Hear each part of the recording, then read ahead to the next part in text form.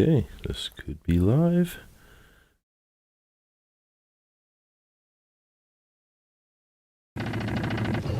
Scorned woman Betty Broderick rages at the movie of the week. Those things never happened. Nobody ever did those things. The Real Woman Scorned, exclusive on hard copy. After 16 years of marriage and 4 kids, he left her for a younger woman. You can't lay this divorce on me and then ignore me. Now, if she can't have the life she wants, neither can he. Why would you want me to stay? Because you own me. Based on the shocking true story, Meredith Baxter, A Woman Scorned, the Betty Broderick story, Sunday, March 1st. Based on the true story You can't lay this divorce on me and then ignore me. of a deadly obsession. Meredith Baxter, A Woman Scorned, the Betty Broderick story, Friday.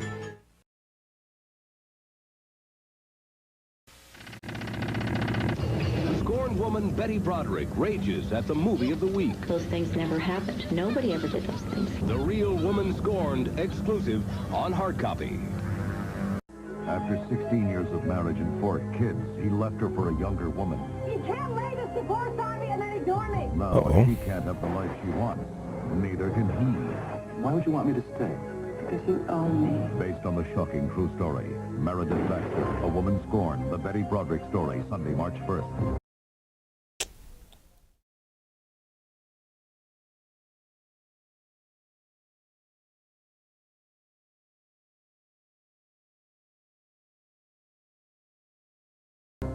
Based on the true story You can't lay this divorce on me and then ignore me. of a deadly obsession.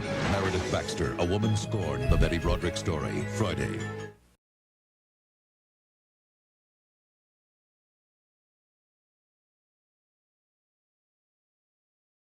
No warnings. What is going on here?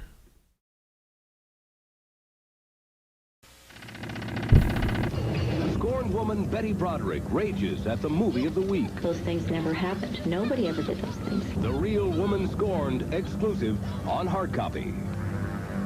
After Okay, I just got to ask the chat. I don't know what's going on. My version is saying something went wrong.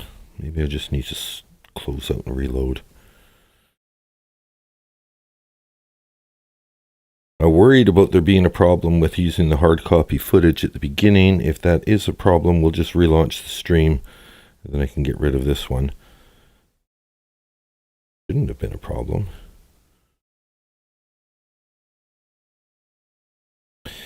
Live 8. This should be live. Something went wrong.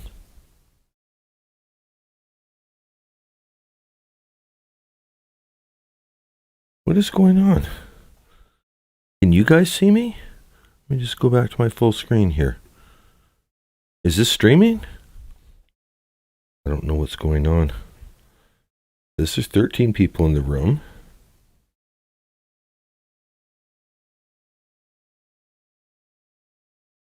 Okay, I'm just going to completely close this on the phone. This is... Okay. Well, 2 out of 3 are working. Be nice if I could interact with the chat. So let's see. Close that, close that. Hi, for everyone who can hear me. I appear to be the only one who can't watch my own stream. Everyone check out SKR's stream earlier today. Videos. Live. I made the mistake of thinking I lived in Eastern time when I saw that. Okay, that's me. No, something went wrong. Tap to retry. Restart the stream?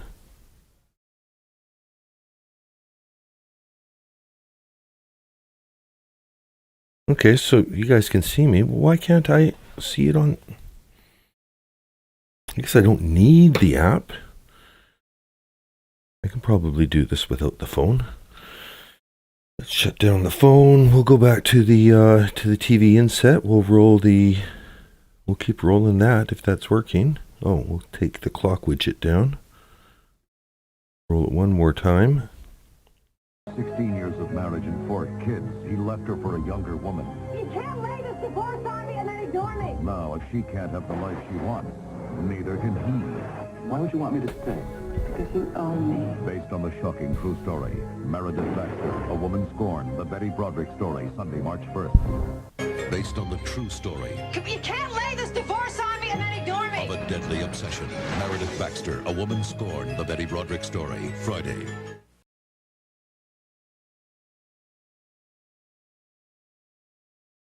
Now no audio?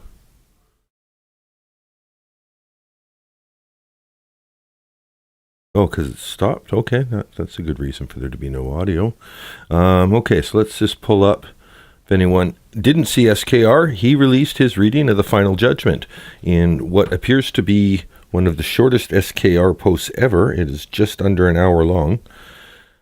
I saw that it was starting at 3:30 today, and I was like, oh, my stream starts at 3:30. So I pushed back my stream, and then I realized I don't live on the East Coast. My stream is set for 3 o'clock Pacific time, specifically. So I kind of, but then I thought, oh, you know what, SKR, he could end up going for 4 hours. Let's just leave it where it is. We'll see what happens. It says I'm offline. What the hell? Oh, maybe that's it. Did I have my phone on Wi-Fi? Or Wi-Fi off? No, Wi-Fi on. I'm really sorry. This was meant to be an organized beginning. I thought that I had a whole cool little intro. I do have something prepared to read, so that's cool too. Coming back into being online with my phone. Last chance for this, and I'll give up on it if it doesn't work. Okay. This does appear to be working now. This does appear to be working. Okay, so good.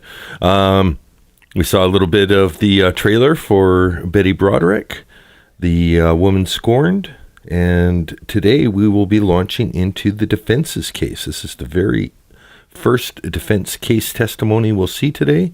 There's a number of witnesses. William McCauley, a forensic expert for the defense, is the first to take the stand.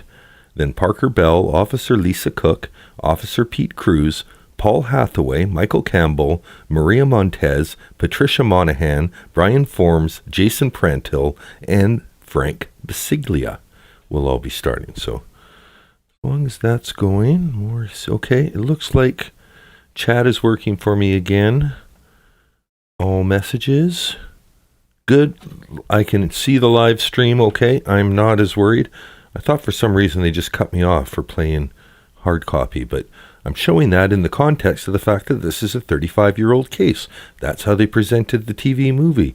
This is, it's a snapshot in time. We're all going back in time and learning, adding value to old things and making them new again. So that's the plan for today.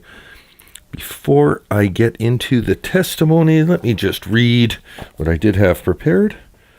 Welcome to the Betty Broderick 1991 Trial Rewatch Marathon. I should put my own face up on screen for this. Welcome to the Betty Broderick 1991 Trial Rewatch Marathon. This is a community event. If we're live, join us in the live chat. If you've missed a few days, go ahead and ask for a recap.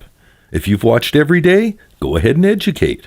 This is an informal and casual conversation regarding Betty Broderick, her 1989 crimes, her 1990 or 1991 trials, her divorce, her parole, and her similarities and differences from Sarah Boone. Grab your medical snacks, smoke your medical cigarettes, and top off your glasses of Chardonnay. This is day 8.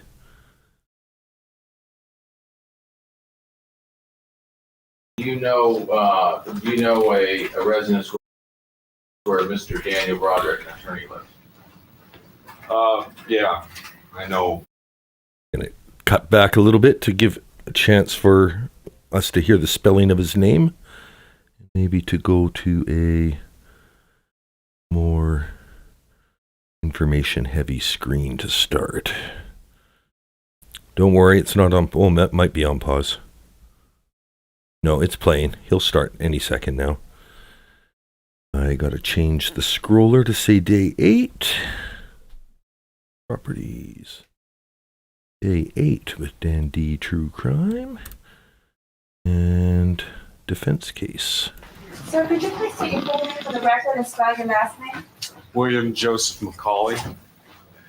MC capital Cauley. Thank you. Mr. McCauley, in 1989, where were you residing? 1286 Myrtle Avenue. Okay, and what area of San Diego is that in? It's right near Roosevelt Junior High School and near the maintenance entrance to the zoo. Okay.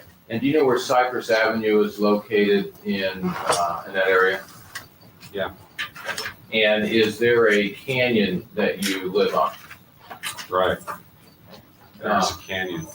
And do you know a residence where Mr. Daniel Broderick, an attorney, lives? Yeah, I know where it is. Do you were you aware of a shooting that took place on Cypress Avenue in the early morning hours of November 5th? Yes. Okay. And can you tell us where your residence is in relationship to his residence? East, south, and west of his residence. Okay. And approximately how far in feet or yards would that be? Probably around 400. I would say 400 feet. Okay.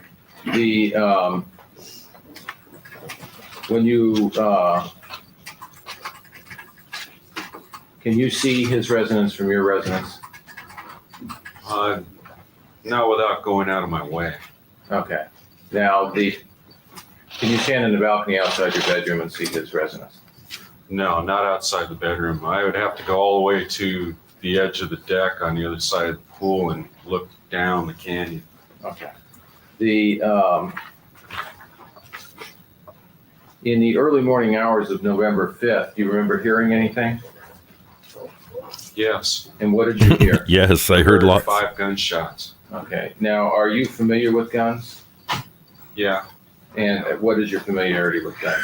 I've gone hunting and I learned how to use guns properly, and I've been to a shooting range, and I've heard guns off in the woods while I was hunting. Okay. And how would you describe the shots that you heard? They were all in succession, Okay. And how quick were they? one after the other. Can you say how it was? Bam, bam, bam, bam, bam. And did you hear a echo associated with the shots at all? No. You remember what time it was in the morning? It's about 5:30 in the morning. Okay, and you remember what the lighting conditions were? It was still kind of dark. Right before it just began to get light, I think. Yeah. Were you awake at the time that the shots were fired? Yes, I was wide awake. Okay. And how long had you been awake before the shots were fired? About a half hour. Okay. Did anyone come to your door at all afterwards, police officers? No, police came. Okay. Did you look at a clock when you heard the shots? Yes. Okay, and that's how you know it was 5:30? Right. Have you heard shots in that area before? Not in that specific area. I'd heard shots over in the park area off in the distance. Okay. Nothing right in the neighborhood before. Okay. And I take it you didn't know there's been transients stay down in that canyon sometimes? Yeah, I knew that. Okay, and so you didn't know exactly what the cause of the shots were? I had no idea. I have no further questions. Thank you, Mr. Early. Ms. Wells? Mr. McCauley, when you heard the shots that morning, did you call the police and report them? No. So Dabs for Dummy asks, did he miss a BAM? If there were 5 BAMs you counted, Dabs, that's correct. It's a 5-shot revolver. So I usually think of 6. And when I hear 5 BAMs, I immediately think of Clint Eastwood. Did you hear 5 shots or 6? Feeling lucky, punk. And you indicated that the shots that you heard were at, are you indicating that it was exactly 5:30 when you heard them? Did you look at the clock and see that it was 5:30, or are you just estimating? I don't know the exact time. My clock Welcome, said Claire. 5:30, but my clock varied in time, Okay. off and on. There was another person living in the house. The electricity got shut off once in a while, and the clocks got changed. And who knows what happened, but I would say it was right around 5:30. Okay, so you're I indicating, did look at the clock and it said 5:30. that was my question. You're indicating you don't know for sure whether your clock is accurate, but you did look at the clock and it said 5:30? Yeah, it's accurate enough to be right in that vicinity. Do you recall? Might have been 5:32, might have been 5:27. While I've stopped on this break, I just want to say a quick hello to Addie's Me, Dabs for Dummies, Barry Adams, Ada B, Nicole C, Satori Hasu, Care4JC, YouTube, Ocean Sounds 1, LZB, Kitten Pusher, 13 Mandy, Kelya, Claire and Maine, and Beth of a Salesman. Thank you all for joining Day 8 stream right at the beginning. Straight A students. Testifying before that you looked at the clock and it said 5:25, 5:26? Yeah, it could have been 5:25, 5:26. Well, I guess my I question don't is, recall exactly. It was 2 years ago. I understand. My question is, do you recall specifically looking at the clock and seeing the time? Or are you just, Yeah, I looked at the clock. I looked at the clock twice that morning. Once when I woke up, and the next time was right after I heard the shots. I looked at the clock. okay. And But some people don't look at the clock to see the exact time. They look at the clock to know about what time it is. So I know when I look at the clock, I don't care if it's 8:17 or 8:15. I know that it's, close to 8:15. Like, I don't need to be anywhere on the minute. I tend to need to be different places by the hour. So he seems like a guy like that, where minutes don't really matter. you're indicating it was either 5:30 or 5:25 or 5:26. Yeah.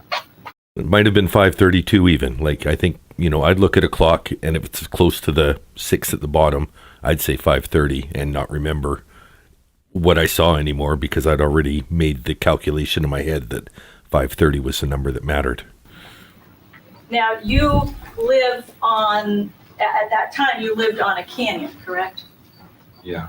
Was it a house or an apartment? What did you live in? I lived downstairs in a big house. Okay. And is the house right on the edge of the canyon, or is there something between the house and the canyon? No, it's right on the edge of the canyon. Did you have a backyard? Yeah. And if you go out the backyard, you then would hit canyon at the end of your backyard? Yeah, at the edge of the deck, it's canyon. Okay. Now, this is a big canyon, right? I mean, it's a fairly deep canyon and long, wide canyon there. Thank you for Yeah, posting I'd the say dreading canyon link. is probably, Dreading is a great way, like, especially if you're somebody that's just going to be jumping in and out of the trial. It's a great 3-hour video, so you're going to get a substantial, it's not just going to be a soundbite coverage. The boys at Dreading do some depth work, and I think that's a great way if you are kind of sticking and moving, jumping in and out of the trial. That's a great way to get a specific take on it, but also a deep dive take, not just a surface level. 90 foot wide, something like that. 100 You, foot wide, maybe. you indicated that you felt the distance from your house to where you believe Mr. Broderick lived was 400 feet. Did you mean 400 feet or did you mean 400 yards? Well, I think it was further. I think it was more like 400 yards. Yeah. Do you recall testifying before that it was about 400 yards? I shouldn't keep, screw it. We're talking about the SKR read of the Sarah order, and there's some discussion about the typos, and do you think Judge Jackson will be horrified by the amount of typos and many mistakes? To me, it tells me that she gave Sarah exactly the amount of attention she deserved. She probably did it up 2 nights before, like, fuck, fine, I'll finally do this one. Clerk typed it up, judge looked at it, okay, good enough, go. And she gave Sarah like all of 10 minutes of her mental real estate, which I think is great. I don't think Sarah, just because we were hanging on to it for every minute, there's no way Judge Jackson was working on it, stressing over it every night of the last 6 months. I think she gave Sarah exactly the attention she deserved. they can fix up the mistakes, but she can clear up her intentions. But I like the fact that it wasn't a perfect order. It was just as imperfect as, well, not just as imperfect, but it was a toast to the imperfection that is Sarah. It is about 400 yards. Okay, so that, I'm sorry. I'm very familiar with that neighborhood. Right, I know, you indicated 400 feet. I thought you might have. Nicole? No, Mandy made a great point. It's a final order. There should be no mistakes, period. I agree, but I think that if I remember right, the very last statement was something about that this is subject to modification by Judge Jackson. So I think she left herself enough of an out for, corrections and fixing it up. But yeah, let's get back to the trial. Yeah, It's been mistaken. 400 yards is more like it, yeah. So we're talking 4 football field distances approximately. Right. Okay. And Americans Mr. won't use the Broderick's metric house- system. 4 football fields, 400 yards. What, 350 meters? You understood it was way across the canyon on the other side of the canyon, correct? Yeah, it's on the other side of the canyon. Okay, it's not on the same side of the canyon that you're on. Correct. It's on the other side of the canyon and down the canyon, around 400 yards. Correct. Okay. And there was a fair amount of echo in the shots that you heard, correct? No, there is no echo. Do you recall giving an interview to an investigator on October 2nd, 1990? Telephone interview? Yeah. And isn't it true that you told that interviewer that you didn't know where the shots came from? They came from down the canyon and it really echoed all the way up the canyon? Well, there wasn't like an echo. It wasn't like a delay. Yeah, I mean, I know what he's saying here. Like when the shots are bang, bang, bang, bang, bang, you're not going to hear bang, bang, bang, bang, bang, bang. The new sound would be basically blocking any echo sound that may or may not exist. Okay. The noise carried up the canyon, yes, but it was not an echo. Okay. You did tell that investigator that the shots echoed all the way up the canyon. I don't recall saying that. I might. He wouldn't. Yeah, it's just a figure of speech. Like, that the shot was loud enough that probably everyone straight up the canyon was able to hear it. If you're familiar enough with the sound of gunshots, you'd be like, if I was hunting with a buddy, I know my buddy probably would have heard that. He's about 400 meters away from me. I said that, but that's incorrect because there was no echo. If I could just show you this interview. It's an interview dated, Your Honor, October 20th, 1990, prepared by investigator Peter Bunn. And referring to page 6, there are no line numbers. If you could just read the yellow portion there. Does that refresh your recollection about whether or not you told him that the shots did echo down the canyon? I might have used the word echo, but that's not what I meant. Okay. It wasn't like... It's like saying the shot rang through the canyon. Unless you had a point of reference at each point through the canyon to really know that, you don't know that. But you can assume that, you hear a shot that's super loud to you, that somebody down the canyon or up the canyon would have been able to hear it as well. Yelling into a cave and having your voice come back to you. Uh-huh. There wasn't an echo. And you did indicate, that you were in your bedroom at the time that you heard this, is that correct? Correct. You said that you had been awake for some time. Had you been up and about, or were you still in bed? I was still in bed. Okay, so you were just kind of lying there. Right. And you indicated that it was just beginning to get light, is that correct? Yeah, I got light shortly after that. Do you recall previously testifying that your recollection was that it was just beginning to get light at the time? It was still dark. I couldn't see across the deck. looking out the window, I just couldn't see across the deck, but it got light shortly after that. So it's just, beginning to get light. Welcome, Tam Tam. I have no further questions. Broderick, No, you are. witness be excused. Yes. No, Thank you very much, Mr. McCauley. that's a quick witness. Okay. Be flying through them today.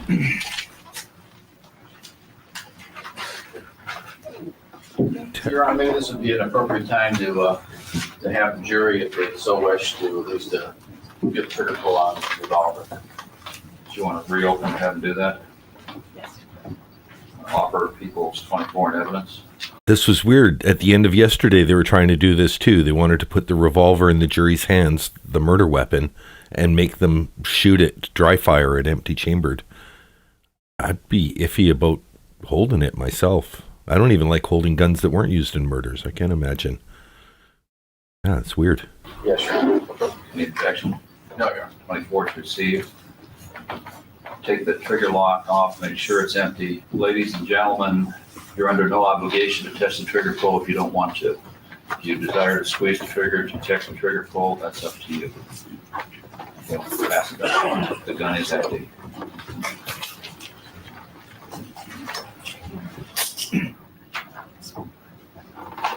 We'll take our afternoon recess at this time, ladies and It sounded like only one person did it. Either that or they just didn't go through the 12 people taking a dry fire shot. gentlemen. Because of witness scheduling problems, we're not able to get enough witnesses lined up for tomorrow to make it worthwhile to bring you in. We would have less than a half day's worth of testimony, which is not worth bringing you down here. So we'll be in recess on this case tomorrow. We'll resume Thursday morning at 9 o'clock. We will be in session Friday. And the relevance of the gun poll is that she's using a 38 manual revolver.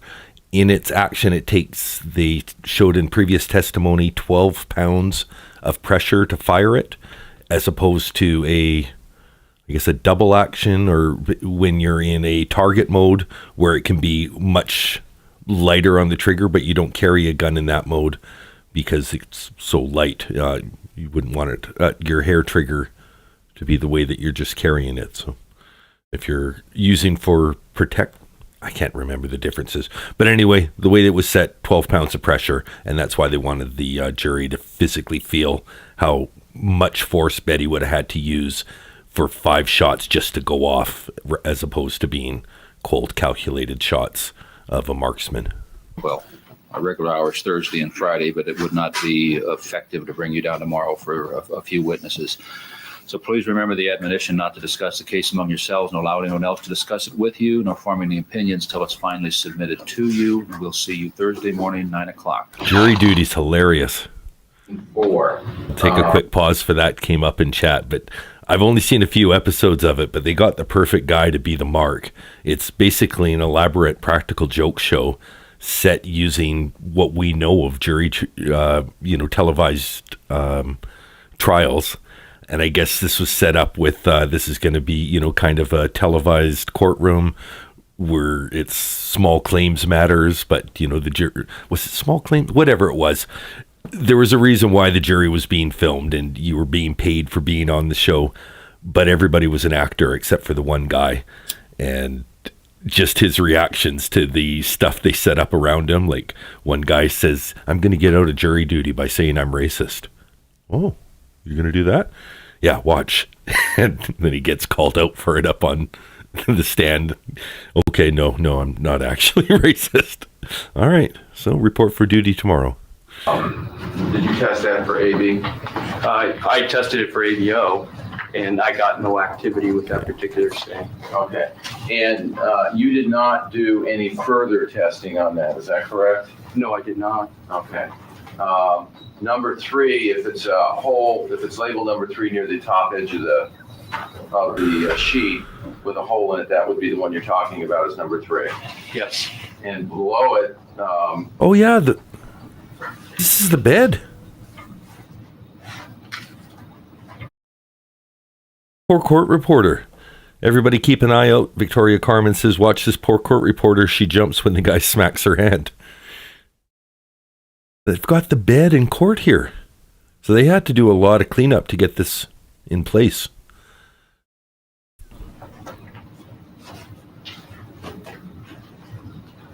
And below that is a stain number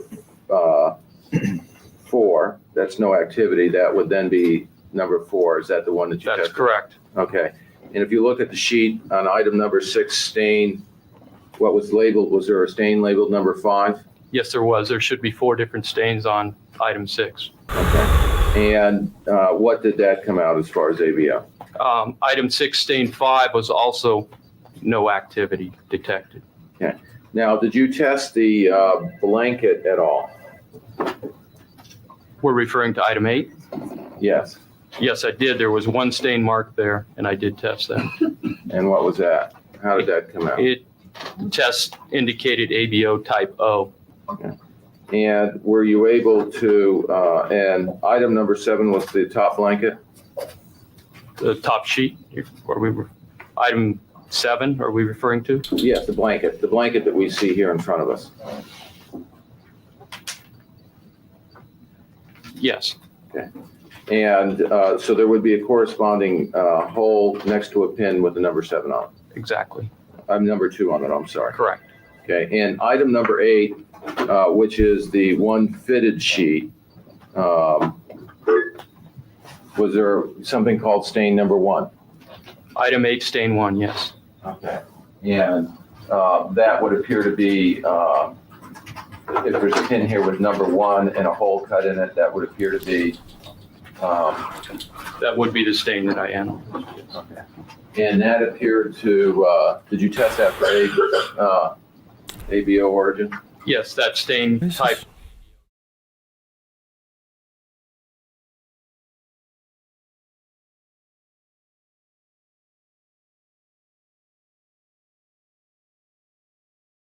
Curiosity, Mr. O'Donnell, when you say that you test positive for blood, and then when you test for the typing and there's no activity, you said on a couple of stains, what does that mean? It means when we conduct a series of reactions, typically a blood stain would give you a positive reaction in one of those series of tests. However, in this particular case, a couple of stains did not yield a positive reaction in any of the individual tests conducted. So we indicate that by no activity. I'm not particularly surprised in this case because these sheets have been sitting at room temperature for nearly 2 years. And so over time, you lose a certain amount of ABO activity. So in some instances, we will not get any sort of result from a blood stain. Okay, so what you're indicating, there's no question that these are blood stains and these are human blood stains. Yeah, there's no question it's human blood. 5 of the 6 stains are human blood. Okay. I have no further questions. Direct. Yes, just did I ask you as to item number 7, stain number 2, that would be the blanket, hole number 2, what kind of ABO activity that one? What is it? It's type O. Type O. I have no further questions. Beth, the salesman's paint in the kitchen. Witness be excused. Yes. Thank you very much, Mr. O'Donnell. A little Michael Scott joke at the end. All right, that's it for Parker Bell. Well, I guess that's how we get through 10 witnesses.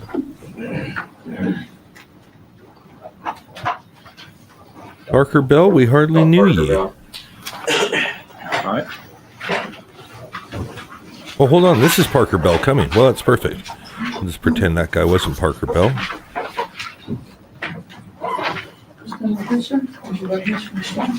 You can tell us what the testimony you're about to give in the matter not pending before this court shall be the truth, the whole truth, and nothing but the truth, so help you God. I do.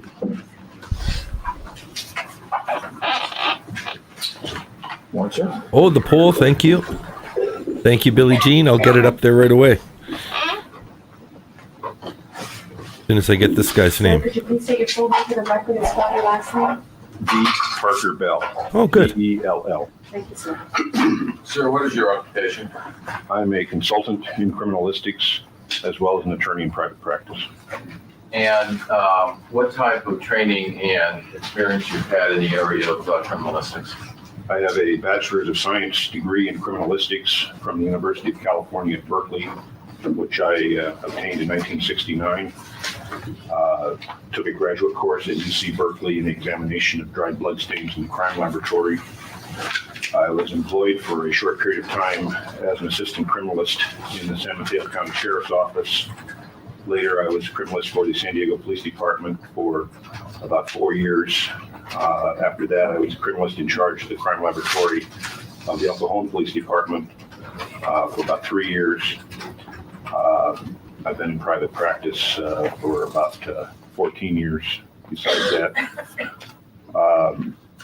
took a course at the FBI Academy in Quantico, Virginia, in examination of gunshot residue. A course from the Leica company on microscopy, photomicroscopy, and photomicrography. I've toured various firearms and ammunition plants in the United States and Canada. I've been a member of the California Association of Criminalists since 1970. I've attended various meetings of the Association of Firearms and Toolmark Examiners, of the American Academy of Forensic Sciences, and of the International Association of Bloodstain Pattern Analysts. Mandy, welcome. Lectures and seminars over the years to try to keep up with the state of the art in criminalistics. Mandy has just joined the channel, become a member. My special thanks goes out to you. Just a reminder, memberships are always kept at the lowest level that YouTube offers, so 99 cents US, $1.49 Canadian. If you're trying to subscribe off of your iPhone, better to do it from a desktop computer because iPhone charges, I think, a 50-cent. They want a piece of the pie. So if you don't want to share the dandy pie with Apple, make it a dandy pie instead of an apple pie. And do it from you can do it from a Mac without them charging, but there's the iPhone store thing. So anyway, my appreciation to Mandy.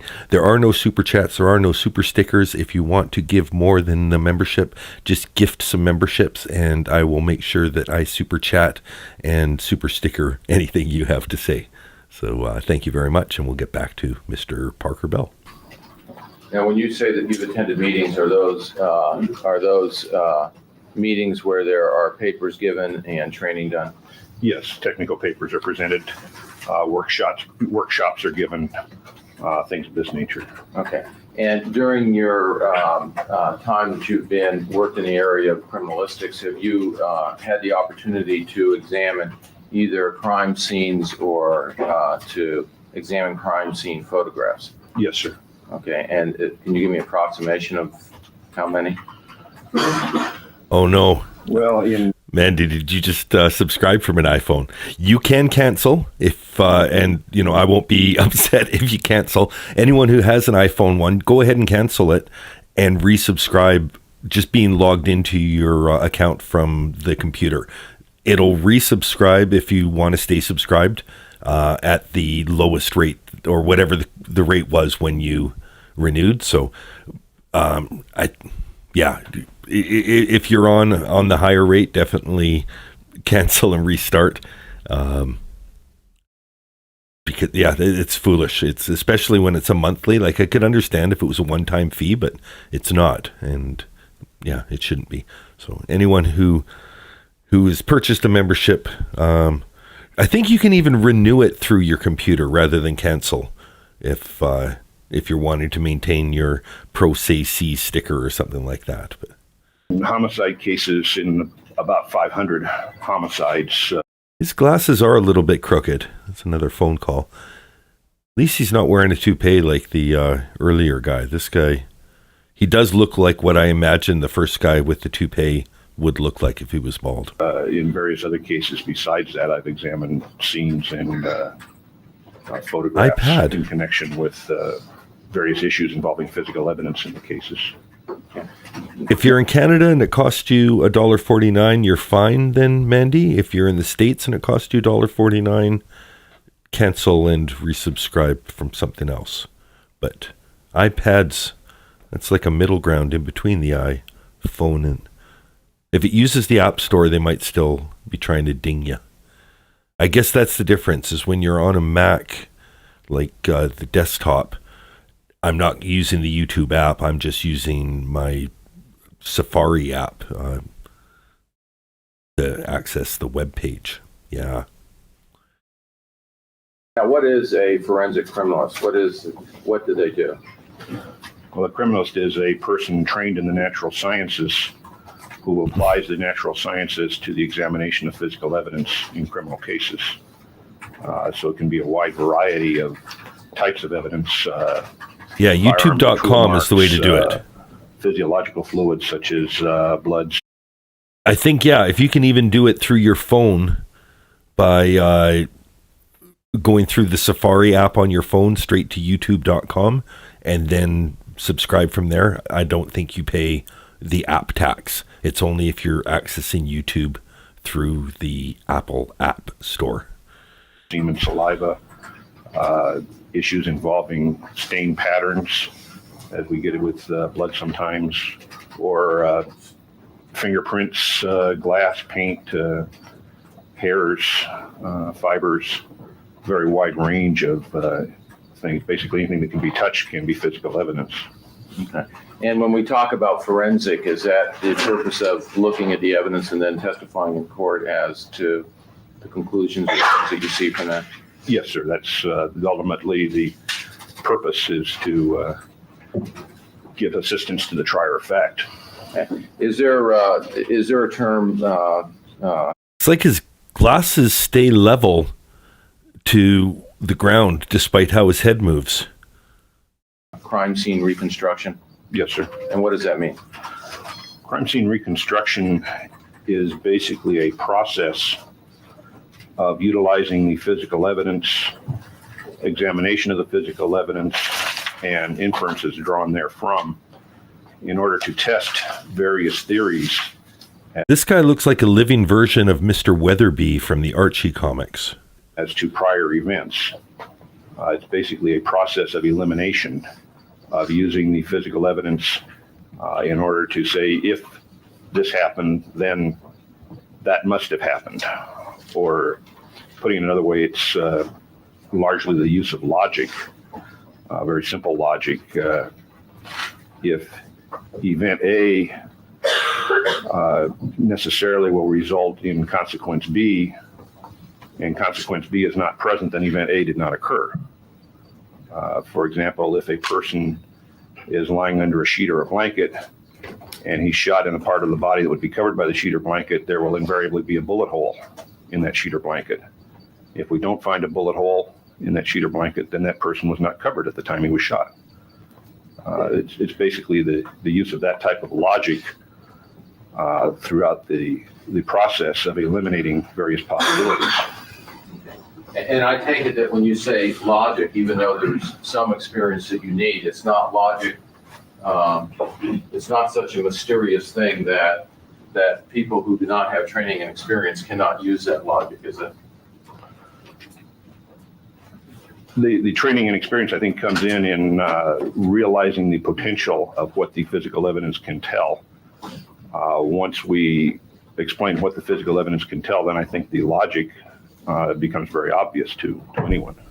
Okay. So, for instance, the example you gave that if someone was laying on the bed with a sheet, if there's no hole in the sheet, then you can expect that the person didn't have the sheet over them the time they were shot. I take it that's the kind of logic that anyone can, once you explain those are the things you would look for. Welcome to the stream, Twisted Crime Tales. Then anyone can do that, can look and see if there's a hole in the sheet. Yes, I think so. There may be a question, is this hole consistent with a bullet hole? And that would require some technical knowledge or experience. Jesus, but the logic Victoria. itself, I think, is quite simple. Okay. The logic would be if there's no hole in the sheet at all, it doesn't take a criminalist to say a bullet probably didn't pass through the sheet. That's correct. Okay. Now, during did you examine some evidence in the case of People versus Broderick? Yes, I did. Okay. And can you tell us what evidence you had the opportunity to examine? The fitted bed sheet, the top bed sheet, the blanket. Hey, welcome, and Kelly. 4 bullets were the items of physical evidence that I examined. Okay. showing you what I have marked as. We'll do a little catch up too. We've got a few people, a few new faces in the chat, and anybody that's lurking and doesn't want to bother us with a recap. We're on the first day of the defense case. We've listened to 6 days of state testimony over 7 days of my time, as well as the opening arguments. They brought the bed to the courtroom. This is day one of the defense case, and that's the murder bed in the courtroom that is bumped right up against this poor court reporter. This is our third witness from the defense today, so they're going much quicker. We've already heard from Lee Broderick and Kim Broderick as far as the state side of the case. We've got about 8 days of testimony from the state before it switches back to a rebuttal case. We're also looking forward to Betty's testimony, which I don't know which of these days it comes on yet, but we know it comes. There won't be a Corey Richens moment. There won't be I was waiting for that. It's happening. Here we are with Mr. Weatherby. Defense, is it you? You, I hope. Well, I make my D's like that, that's why. Have you seen these photographs before? You, it's a series of how many photos? 4 photographs. Thank you. Yes, I have. And we will be doing a poll on that Twisted Crime Tales. Betty next comes up for parole in 2032. She'll be 84 years old. One of the poll questions will be, do you think she should be granted parole at that 2032 parole hearing? And Your Honor, I wonder if I could mark on the back of each photograph, so if we refer to them 1 through 4. Certainly. And Nicole, I always hear the juries being admonished not to do their own research. So while Nicole says in Britain, juries have been taken on field trips to the scene of the crime. Offhand, does anybody know if American juries ever did the same? There certainly may be cases where it was done, but I think as a rule, juries are meant to take all the evidence from within the courtroom. You can correct me if I'm wrong, if anyone's out there that knows of any specific indications, though.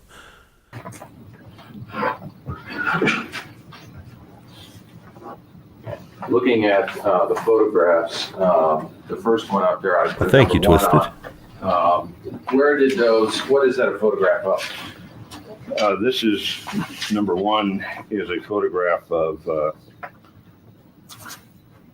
I believe it's police item number 9. That poor court reporter. She used to she was staring at the people talking. Now you can just see her side-eyeing that bed that they stuck next to her. Worst day ever. Which is the bullet that was recovered off the bed. Now, when you say that there was a bullet recovered off the bed, there was a bullet that was found underneath the fitted sheet next to a groove or to a... They brought the OJ jury to the house. This is where the glove was. This is where Cato lived. Everyone loved Cato Kalin. Really, OJ. And that's interesting that OJ, because we're watching court TV history here. That's something we've brought up on each stream. This is probably the second major trial they covered. Pamela Smart is the highest profile one that I could find that was before this. And this is toward the end of the year. Before she had a bloody bed on her shoulder, she had a little Halloween pumpkin on her desk. So we know that this is late in the year. But yeah, this is one of the earliest court TV trials. And probably before a lot of people would have had court TV as a cable channel. It was probably just part of the overall cable package, but you had to special order it as one of those high-end channels. So it was probably being rebroadcast on your nightly news is where you were seeing most of this. But a few people had it, and especially if you had a satellite and had access to everything. Line in the mattress pad, is that correct? Yes, sir. This is the bullet I'm referring to. Okay. And did you do an examination of that bullet? Yes, I did. Okay. And the... Okay, so I'll correct myself. The field trips appear to be not uncommon. Karen Reed jury was another one. I'm guessing it's just that it must be a supervised field trip because you're always hearing don't do the independent research. So, but I guess if it's a supervised, we're all going together. Larissa Harris, welcome welcome as a member. We're a fun group. I'm really glad to have your membership. Thank you very much.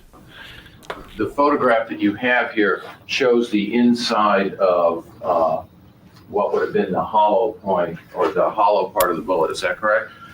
Yes, the photograph is taken at something of an angle, but basically the bullet is sitting on its base and the photograph is looking down on the nose of the bullet. Okay, now what is photograph number 2? Photograph number 2 is the bullet which, according to its package, was indicated as being the one found on the banister or the hallway area outside the bedroom, presumably the bullet that passed through the wall. Okay. And what is photograph number 3?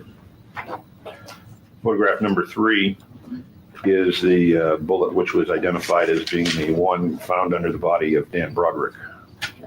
And what's photograph number 4? Photograph number 4 is the bullet which was identified as having been removed from the nightstand. Okay. Now, did you also have an opportunity to examine the blanket that is in front of us here, the top sheet and the fitted sheet? Yes, sir. And did you also have an opportunity to examine, was there a mattress pad or a mattress cover underneath the fitted sheet that was also fitted? Yes, sir. If I didn't mention that before, I also had an opportunity to examine that. And did you also have other information, for instance, autopsy reports? Yes, sir. And did you also have information from Mr. Wahlberg as far as some reports, photographs he took? Yes, sir. And did you also have photographs of that were crime scene photographs that were taken at the time? Yes, Okay. yes, I did. Now, at the time, did you also have a report that was written by Mr. Doherty? Yes, I did. Okay.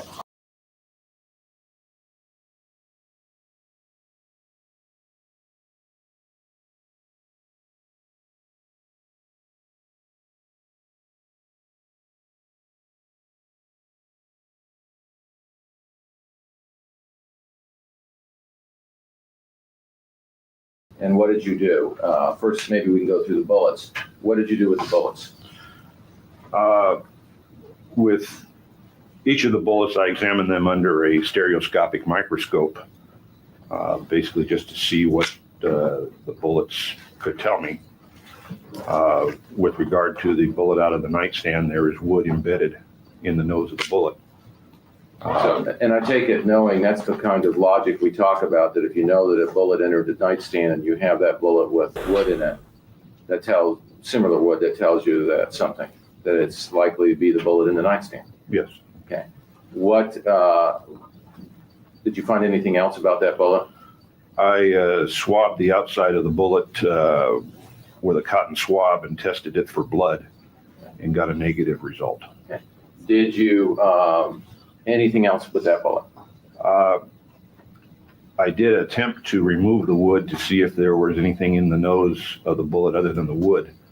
I determined that I could not remove the wood without causing substantial damage to the item of evidence, and so I didn't go further with that. Okay. What was the next bullet that you examined? I'll set up I'm the not next sure which poll. order Okay, if you could go to number 2 and tell us what that is then. Pardon me, the first one I showed was number Oh, 4. big Okay, drop we'll go in backwards sympathy. now. We'll go to number 3. This is the lowest Betty's been. Number 3 is the bullet which was under Dan Broderick's body. Did you do an examination on that? Yes, I did. And what did you do with that bullet? Well, first of all, this bullet had previously been examined by Mr. Doherty, and some of the material apparently had been removed from the nose and put into a small gelatin capsule. There is still other material still caught in the nose, which are textile fibers. On the end of the post in the center of the hollow point, there is a fabric impression that the fabric is actually impressed onto the lead there.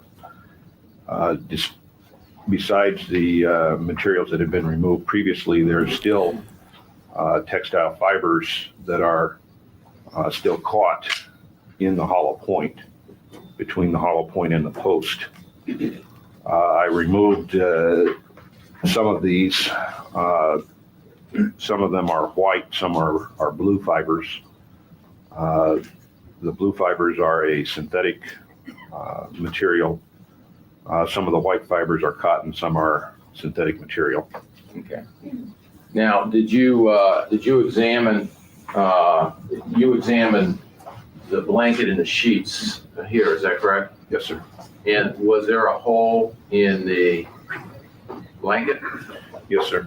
And how many holes were in the blanket? Just one. Just one that was consistent with a bullet hole. Okay. And that the blue fibers that you found in the bullet nose, was that consistent with the hole? Was that consistent with the fibers on this material? Yes, sir.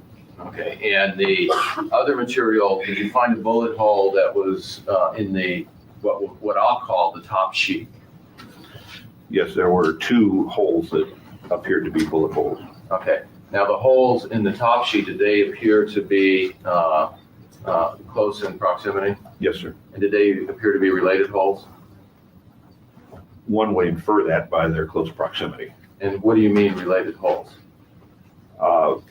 My inference from viewing them was that the sheet would have been folded over so that the bullet enters and passes through 2 layers of the material, eventually basically ending up on the same side of the sheet that it started from. Okay. And those 2 holes were in very close proximity to each other, is that correct? About 1.5 inches apart. Okay. And the material that you found in the nose, again, consistent with that sheet? Yes, basically a cotton and synthetic blend. Okay. Did you review Mr. Doherty's report? Yes, I did. And was Mr. Doherty's report consistent with your findings on what kind of material was in the bullet that was found below Mr. Broderick? Yes, sir. Okay. Was there anything else you did with that bullet? Yes, I also tested the surface of that bullet for blood. And got a positive result on a presumptive test. okay. And did you do anything else? No, other than photograph it. Okay. What's the next bullet we have there? Number 2 is the bullet found, which apparently passed through the wall. Examining that under the stereoscopic microscope, the nose of the bullet is filled with a white material that looks to be consistent with plaster. Or drywall. Just going to get in on the chat here. 13 Mandy says, regarding the poll, yep, even though she will be 84 years old in 2032, they cannot release her without genuine remorse. She is not capable of it. And this is one of the similarities that brings us to Sarah and Betty. For as much as Sarah's like, is it life? Is it natural life or life with parole? They never said. Wouldn't matter. There's no way that you would ever be able to demonstrate the remorse necessary for parole. So they could have given you parole every 2 years and, Sarah would be in there for the rest of her natural life. I didn't do any further testing of it to determine if it was plaster. I, again, swabbed the surface of the bullet and tested that for blood and got a negative result. Okay. Assuming that we have a bullet that went through a plaster wall, would it appear that would be consistent with a hollow point going through the wall gathering material? Yes, sir. Okay. And that was reported to you to be the bullet that did go, in fact, through the plaster wall? That's correct. Okay. Now, did you examine another bullet? Yes, sir. And which bullet was that?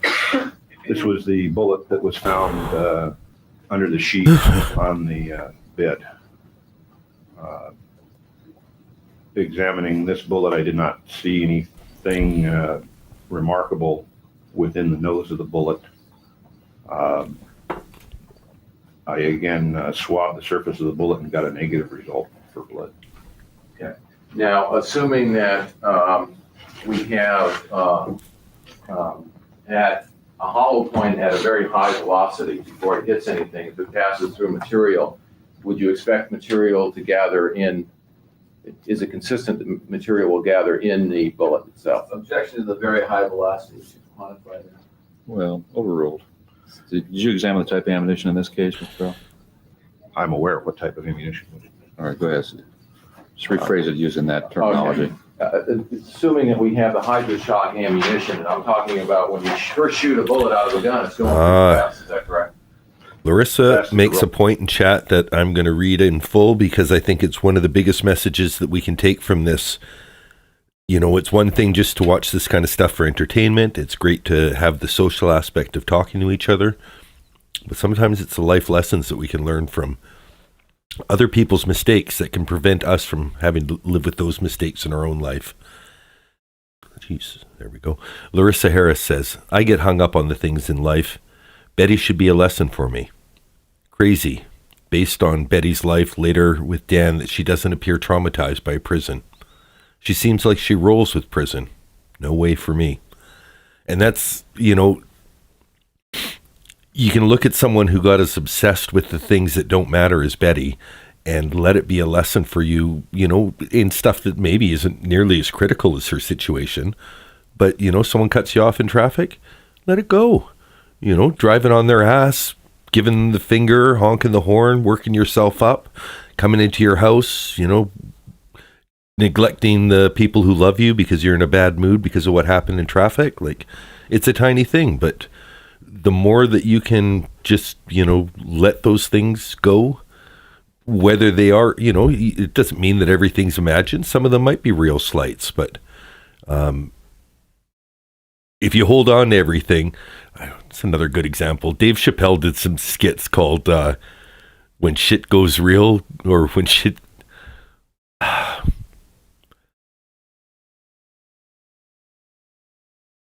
I can't remember. It was something about when bringing it real goes wrong. And it was just people like, you know, making these stupid stands on ridiculous issues, and keeping it real goes wrong. When keeping it real goes wrong. You don't always have to keep it real. Some shit you can just let slide. Somebody steps on your sneakers, it's, you know, just a little scuff. You get new sneakers. Relative term, certainly faster than I can move. Okay. And I take it that after the bullet passes through a body, it's going to be moving at a much slower speed. Yes, sir. Okay. And at the speed that a bullet would go out of this gun using this kind of ammunition, would you expect that when it passed through a material that it might take some of that material into the hollow point of the bullet? It's very possible. It's not invariably that it would happen, but okay. Not unlikely. And I take it that as the speed gets lower, there's less chance of it gathering material. It depends on what type of material we're looking at. Twisted Crime Tales, yeah, about Sarah. Not only was she batshit crazy and mean, I think that alcohol made her lose her inhibitions. So if anything, she kept it dialed in until she just started drinking more and more. And the more opportunities she had to be sadistic, you could see the evolution in her phone messages, like where she's treating George like a hostage in a, you know, Vietnam POW camp that has to go on TV and confess to his crimes for the national audience. It's a window into a personality that was always bad. Like, I don't think there was any way that Sarah could have been a good person. I think there's lots of ways that Betty could have been a good person, or at least, you know, not a bad person. But I think that that's a key difference between the two of them, is there's so much opportunity for Betty just to have made a good life for herself, and none of this, like, you know, for none of us to even know her. But Sarah, I think she was doomed to be a bad person. There's something wrong up there for when you're that drunk. Like, why wouldn't the instincts kick in? Oh shit, I better just let him out. And like, even, you know, addicts, like drug addicts, help each other out when they're, well, maybe I don't know enough about them now, but you know, I know they all carry around those little Narcan packs and know how to, you know, revive each other. And yeah, it's just fucked up. Yeah. And was the not finding of any of material from, at least from any kind of material at all, or anything from the Betty, consistent with Mr. Doherty's findings on that bullet? Yes, sir. Okay. Now, did at some point in time Did you examine the sheets and the blanket and the mattress cover? Yes, I did. Okay. And Ron, if we could just have marked for identification, just so we have it, the mattress at this time. We'll actually mark the mattress itself. It's not the original mattress, Sharon. I don't see any. They brought in a substitute mattress? Objection, but If you want it marked, go ahead then. Just so that we have it. I'm not saying it being introduced evidence. I just wanted at this point in time just to have it. All right. Defendants V.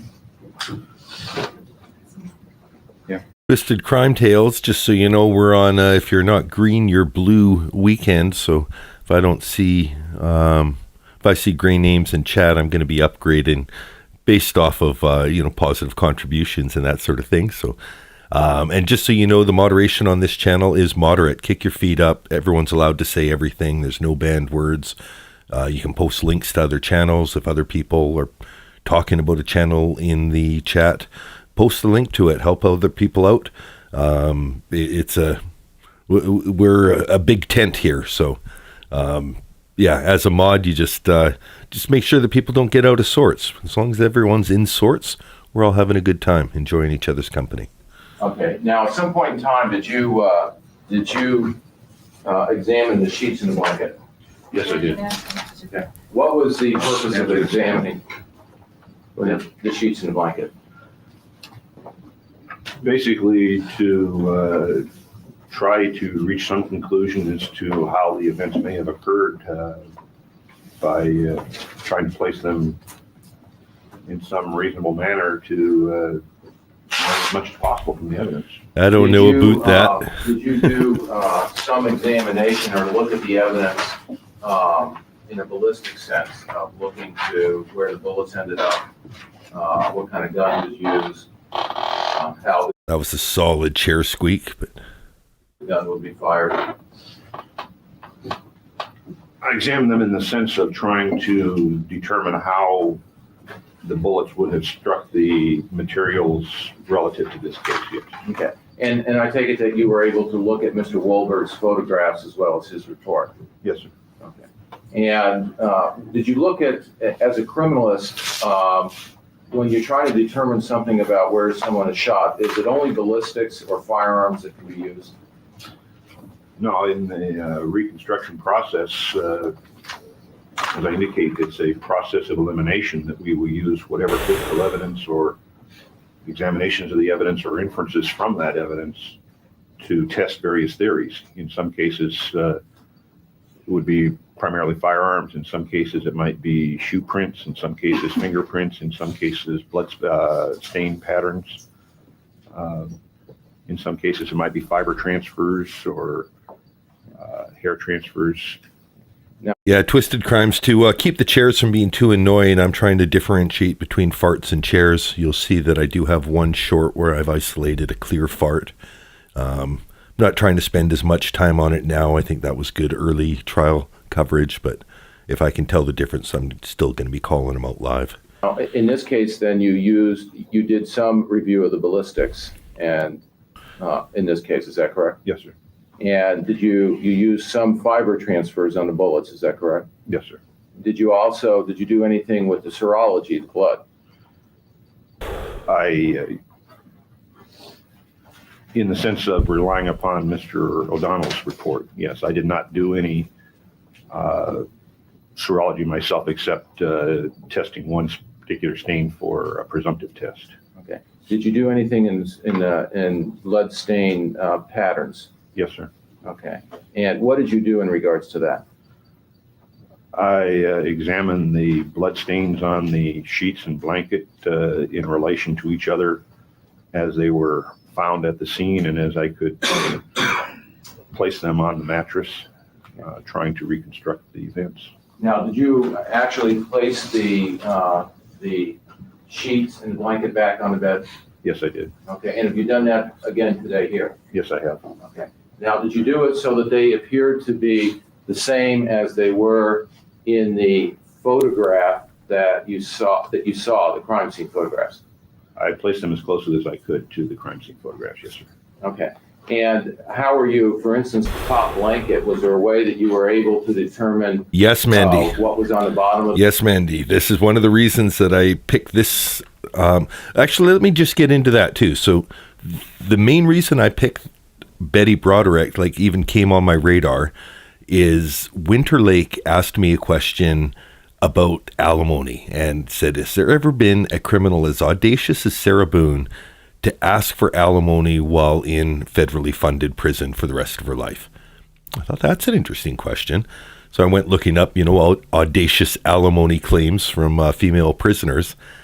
And Betty Broderick, after the murders, claimed that Dan still owed for 2 back months of alimony and tried to claim for that, which is pretty bold, right? Quite apart from whether I'm guilty for this, he does owe for that. That's on the record. Give me my money. So that led me into this. And then I found that Criminal Conversations has all the videos for this whole 1991 trial. I saw that Betty Broderick definitely does testify. I've seen screenshots of it. It's emotional testimony. I'll run a little slideshow that has 3 headshots from this trial. I don't know what day it is. By all means, go ahead and do your own research to find out. I'm just going to leave it as a surprise for me for the day it happens. But that was what attracted me, is knowing, like, after the Corey Richards case, it kind of put a bad taste in my mouth that they just rested. Even though everyone who had a poll, like, is she going to testify? I voted no. I didn't think, she just didn't seem like she would give evidence against herself. But yeah, so I looked into this, knowing that Betty testifies, knowing the result, knowing she's still in prison. All of those things actually worked in favor of this case because, there's going to be no surprises. I know how long each, segment of testimony is going to be. We're, approaching halfway through. We're not quite halfway through all of it. But all the videos are anywhere from 3 to 5 hours long, so I can do them in 4 to 6 hours, which is, a not unreasonable daily stream. And there's so many little weird similarities between the Betty and Sarah case. I know the Sarah case well, but it's been largely analyzed, so I don't have too much to add to it, aside from my little shorts and, quick side, snide, and sassy, asides. But Betty Broderick, wide open. There's almost nobody covering this. It's, old news, and I want to make it new again. So there, that was a good little 42-minute and 10-second recap, and we'll let her play. the bed and what was on the top of the bed? I mean, I'm saying the foot of the bed. What part of the blanket was down here at the foot? What part was here at the... Yes. Objection as to what time and what the witness is speaking about, before or after during the shooting? Well, Sustained, just rephrase it. sir, at the time that you looked at the photographs, that's the only time that you saw the blankets from the photographs. Is that correct? Yes, the police photographs that were taken after the shooting. Okay. And looking at those photographs, were you able to look at them and showing you here people's foreign to evidence? Do you recognize that photograph? Yes, I do.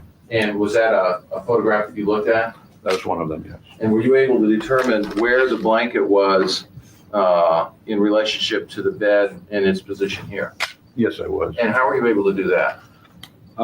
By looking at various landmarks on the blanket, that the blanket is hand stitched, and looking closely at the photograph and closely at the blanket, the different corners of the blanket are actually different, and we can identify which corner that is that's depicted there in the photograph B that you're holding. Okay, so assuming that we have photograph B on number 4, and assuming this was a photograph actually taken to the police officer by the police officers, even though they removed the blanket from the bed, you can place it in that position because this blanket has unique characteristics on each corner.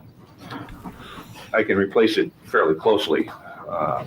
We don't have a body on the bed now, and we don't have the quilt or bedspread, whatever the top covering is.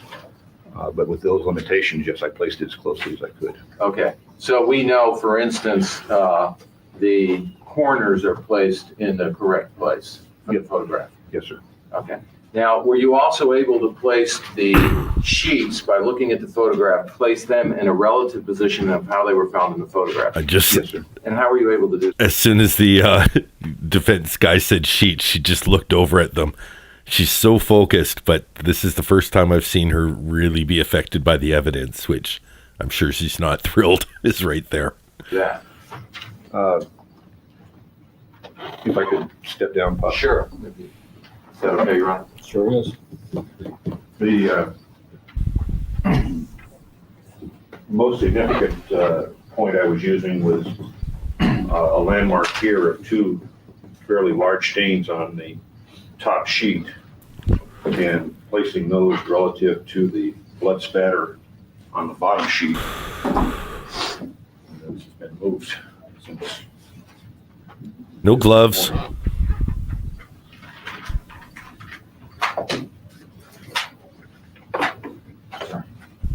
Oh, yeah, our pumpkin's gone.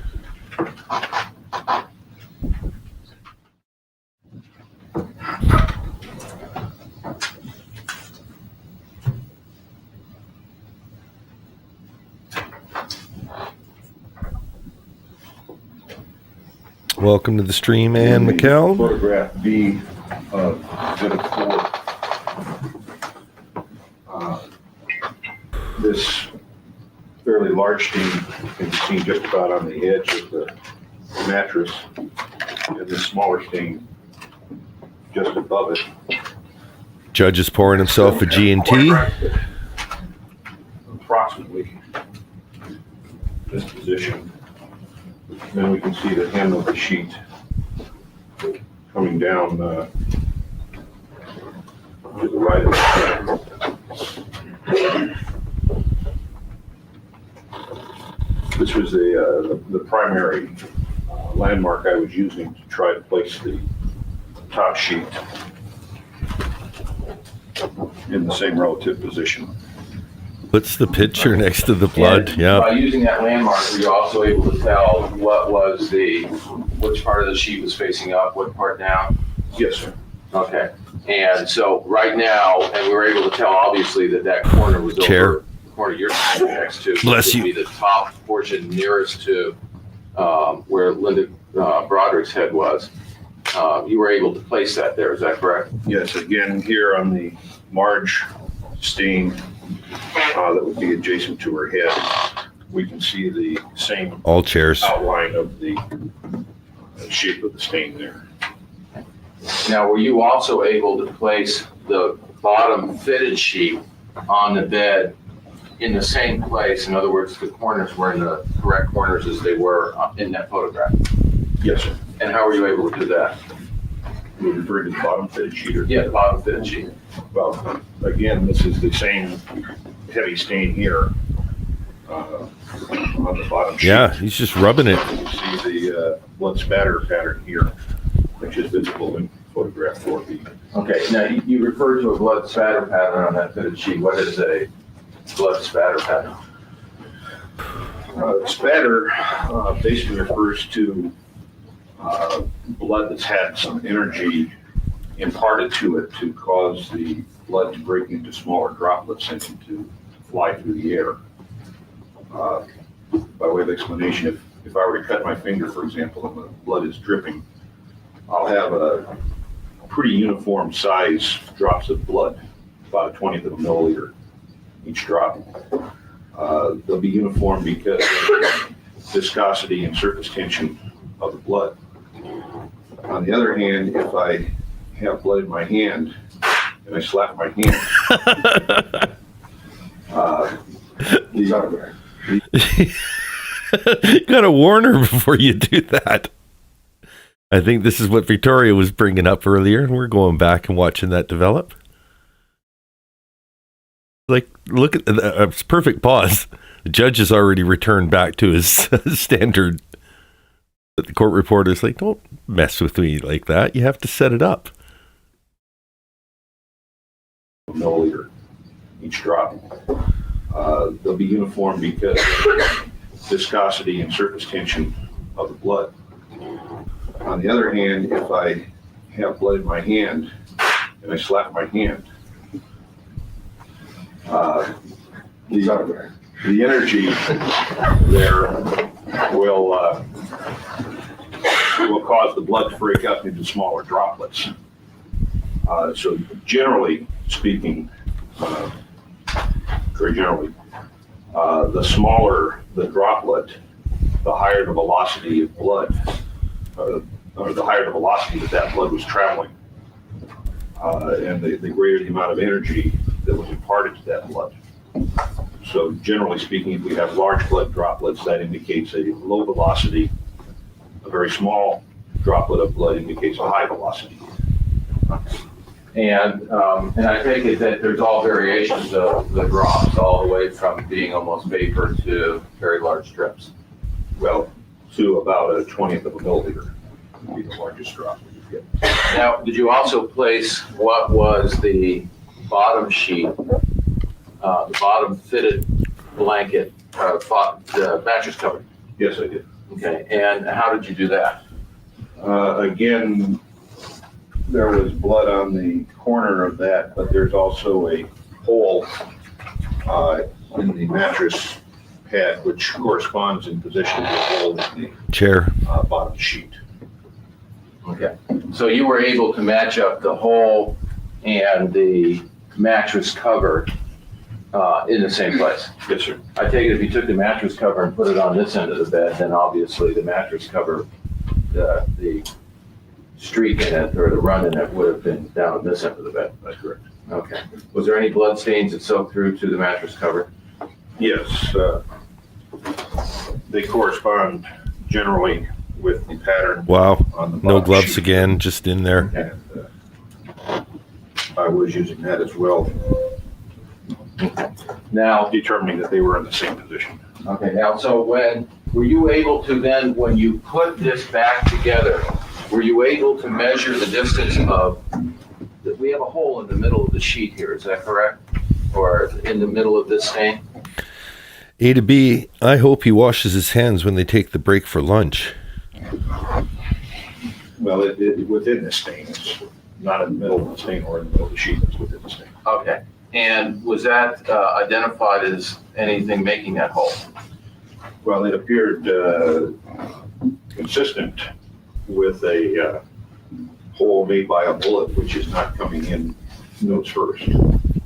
Okay, so, and I take it that when a bullet passes through a body, or it can sometimes change directions? Normally, it will change direction, yes, it will normally not go through nose first. The center of mass of the bullet is generally behind the center of it, and the bullet will tumble and become unstable. Okay. So this bullet appeared to be, when it hit that sheet, rather than nose first, was the back of the bottom or the side of the bullet? Well, it was not making a nice round hole as it would if it were fired directly from the gun into the sheet. Okay. I'm not sure which part of the bullet would be hitting first, but Now, were you able to measure then, after you set it up on the bed, as far as where where the sheet was and the mattress cover in relationship to the hole, were you able to measure from the edge of the bed to the hole and see what the distance is? yes, that distance is about 13 inches, 13 and a half inches to the edge of the mattress. Okay. Now, there was a exit wound in Linda Copina's back, was there not? Yes, sir. Okay. Were you able to, was there anything in the autopsy report where there was a measurement of the wound from the top of the head to where the exit wound was? Yes, the autopsy report indicated the exit wound was 13 and a half inches below the top of the head. Okay, and this measured, what was this measurement here? It's a little hard to figure out exactly where the edge of the mattress is, but it's 13 and a half inches. Okay, so, so you didn't use dummies on measuring this, did you not? No, I just used the ruler. Okay. Just used a ruler.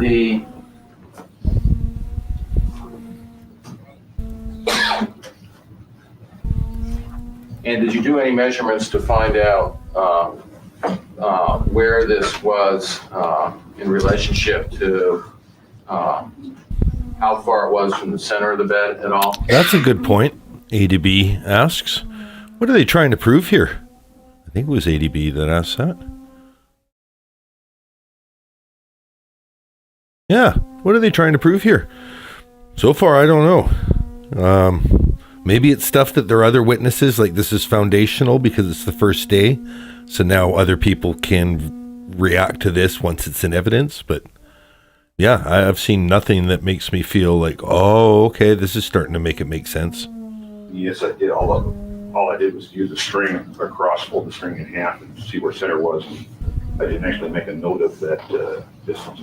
Okay. So when you're standing at the end of the bed and looking at it, that hole is actually to the left of the midline. Is it not? Yes, it is. Okay. And were you able to, was there any measurements in the autopsy report as to how far the exit wound was from the midline on Linda Coquina?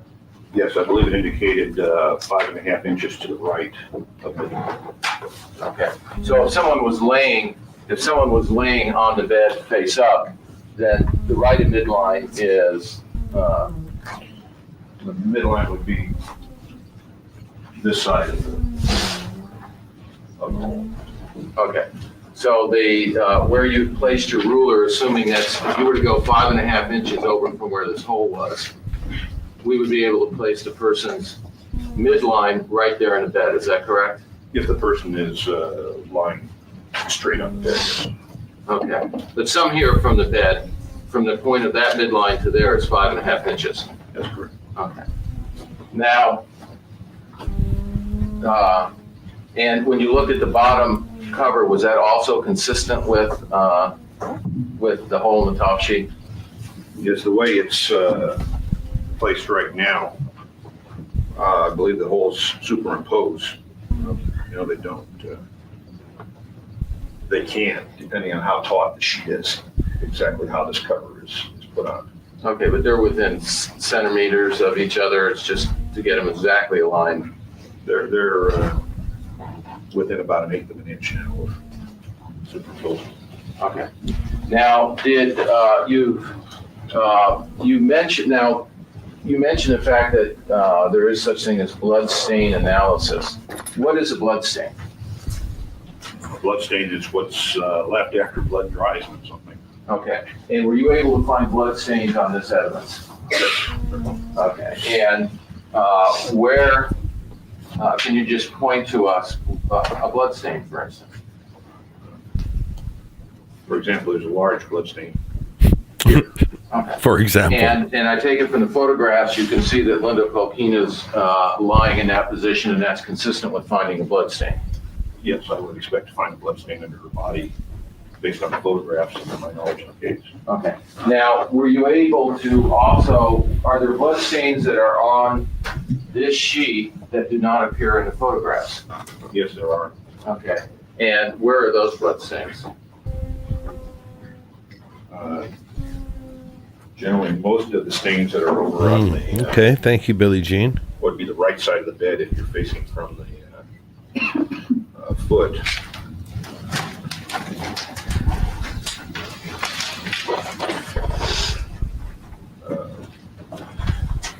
Kelly asks, am I going to show her parole hearing?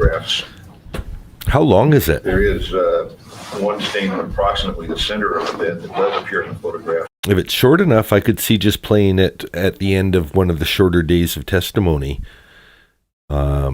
Or, as an intro to one of the beginnings of a day. So, yeah, we'll see. If it's super long, though, then maybe it would be at the end of the stream. Yeah, like its own video. We'll just keep going. I'm not certain whether it's this one or not. Here are some blow-ups, and again, I'm sorry if you can't see it, referring to people's A, E,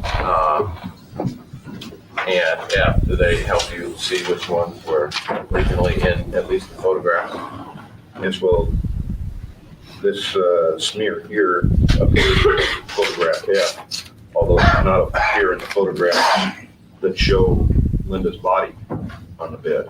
So at the time Linda's body was discovered in the bed, this elongated blood stain was not there. That's correct. And so somehow that was transferred after that photograph. That's correct. And is there such thing as a transfer? Yes. And what is that? Transfer stain would refer to a stain where we have one bloody object that contacts another object and blood is transferred from the bloody object to what was previously not bloody. Okay. And is there, in the other stains that you've indicated on as you're facing the foot of the bed, which would be on the right side, do these appear in the original photographs? No, they don't. And what do they appear to be? They appear to be very likely to be transfer stains. Okay. I can't tell for certain as to most of these whether they are or possibly blood dripping. Well, we have a photograph. They're basic. They appear most consistent with transfers. We have photographs here of the bed without Linda Coquina in it, obviously after she's been moved. Is that correct? That's correct. And there's no blood transfers over on that side, is there? No, they do not appear in the photograph. Okay. Now, could that be, those blood transfers be caused by somebody taking the sheet off the bed and just folding it up together? I think that's the most probable explanation for how those things got there. Now, is there a way to preserve, you have a sheet, a bottom sheet here, and you've removed the body in the top one. Is there a way to preserve the evidence in at least that state, as far as blood evidence? The best way to preserve the pattern would be to let the material dry and then carefully fold it up. Okay. And it would appear that in this case that somehow blood was transferred from somewhere onto the sheet in another position. That's correct. Okay. Now, you indicated that there was a blood. Okay. Now, the way that we have the blanket here now is the way that is close proximity to the way it was in the photograph. Is that correct? That's correct. Okay. Was there a time when the sheet, well, let's first of all take the sheet and the blanket and move it. If you can show us where the hole was in the blanket. Mandy, a little correction here. So I've gotten this one wrong too. I've got a picture of Sarah up from the game show. She appeared with a man named John. John is the name of her brother, but apparently also the name of Brian's brother. And I don't know this for sure, but I've seen several people correct it, saying that, and if you look for the facial similarities, you can see a lot of Brian in the guy's face. I think the brother that she was on the game show with was Brian's younger brother. And I'm not going to show the face because if he's being accused of being things he isn't, that's no good too. But we know what Sarah's brother looks like as a paroled prisoner or whatever, or mugshots anyways, an adult. And I don't think that the John that she appears on the game show with is the same. Anyway, I've seen other people correct it, so I'm going to bring up to call into question when you hear that fact, just in case it might be just repeating. And it made sense because we knew that usually they put brothers on the show. It kind of gets me to something that maybe is like the Achilles heel of Brian, and he probably feels guilty that he knows Sarah from before when she was younger, as part of his younger brother's crew of friends or something like that. And that's something that made him have hidden guilt. But that's getting into a whole nother thing, and neither here nor there. It's here now. The two holes in the sheet are located here. There's some, if you could just move over so some of the other jurors can see it. Here, adjacent to this large stain that was on the edge of the bed. Okay, and where's the hole in the blanket? On the blanket is located here. This edge of the blanket appears to have been originally the top edge of the blanket, as it would have been sitting on the bed in a normal configuration.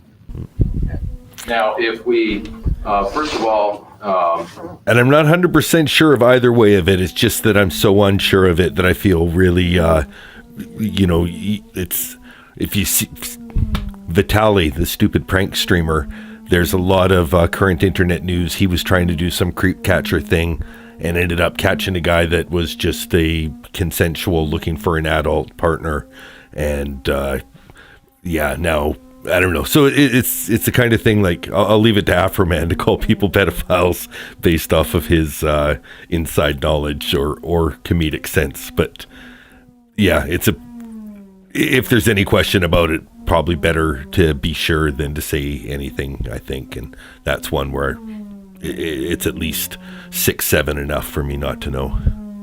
now, if we just take the blankets and the sheets the way they are right now on the bed and move them back, then we have at least the corners where they would go, right? That's correct. Okay, so if we take this sheet and move it over here, and we can assume this is the way a bed would normally be made up. It opens up just like this, is that correct? I would think that, yes, the sheets and blanket would be fairly much square. Okay. Now, were you able to, where were Notice how the defense lawyer goes to the clean side of the bed. Like, I'll do this side, you handle that side there, mister. Already got your hands all in it. the holes that were in the sheets now when you fold the blanket back? They are located here, which would be right of center, viewing the bed from the foot of the bed. Okay. And where would where's the hole for the, And note on links. So if you see a link in chat and you're feeling like, I'm not going to leave the chat, I'm here for Dan. By all means, go ahead and have a peek if you're planning on coming back. If it's a short enough video, you can watch it and come back and, 2 minutes of video at a 5-minute or 5-hour stream, you'll probably be fine. If it's a longer video, just watch enough of it that it goes into your history and then you don't have to worry about bookmarking it or anything. But it's my firm belief that YouTube rewards what it calls sticky content. So if you're going from my channel and watching 4 or 5 other channels and keep coming back here, I think that tells their algorithm that this is, hey, send new people to this guy. He's helping, build the overall viewership. So never feel bad if there's a link in chat and you're a little bit interested in it. Check it out. You can always come back to where you left this and then just watch it on 1.5 times or something like that and catch up that way too. Well, the blanket is located here, which is a little bit left of center as the view from the foot of the bed. okay. And was there any other holes in the blanket or the sheets themselves? I saw no other holes that appeared to be consistent with both holes. Okay. Now, assuming that, and I take it that what you say is when you look at evidence and you look at the ballistics, you try to make some determination as to what might have happened. Is that correct? Or things that are at least consistent with what the evidence you found? Objection. Sustained. Okay. The holes that were you saw the photographs and the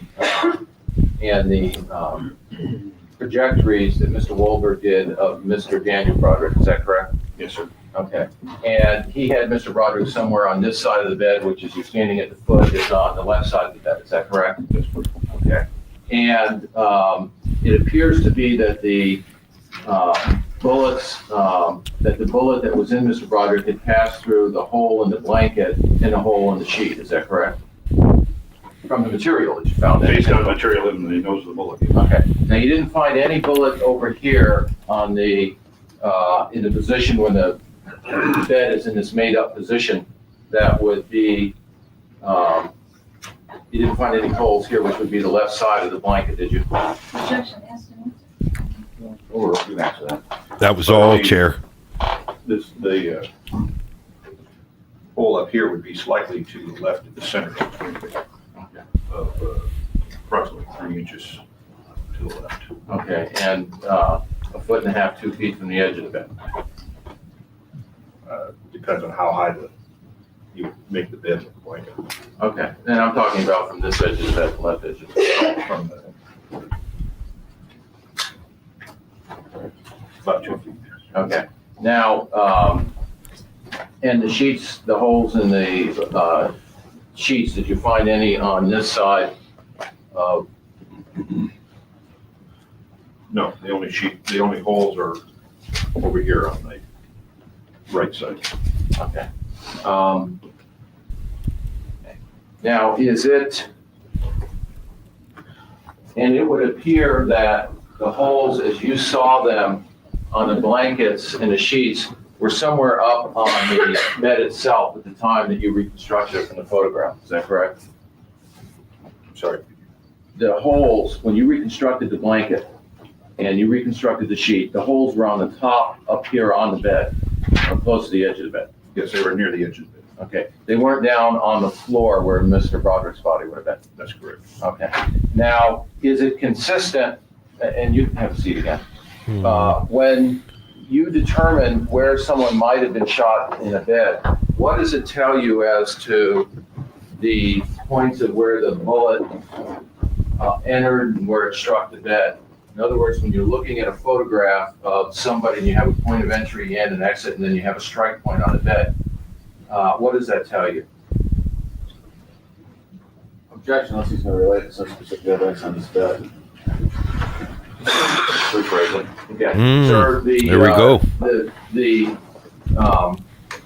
That's the bit of evidence that makes sense. Okay, so regarding the game show partner, if it's Sarah and John Boone, Sarah was not married to Brian while she was on the game show. So John Boone is just John Boone, younger brother of Brian Boone, and should not be ridiculed for appearance or anything else, because he's just the unfortunate partner of a narcissistic murderer in a time of his life that's no longer relevant.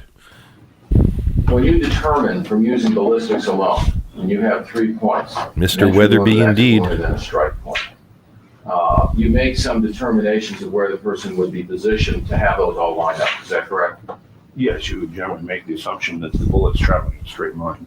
Okay. Now, does that tell you where the person was 2 minutes before they were struck by the bullet? No, that would only be at the moment the bullet passes through the body. Okay. So if somebody was sleeping on, and again, from the foot of the bed, the right side of the bed, and for some reason was sleeping on their side and started to roll over. Great investigative research, chat. Thank you. You would find the patterns that we have here on the bed as far as the hole in the sheet underneath. Is that correct? I'm going to object to leaving your other. Well, it's the same, just that's where we expect to find the hole in the sheet. Yeah, where would you expect to find a hole in the sheet if the person started here but was shot when they rolled into that position? Well, again, I would expect the bullet to travel in pretty much a straight line through that person, and wherever that person was at the instant of being shot, the bullet would exit in a straight line from there. Okay.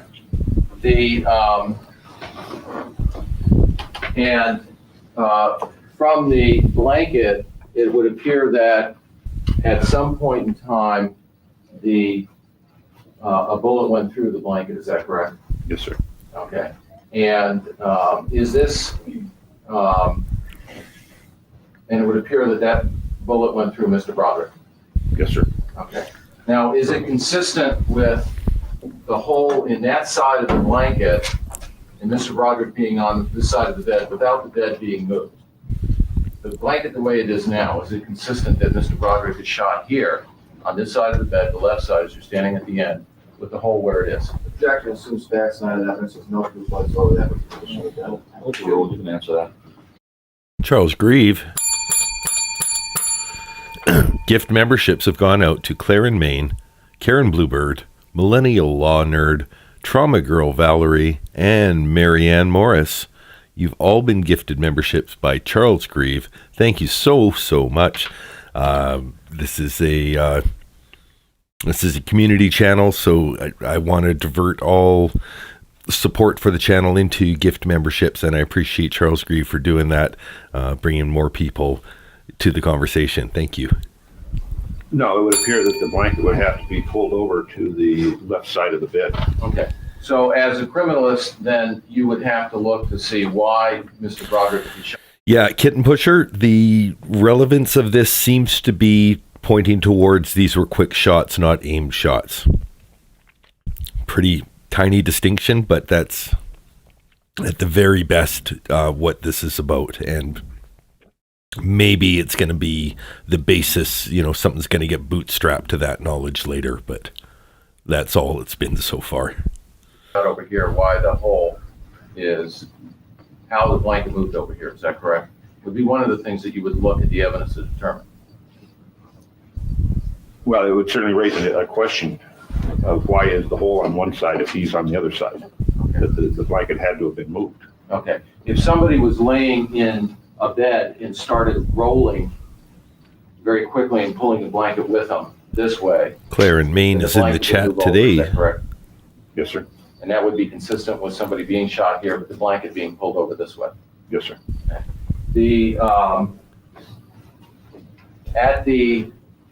You mentioned blood spatters. Did you find some blood spatters on the bed? Yes, sir. Okay, where did you find those? Generally on this area, on the top of the bottom sheet, and in this area on the side of the bottom sheet. Okay, now were you able to find them in one area more concentrated than the other? I mean, were they more concentrated in the top part, the bottom part, or the side part? I don't know that they're more concentrated, particularly they're generally in this area. They look consistent with being. Hey, Dorgan, welcome. And how would you describe the velocity of those spatters? This would be what I would consider to be a high end of the medium velocity. Kelly is having difficulty keeping up with the chat. What a great problem to have for Dan D True Crime. Do remember to turn on all messages because you don't want to miss out on anyone's chat as well. But if we're getting a little bit busy, don't worry. It's all going to be archived. It's all in the live chat replays. You can always go back and check out what you missed. I remember when I was watching some of the busier live chats, I think on Suma's page and Tanika's page, when I was watching them with the live chat replays after, I was shocked at how much I was missing in the conversation because the best, you know, you're keeping up with 2 or 3 or 4 comments and trying to see if there's a reply to yours and still trying to read the others. And there was something kind of zen and about reading along, even a conversation that you were part of, to see the full conversation. It's just like it stepped back and everything seems slower, but it's awesome that we're having fast-paced chats in the Dan D True Crime universe. Spatters. Okay. And can blood spatters be caused by? Can they be caused by exit wounds? Yes, sir. Yes, Prince Adam was He-Man. So when a bullet comes out of a body, he would raise the sword and say, "By the power of Grayskull, I have the power." And then he would transform into He-Man, and his cat would turn into Battle Cat. And then they would fight the evil Skeletor. I'll get you, He-Man. blood comes out with it. Yes, sir. Okay, and you would see a spatter pattern from that. Yes, sir. Okay. And is this? You would if there is something nearby to catch the blood. Okay. And so assuming that you have somebody that's over a sheet and the... See, I can't keep up. It was Billie Jean who couldn't keep up, and I called out Kelly for having difficulty. But regardless, that shows how hard it is for me to keep up. So somebody said something. And the wound is somewhere above the sheet. Would you expect to see a spatter pattern on the sheet? Yes, sir. Okay. And is this spatter pattern consistent with the kind of... Yeah, Dorgan, the chat is almost as split as Betty's children. Just like they are kind of 50-50 on parole, our chat seems to be 50-50-ish towards, you know, is there more sympathy? She's still a murderer, but at least I can be more sympathetic to people who are like, no, equally bad. And I think that makes this all the more fascinating as something for us to watch together. Because we're all respectful. We all enjoy each other's company. There's no hard feelings. And there's no horses in the fight either. This is 35 years old. Whether we get worked up about it or not, it's not going to change anything. So it's I think an ideal way for healthy discourse to occur. Spatter pattern you see from an exit line. Objection, asked and answered. Overruled. Yes, generally, if I can elaborate a little bit. Yes. Where we have a very high energy event, such as a gunshot, we will have blood breaking into very small droplets and almost be atomized. That is not a pattern that I see here. No, that's leak. However, surrounding that area where we'll have this atomized blood, then we'll have a larger pattern of larger droplets, although still a reasonably high velocity pattern.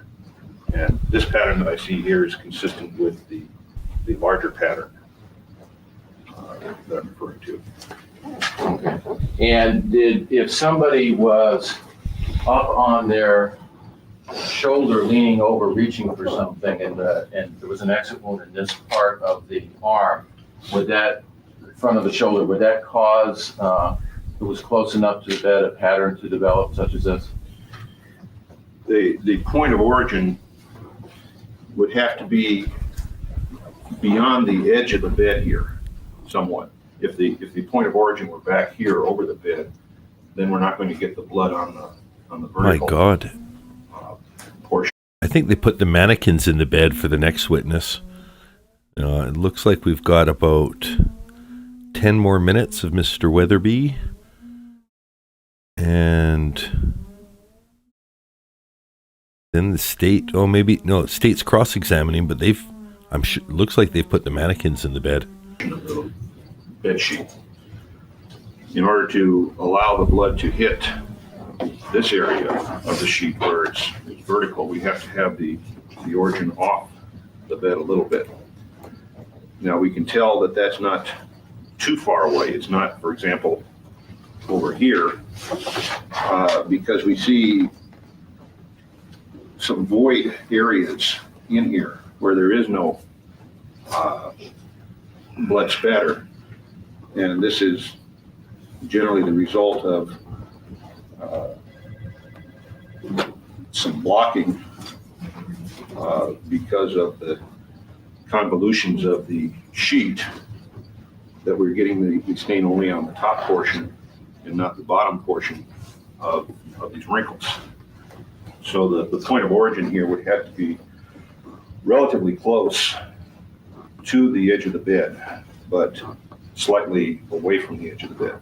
Okay. So if someone was leaning over the bed with a point of where there was some blood spatter, that would be consistent with that, as long as they were over the edge of the bed. As long as the exit wound is slightly over the edge of the bed. Okay. And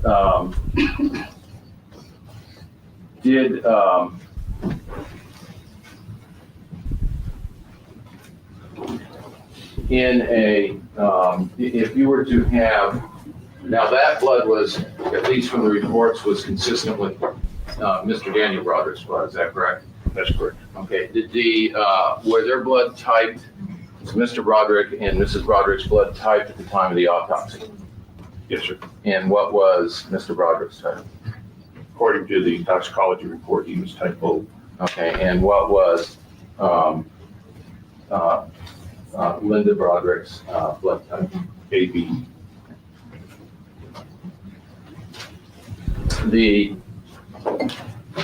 Will a cough cause blood spatters? Yes, it can. Okay, what kind of blood spatters do you see? What I associate with a cough, of course, the person has to have blood in his mouth and it coughs to cause a blood spatter, is a wide range of size of the spatter, from large stains down to very small stains. And did this appear, at least from what you saw, would be consistent with it? I can't rule it out completely, but I don't see the larger stains that I would normally associate with a cough. Okay. Now, I take it you don't know how necessarily this was preserved, is that correct? the evidence? Only in general terms that it was pushed together into a paper bag. Bailiff is like, I've had enough. Did you have any, from all the evidence that you saw, did you have any arguments with Mr. Wolberg's opinion that all the shots appeared to be fired from the, as we're looking at the bed, the right side of the bed from approximately the same location? No, I have no dispute with that.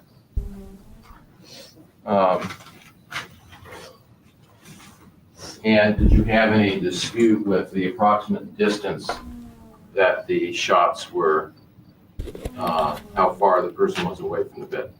In other words, Medical snacks. No, basically he had one shot that had 3 points, fixed points, the shot through the wall, in which the line of the shot had been very precisely determined. Then we have the shot into the nightstand, which would be approximately the same as that. And then the shots into the body would be consistent with that. so the, Little discussion about the dreading video that's available on Betty Broderick. A thing that's going to be unique about that, as opposed to a lot of historical takes, is obviously they can incorporate everything we know, stuff that's been researched that was just speculated on before. So while it's a specific take of the Brothers of Dreading, it's also a more contemporary video than you're going to find for a lot of the information on Betty. So if that's hardened your opinions, then that might be it's going to make the rest of the trial interesting. But continue. so at least as to Parker, Mr. no gloves, Wolberg bell. indicating that the person was just inside the door of the room and some distance from this side of the bed, that was something that appeared to be consistent with all the evidence you saw. Objection, Your Honor, that's not the evidence. Mr. Wolberg did not say she was just inside the doorway. It's a stay and just rephrase it. The distance that he placed her inside the doorway and on this side of the bed appeared to be consistent with what you saw. Yes, I had no disagreement with that.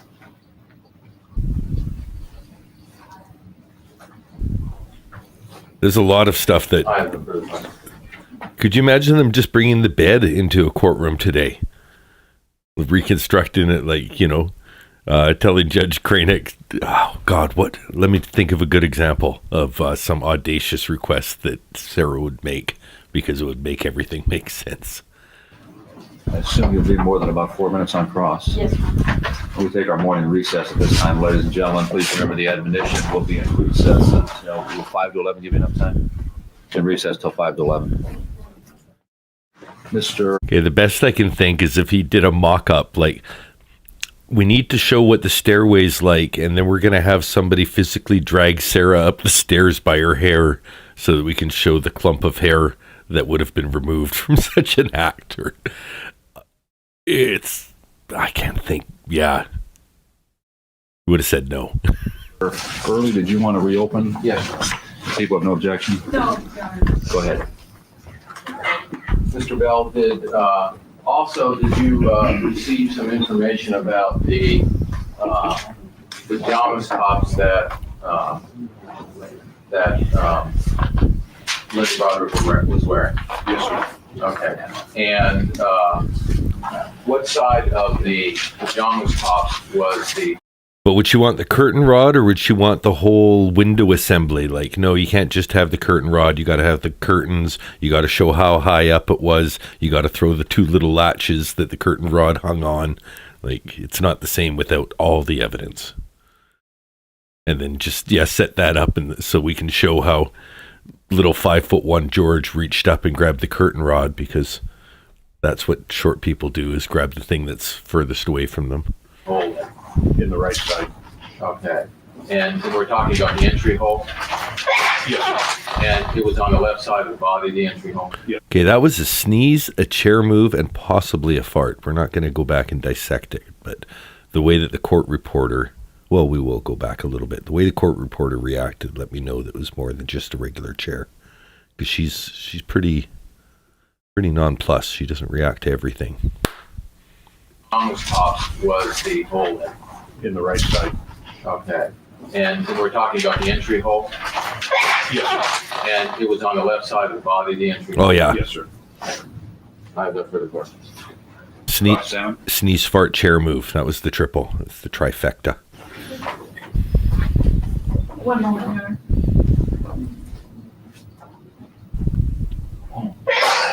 Bless you.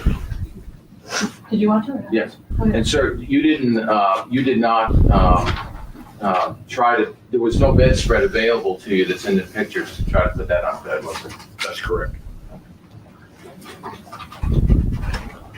Cross. Thank you, Your Honor. Good morning, Mr. Bell. Morning. You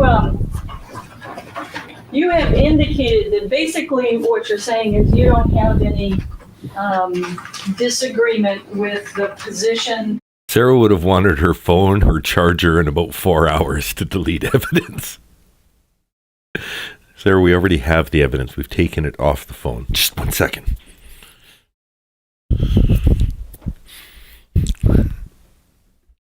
Of Elizabeth Broderick when she shot Dan and Linda Broderick with respect to how Mr. Wolford testified. Is that correct? That's correct. Okay, so, I mean, if we look at the Now, if she was smart, she should have asked for the puzzle as discovery just so that she had something to do in jail. Pretty lucky to have a puzzle. bed here, obviously the doorway that she entered, that you're aware of, is on this side of the bed, right? That's correct. And there's no way she could have shot them from the doorway, correct? Correct. She totally So wanted she that had to phone come into handy. the Yeah. room, and she had to turn around and stand next to the bed and point the gun at him to shoot him, correct? Well, depending on what you mean by next to the bed, somewhere over on the side of the room by the fireplace. All right, well, you indicated that you felt the most accurate of the shots, that you could line up with the laser, and that Gene Wolbert lined up with the laser. And maybe just so that you can see, getting crowded here. You said that the most accurate was the one that went through the wall, because you've got the three lineup points, correct? That's correct. Okay, and so that laser picture shows Mr. Wolbert standing in that position next to the bed, right? Should close to the bed. I'm not sure just what you mean next to the bed, but Okay. Well, you're indicating that you don't have any disagreement with the position of Mr. Wolbert in relation to the bed and how it's shown in this photograph, correct? I do not have any dispute. That's correct. Okay. And when he put a mark over here on this diagram, this yellow mark, which is, suppose I should identify.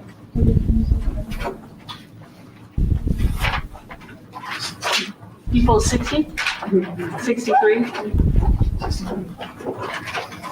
That's an accurate mark on the diagram as well.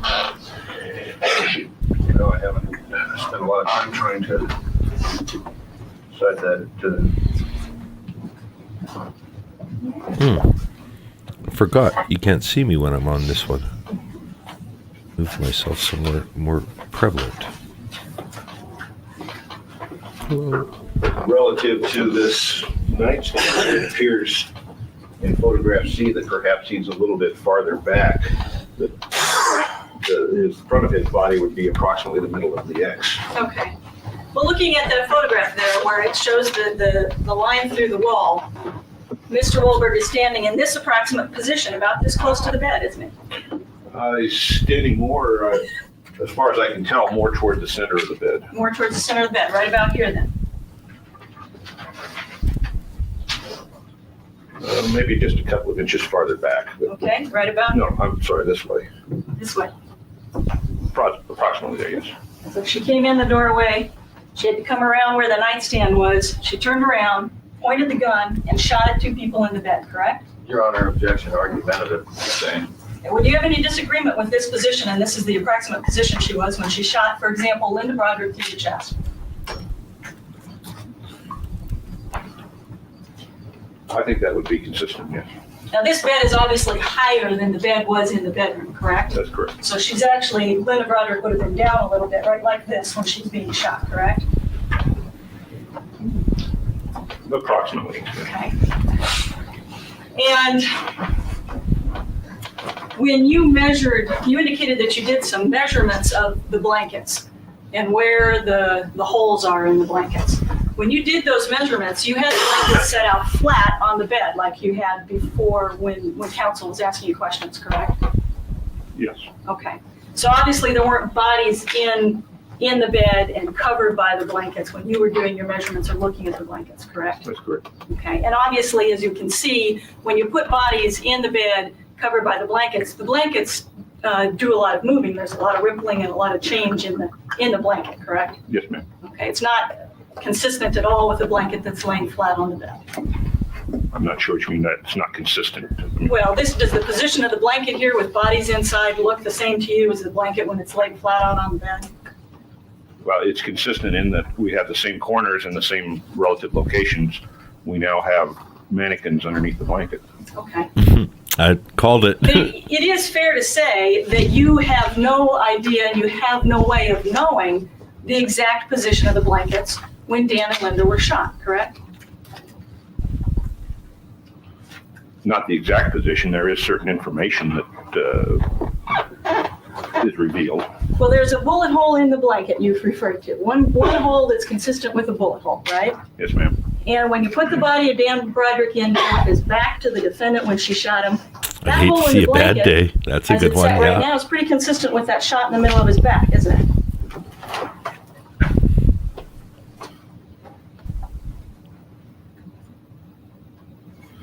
With a little stretching. Sure. I mean, you move the blankets move. You move the blanket a little bit, and it's right there, right where the hole is. Correct? Okay.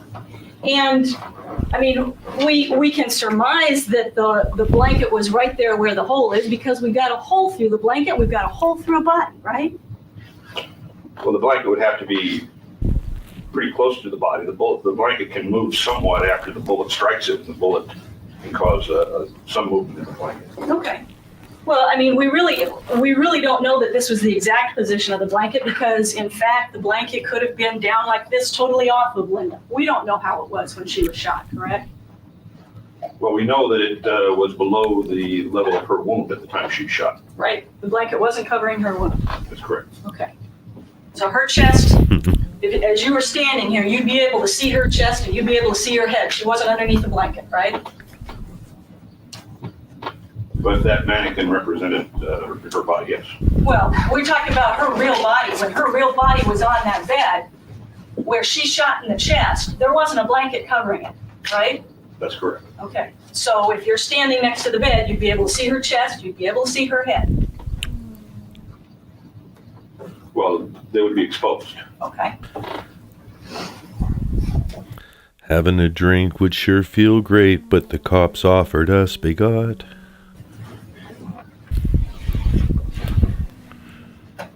Now, is it your position that Elizabeth Broderick shot all 5 of her shots from the same basic position? Or did she move around the bed after she shot a couple of them so that she could get a better shot? Can you resume the witness stand? Yes, I'm sorry. From all the facts I know of the case, I think it's probably most consistent that she stayed in pretty much the same position. There would be. Taking into account what I understand percipient witnesses indicated about the sequence of the shooting and how quick the shots were, I would think it much more consistent that she would be in one basic position. That's not, of course, part of the physical evidence. And so if I don't consider that, then yes, some of the shots might have been from a different location. Okay, well, if we just look at the physical evidence, we do know that she's standing on this side of the bed as shown in photograph C when she makes that shot, correct? That's correct. And we do know that she's standing on that same side of the bed when she makes the shot into the nightstand in photograph D, correct? That's correct. And we do know that she's standing in the same position relative to the bed when she makes that shot into Linda Colcano, right? Approximately. We don't have as many points in that as we did with the in photograph C, but it's certainly consistent with being in the same position, yes. Aren't there 3 points for photograph A as well? Isn't there an entrance, an exit, and a bullet hole in the bed underneath her. We don't have 3 fixed points. The 2 points in the body are not fixed, and in fact, the body has apparently moved after that shot. Oh, but I'm talking about when she was shot. I mean, you indicated yourself, we're talking about the position she's in when she's shot. We know that we've got an entrance, we've got an exit, and we've got a bullet hole right underneath her. So she was in, we've got 3 points when she was shot, don't we? Yes, we do, but those 2 of those points are not fixed, and they have moved since she was shot. So, No, but if you take her, despite the fact that she's moved since she's shot, if you take her body, if you take Linda, you've got an entrance, you've got an exit, and you've got a hole right here in the mattress. All 3 of these things line up with her in that position, don't they? Susan Wright in my notes now, Kelly, yeah? well, there can be several positions that she might be in to cause that the body is flexible. We can move our shoulders one way or another. We can move our elbows. So there is some variation in where she could be to cause those 3 points to line up. Okay, I think that's probably a given that we can move body parts, but with respect to her chest where she's shot, and with respect to the hole in the bed, those things are fixed, aren't they? No, her chest is not fixed. The hole in her chest is not a fixed point? No. Her body has moved after that shot. Well, I know, but there's no question, is there, where the hole is in her chest. We know she was shot in the chest in one particular spot. Relative to her body, we know where that hole is. Right, and we know that there's one particular hole on her body that's the exit wound, right? Yes, we do. Okay, and that's a straight path through her body, essentially, right? Essentially, although we don't necessarily know exactly where that fixed path is, if we move our body around, there can be some slight variation. Okay, so you're saying that there can be some slight variation of her position, but it's basically consistent with her lying on the bed in that position. Obviously, she has to be turned a little. She doesn't want to touch the bed too much either.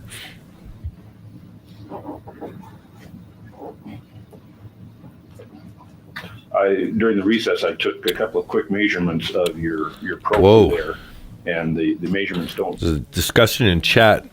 A prosecutor simulated a murderer's murder, which involved 193 stab wounds. I don't know if I had the energy to do this motion 193 times when I was a teenager, let alone as a grown adult. Match the autopsy measurements. So, Well, without getting, with that caveat, I don't want to get overly technical here. I don't think we need to get overly Hey, Scott, technical. fuck you. John, I have an objection to argumentative. Well, I'm sorry, I didn't mean to be argumentative. All right, that's a question. There was a fart there. You indicate, at least I thought it was my understanding, is that you had no big, Billie Jean picked up a little subtle illusion that I might have thrown out there. It was not intentional, not malicious, not intentional content. basic disagreement with what Mr. Wolberg testified with respect to the position of the bodies and the position of the defendant when she shot them. Is that correct? I do not It's have on an my- agreement with Mr. Wolberg as to the position. It's in my notes. Now, as to the position of Daniel Broderick's body, No, we're talking about Linda right now. you said bodies in your Okay. question. I'm sorry. Just with respect to Linda, was she shot in the chest? Is there an entrance wound in her chest? Yes, Okay. And so there's no question that her chest was up and she was shot when she was lying on the bed. Is that correct? that's correct. Okay.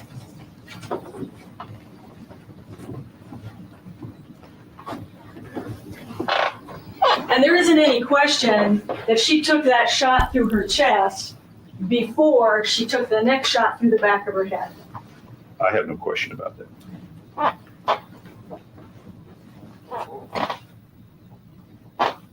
And there also isn't any question that after Elizabeth Broderick stood on this side of the bed 193 and shot stabs. the bullets into these two people, that she had to walk around the That's a bed lot. to the other side, come all the way over here to pick up the phone, correct? A lot. If she picked up the phone after the shooting, that's correct. Now, there is a possibility that she shot 2 or 3 or 4 shots from that side of the bed, and Dan dove off the bed, and she came around and she put the last bullet into him as he was lying on the ground. That's a possibility, isn't it? I cannot totally eliminate it. I do have quite a few problems with that scenario. And if the problems with that scenario are relatively the same that Mr. Wolberg testified to. He felt that it was more likely and more reasonable that she took all 5 of her shots from this basic position, correct? You agree with Mr. Wolberg? I think you're putting quite a few things into your question there of assumptions. I do have some disagreements with Mr. Wolberg as to the significance of some of the evidence here. And I have other reasons for believing that it's not likely that it happened as you. The shake weight was fun too. Besides what Mr. Wolberg testified to. Okay, but isn't it correct to say that you think she took all 5 of her shots from this position on the right side of the bed? I think that's the most probable. Okay. She could get her bullet into those 2. If you're not a South Park fan, the shake weight came up because of the motions that I was doing to simulate the 193 stab wounds. I don't understand how they're related. But in any case, South Park did a great shake weight episode. And you don't need to watch the whole thing to appreciate. If you just look for probably a search on South Park, shake weight, and Stan's mom, she has maybe 3 or 4 minutes of screen time in the episode where the shake weight not only, well, no, I don't even want to give it away. It's basically, it's more than a shake weight, and it's more than a personal exercise device. It's a bit of a therapist as well. But you can watch that. I'll see if I can find a link to it too. I'll post it. Bodies from this side of the bed, obviously. Yes, ma'am.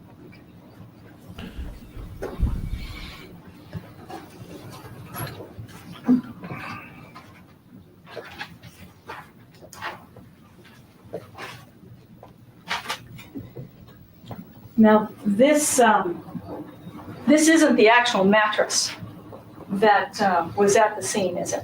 No, ma'am. So there could be, we're allowing for the fact that there could be some variations in the actual mattress and with respect to how you fitted the sheets on there, is that correct? There could be some minor variation. The sheets certainly seem to fit this mattress. It is a standard queen size mattress. Standard queen size mattress. So it's probably pretty close, but it's not necessarily exact. Is that fair to say? Without having the other mattress, which I've never had the opportunity to view, I can't say.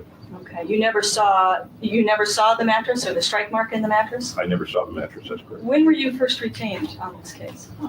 I was first retained very shortly after the event. And you looked at the evidence very shortly after the event, correct? I saw some of the evidence shortly after the event. You saw the bullets and the sheets and the blanket? I recall seeing the bullets. I don't recall whether I saw the sheets and the blankets, and thereafter, I believe when we viewed it early on, we were not allowed to view them outside of the bag. It was still in the bag. When you say very shortly after the event, you're talking about very shortly after November 5th, 1989, when Dan and Linda were killed, correct? Yes, it was, I believe, the latter part of November. But you didn't testify in the last trial, did you? No, I did not.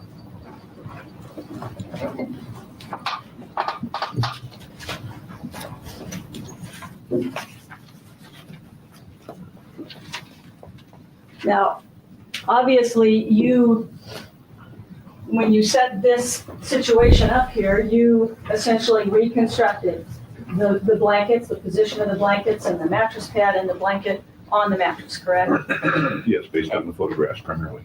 And you didn't have any difficulty doing that based on the photograph? Sounds a little like Wilford Brimley. That's a great call out in the chat. Who said that? The Tori Hasu. You got to eat your oatmeal or you'll get diabetes. You know, Wilford Brimley, if you watch the movie Cocoon, he's like 55 years old in that. He's playing like a senior citizen. He went on to play a senior citizen for the next 30 years, 40 years of his life. Like Cocoon came out probably 5 years before this trial did. and he looked like he was 86 years old.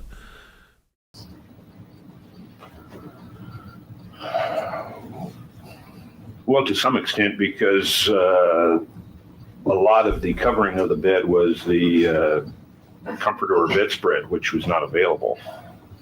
But as far as the areas that are visible in the photographs of the sheet and the blanket, I didn't have too much trouble now. Okay, that's one of the reasons that police officers take photographs of the scene before anything is seized, so that if it needs to perhaps be reconstructed later, it can be done. Is that fair to say? Yes, photographs are probably the best way of preserving the situation at the scene. Okay. And so the fact that the blanket was seized and the sheets were seized, that didn't prevent any reconstruction of it as far as you were concerned? I'm sorry. Well, there were some questions earlier of a detective about the fact that he had seized this evidence and that perhaps that caused some problem. And I'm just asking you, you didn't have any problems reconstructing the sheets or the blankets based on the fact that they had been seized from the scene? Well, I wouldn't be able to place them on the bed if I didn't have them. Welcome, Right. Kelia. Okay. And you could place them on the bed in fairly accurate manner based on the photographs? Yes. Okay. Now, you talked about some blood stains on the fitted sheet that are not shown in the photograph. And the photograph that was taken that day of the scene, correct? Yeah. And you indicated that you thought that those might... If anybody wants to watch the shake weight pinned comment, it's only 1:22 long, a little bit funny, but I'm going to run downstairs and refill my coffee, so you're not going to miss any of my commentary if you want to come back on time and a half to catch up. transfer blood stains. Yes, ma'am. Okay, they also might have been caused by the fact that when they were removing Linda's body, that they rolled her over before they picked her up and removed her from the bed. Is that correct? Well, at least one of those stains apparently was, but then we have photographs taken of the bed after the removal of her body in which there are not stains that are now there. Okay.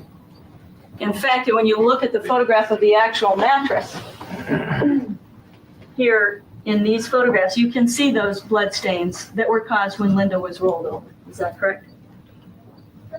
There's some on the pillow as well.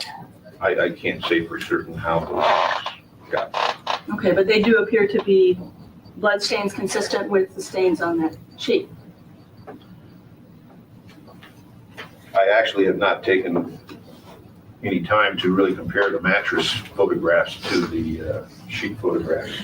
Okay, is there any relevance to you in the fact that there are some blood stains on the other side of the bed caused by Linda's body being rolled over?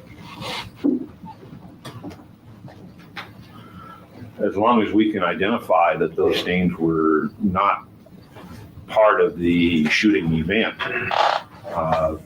then it does not necessarily cause a problem. That is, one of the concerns in a reconstruction is that we do have changes in the evidence after the event that we're trying to reconstruct.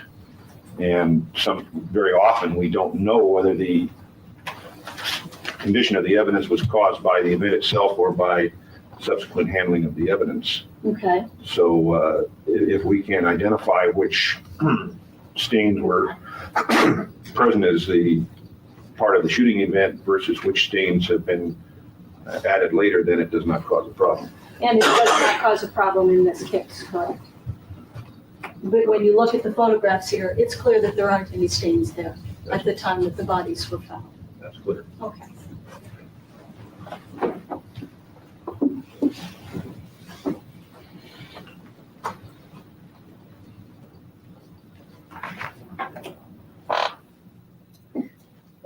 Just out of curiosity, you indicated that you did some swabbing on the bullets that you tested. The one that was identified as bullet number 1 that was found on the bed, that was the bullet that went through Linda, you said was negative for blood. That's correct. Okay. Was there any significance of that to you? I found it mildly surprising that, in my experience, if you have a high velocity bullet, such as a rifle bullet, generally I do not find blood on the bullet after it's passed through a body. lower velocity bullets more frequently do. So I was mildly surprised that I did not find blood on it, but the mere absence of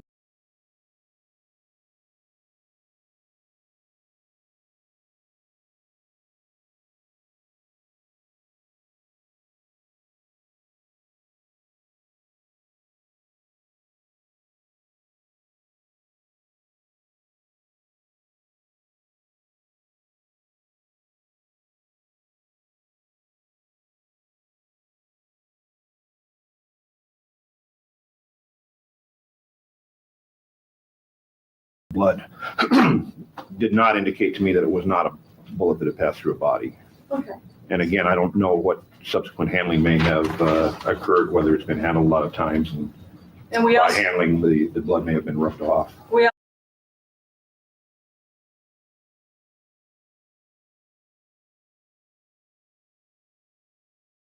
also know that the bullet went through a sheet too before it was recovered, correct? Yes.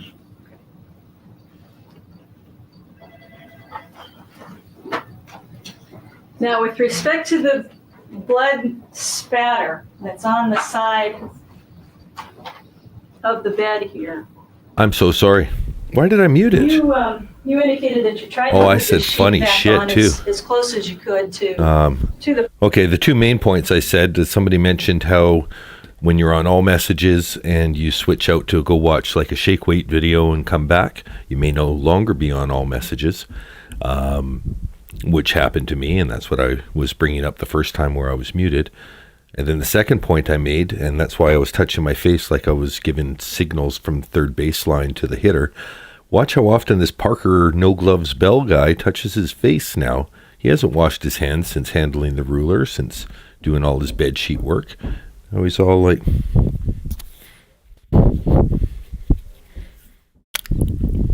Yuck. Yeah, so that's something to watch. Photographs. If you could step down for just a second, sir. Got his bloody ruler in his Taking hand. a look at photograph B here. It is There's the touch. fair to say that the fitted sheet is crumpled up a little bit higher than you've got it fitted here. Isn't that correct on the mattress? Yes, that's true. It's fitted, it's up quite a bit. Okay. And if you do that, if you move this sheet up, obviously it moves the whole sheet over a little bit on the bed.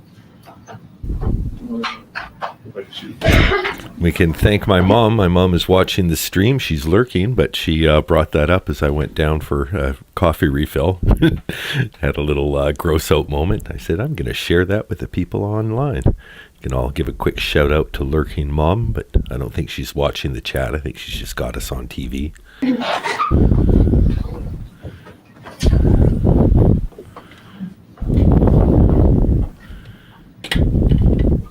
Beth of a Salesman says, hi, Mom. I'm not requesting that you try to do that. Lots of shout outs for moms. I'm just asking you that. I don't want you to measure it. Geez, look, he doesn't care what end of the ruler they set up the exhibit on the corner of the bed on the bloody bed sheet. Ugh. Like you'd look at the look of disapproval from the court reporter. He's like, I've never seen anything in all my years.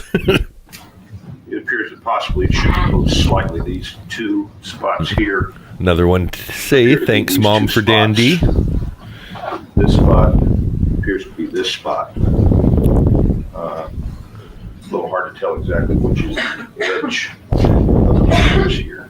Okay. It's pretty close. I don't mean to put you on the spot. I just wanted to. He just rested his hand on the bed sheet for a quick second there. All right, just if we're not thoroughly grossed out enough by this, go to, how close can I get? 39? We'll go to 26. Look at him, fingers on the sheets. Spot appears to be this spot.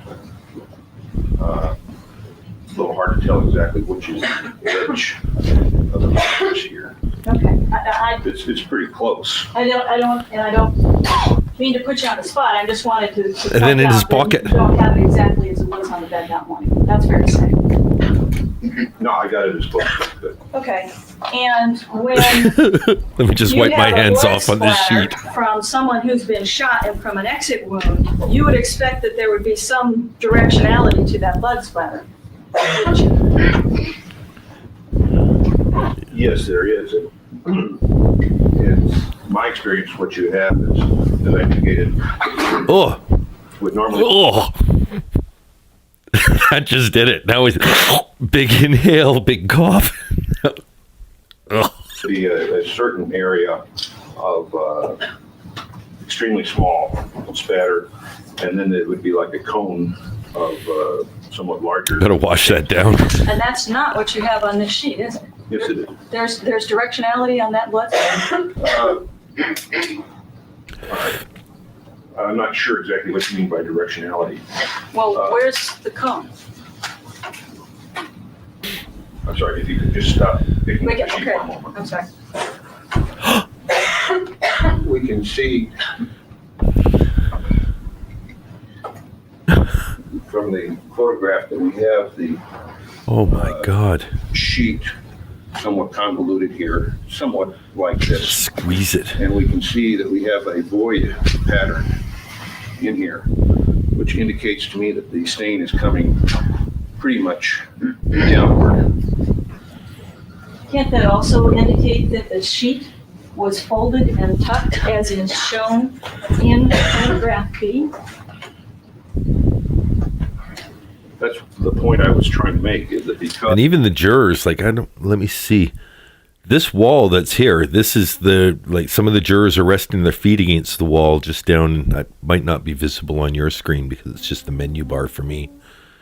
No, you can't see that. But yeah, this wall that's right here, the jury's sitting right behind it. Some of them have their feet rested up against it. So they've got to be thinking this is a little close for comfort.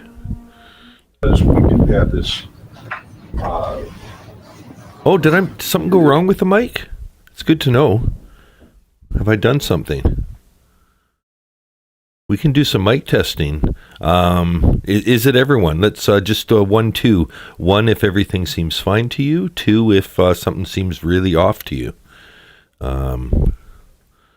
Copying that from Paul, reporting live on my sofa. He does those kind of check-ins. 1 if everything's good. 2, no, things are not good. Things are not good. Oh, 1, 1, okay. Maybe things are fine. Very loud. Maybe if I just move away from the mic. Now, I do have people doing work in the house, so there could be some background sound. But let me just read my little script welcoming people, and you can let me know if we get it back. Okay, maybe I just had the boom stuck in my mouth. Yeah, that's too sensitive. Okay. Welcome to the Betty Broderick 1991 Trial Rewatch Marathon. This is a community event. If we're live, join us in the live chat. If you've missed a few days, go ahead and ask for a recap. If you've watched every day, go ahead and educate. This is an informal and casual conversation regarding Betty Broderick, her 1989 crimes, her 1990 or 91 trials, her divorce, her parole, and any similarities and differences from Sarah Boone. Grab your medical smacks. Grab your medical snacks, smoke your medical cigarettes, and top off your glass of Chardonnay. This is day 8. I'm sorry, if you're saying that it was actually put together like so. Yes, it's. Yeah. That's not what the photograph shows. It shows how Because it sensitive showed that there's boom some mic tucks is. in the way the sheet is. I wouldn't call them tucks. It's, I've become a bit of an audio engineer. I have 4-5 different filters on the microphone. So I've got a noise gate that keeps out the noise from the house. And you wouldn't believe it. There's a guy right now tiling the basement that's using a drill. And it's not being picked up as ambient sound, which is incredible. somewhat convoluted here, that we have ins and outs, and we have this relatively heavy stain right here. We have these stains below it, and we have a void in between. Oh, you can hear the drill. If our blood was traveling this way, Never mind. we wouldn't have this type of void there. Okay, but you indicated that you believe that Dan Broderick was shot on the bed, correct? I'm not sure. Maybe you can only hear the drill if I talk while the drill's on, because I think I talk loud enough to open up the noise gate, because I'm not seeing any. He's not drilling now. Oh, here it comes.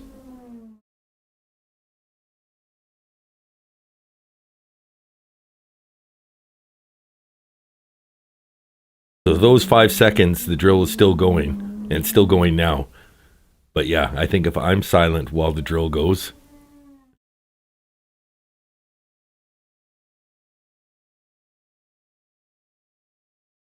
So it was while I was doing the finger thing, and still going now. But anyway, you can let me know if we've troubleshooted that. Said it in that many words. I believe that the origin of this stain is above the level of the mattress and slightly away from the mattress, and that the spatter is consistent with what I would find from an exit. How would you have Dan Broderick's body then when he was shot in order to get that?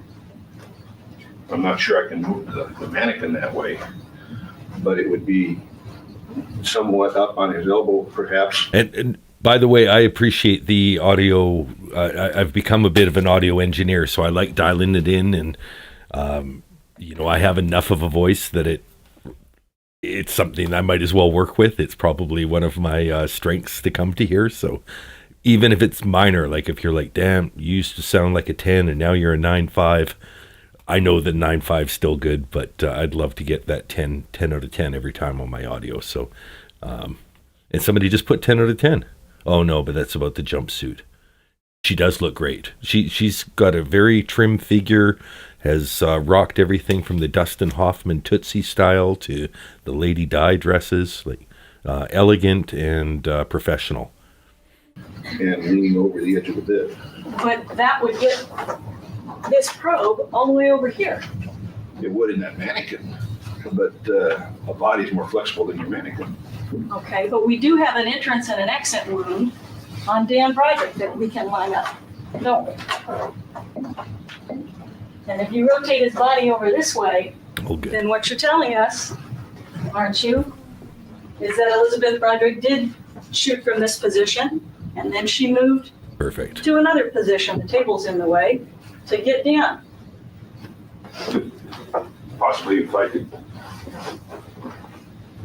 I believe I'm more flexible than the mannequin. I would think that Mr. Broderick was also more flexible than the mannequin. So if you'll allow me, just move the mannequin and I'll hop up into the bed here and I'll demonstrate the body positions. Is that where he's going with this? Taking off his jacket? This is pretty wild. That if we take the entrance wound about here and the exit wound about here, I can lean something like this, bending. I've seen guys on the street doing this that are looking for their next fix. My back so that the point of entry can be, or the gun can be over there, causing this wound through my body, where the exit wound would be slightly over the edge of the bed. So are you saying that Dan Broderick was all the way down here on the bed? No, ma'am. Feet off the bed? Well, how do you line up this splitter then with this exit one? By bending the body. Okay. Okay, so he's on the bed in some position you're indicating. Gotta bend the body, get loose. And you believe that this splatter is the splatter from the exit one? I believe it is consistent with an exit wound spatter. I believe it is entirely consistent with the evidence that his body can be leaning over the edge of the bed such that the exit wound will be in approximately this position. And how do you explain the splatter that gets way down here on the sheet? I can have the photograph again.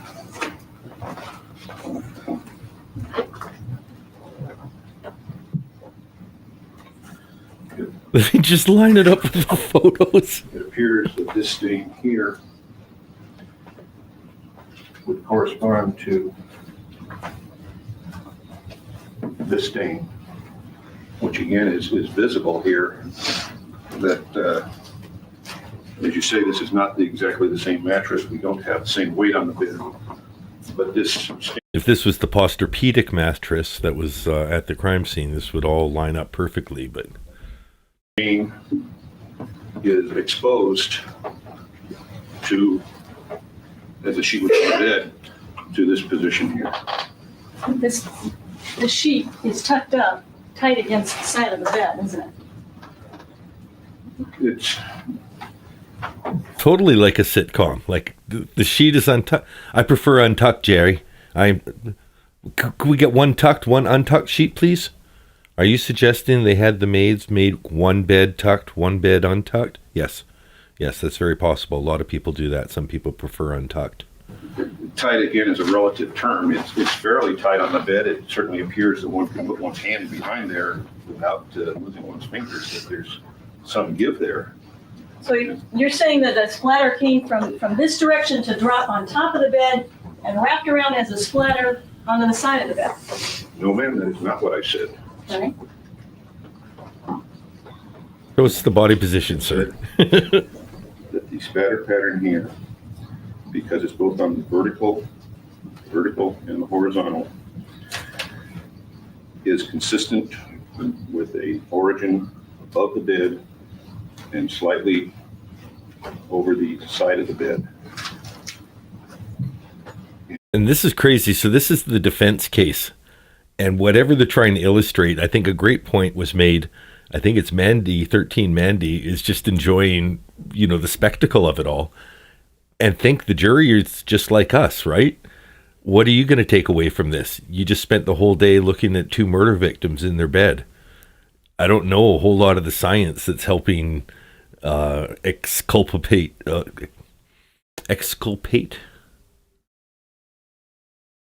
helping to mitigate Betty's role in this. But my takeaway from a day of looking at these two bodies and this guy touching the bed and touching his face and coughing into it and doing all of that would just be that I, can now visualize even better the plight of the two victims. It doesn't seem like the best opening for a defense. And that is consistent with the sheet being somewhat folded over so that we have the stains visible. This isn't the prosecutor sheet anymore. So 13 Mandy, we're in the defense case. Now, the prosecutor may be belaboring this just as an excuse to keep this demonstration up, because I don't think very much testimony would be getting through to the jurors that helps Betty anyway. So I think that the prosecutor is just thinking, just keep asking questions, and keep this display up here.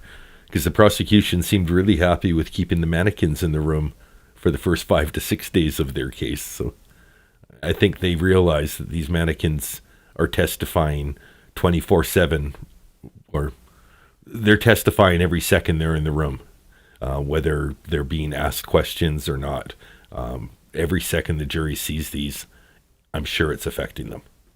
The sheet was exposed, and where the sheet was overlapping somewhat, we have a void.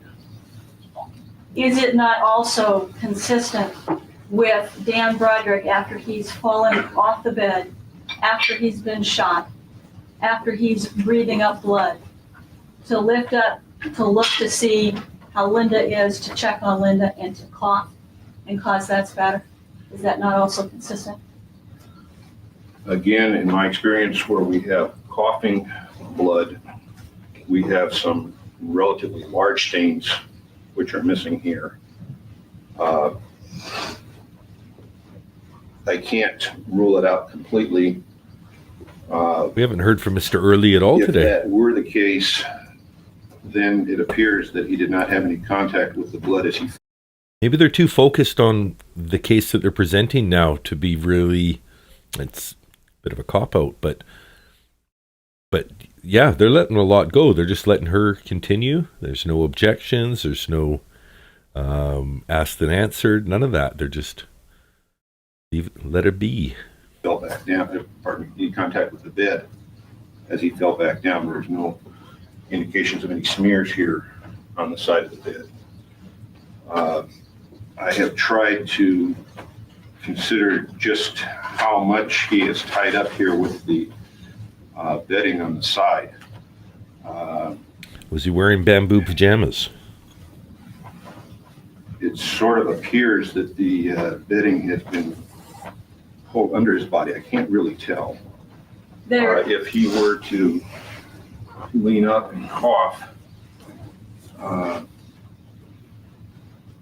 not sure just how this bedding would appear. I have considered it. And, I can't eliminate it. Okay, so it is possible that he lifted up on both hands to check Linda, to look at Linda, and he coughed before he collapsed back down to the ground. I think that's possible. Well, you indicated that there would be different size blood drops from a cough. Aren't there different size blood drops here in this splatter? No, from a cough, we normally will get some stains that will be quite large. These are all ranging from, say, medium to small. How do you know some of his cough didn't become part of this large blood stain there? I don't see any indications of that within the area of the spatter pattern.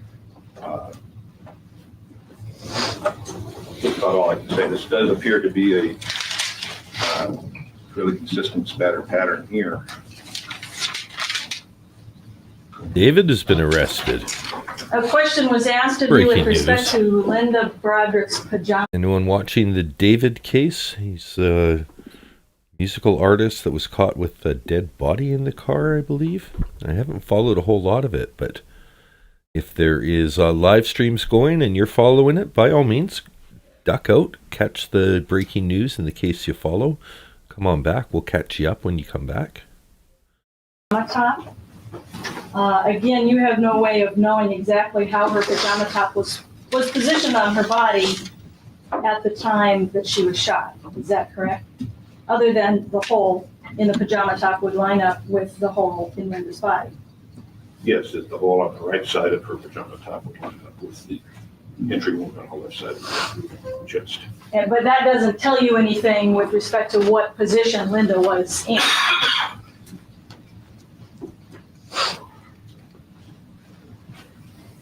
No, that just tells us the position of the pajama top relative to her body at the time of the shot. You are not disputing the fact that it was Elizabeth Broderick's gun that shot the bullets into these two people, correct? That's correct. And you're not disputing the fact that it was Elizabeth Broderick's bullets in the gun that shot these two people? No. I mean, you tested the bullets too, right? No, I relied upon Mr. Wolberg's examination. And you're not disputing the fact that it was Elizabeth Broderick's hands that were holding the gun when they got pointed at the bodies and shot at them, correct? No, I'm not disputing that.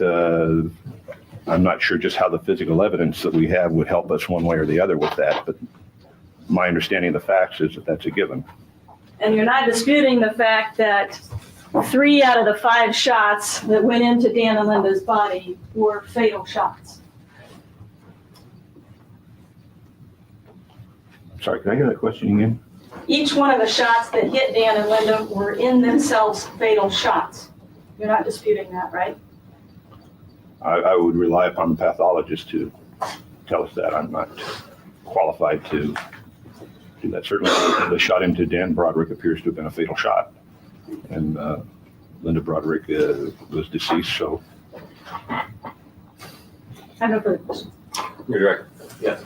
Sir, you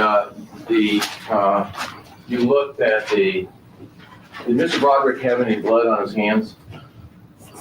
No, sir, not based on these photos. I think Betty had all the blood on her hands. So as you were able to determine, there was nothing that indicated that he reached up and grabbed anywhere with his blood and left blood anywhere on his body. Is that correct? On his hands?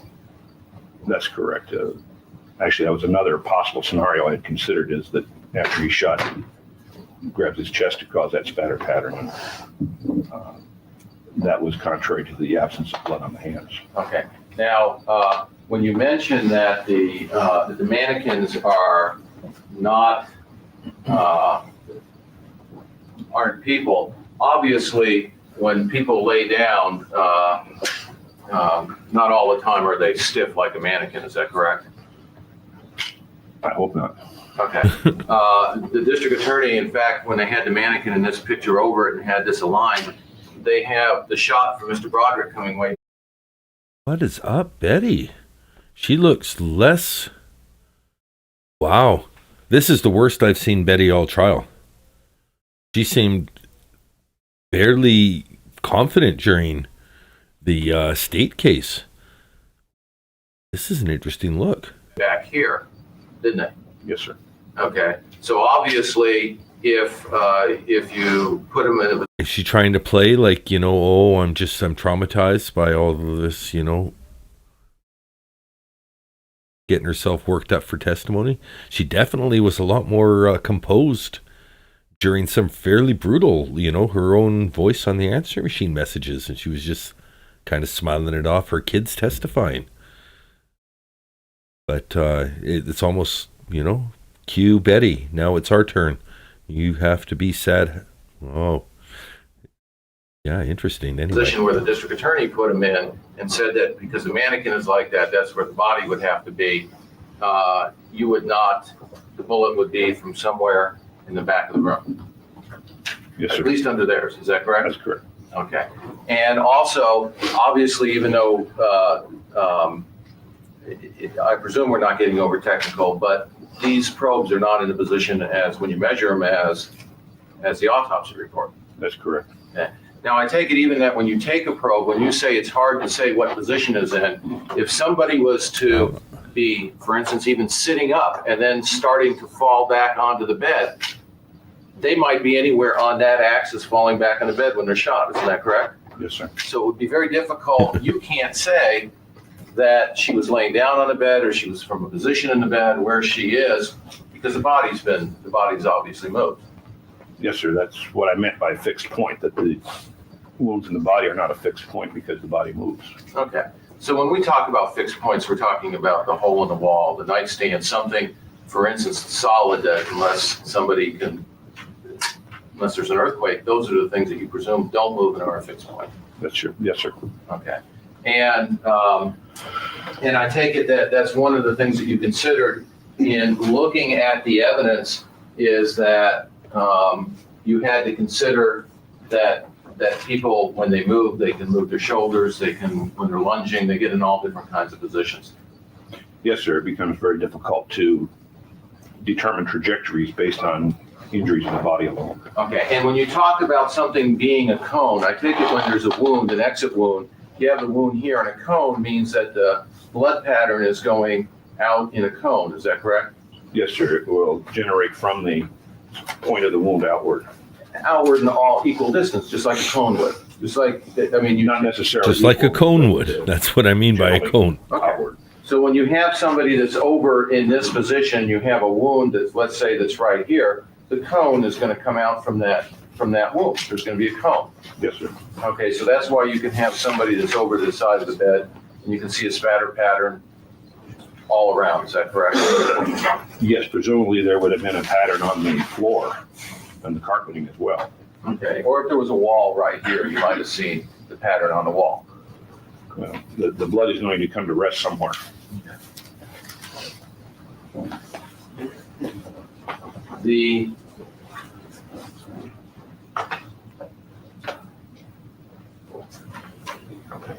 I have no further questions. Oh, Rick Ross? Well, there's problems with using mannequins, but we know that nobody sits up like this, correct? If she was going to sit up, she'd sit up like this, and that bullet would not go into that bed. prosecutor came out firing. Wouldn't sit up like this. Wow, she's coming in with authority.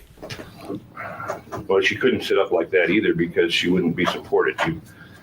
If you're lying down on the bed and you sit up in any way, that bullet's gonna go this direction. That's not gonna go down into the bed. I think there's quite a few positions that body could be in. Are you saying one of them is sitting up off the bed? Yes, could be. Can you show us how she'd be sitting up off the bed and that bullet would go into that hole? Would you like me to sit on the floor and demonstrate, or? I'd love it. I'd love it. I Show don't us. know that I can do it with a mannequin. Okay. Get in the bed. Are you saying that you believe she was sitting up when she was shot? No, I'm not saying that. Show And you us. believe she was lying on the bed? I think most probably she was lying on the bed. Show and tell, Parker. I have a question. Further question. Sherman? No, Your Honor. Witness space kids? Yes, sir. Well, thank you, Mr. Bell. Thank you. Have another one before? I have two very short witnesses, Your Honor. Go ahead. Two very short witnesses. It would be hilarious if Peter Dinklage and someone else just came walking in. Peter Dinklage and Brad Williams. I have two short witnesses. Lisa.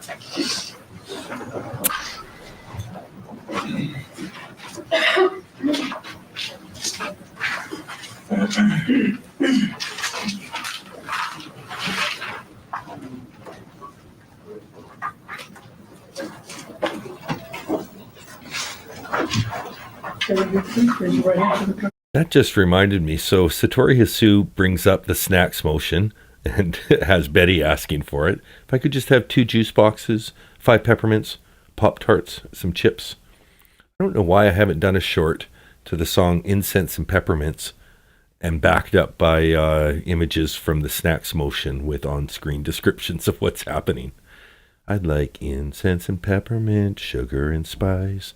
Da, da, da, da, da, da, da. Peter Hart Cruz Jr. The testimony about to give in the matter not pending before this court shall be the truth, the whole truth, and nothing but the truth, so help you God. I do. Could you please have a single witness stand? Yeah, she's not that short.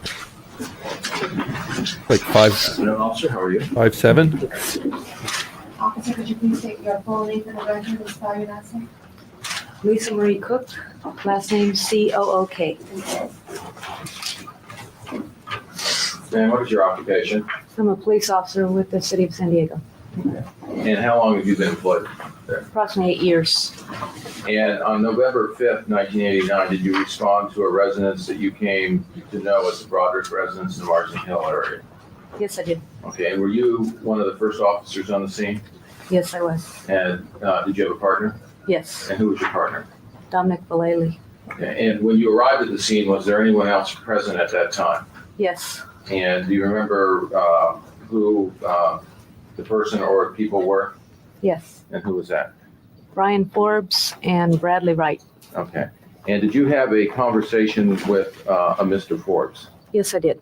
And did he ask any questions or make any statements to you at that time? Yes, he asked me to call for an ambulance.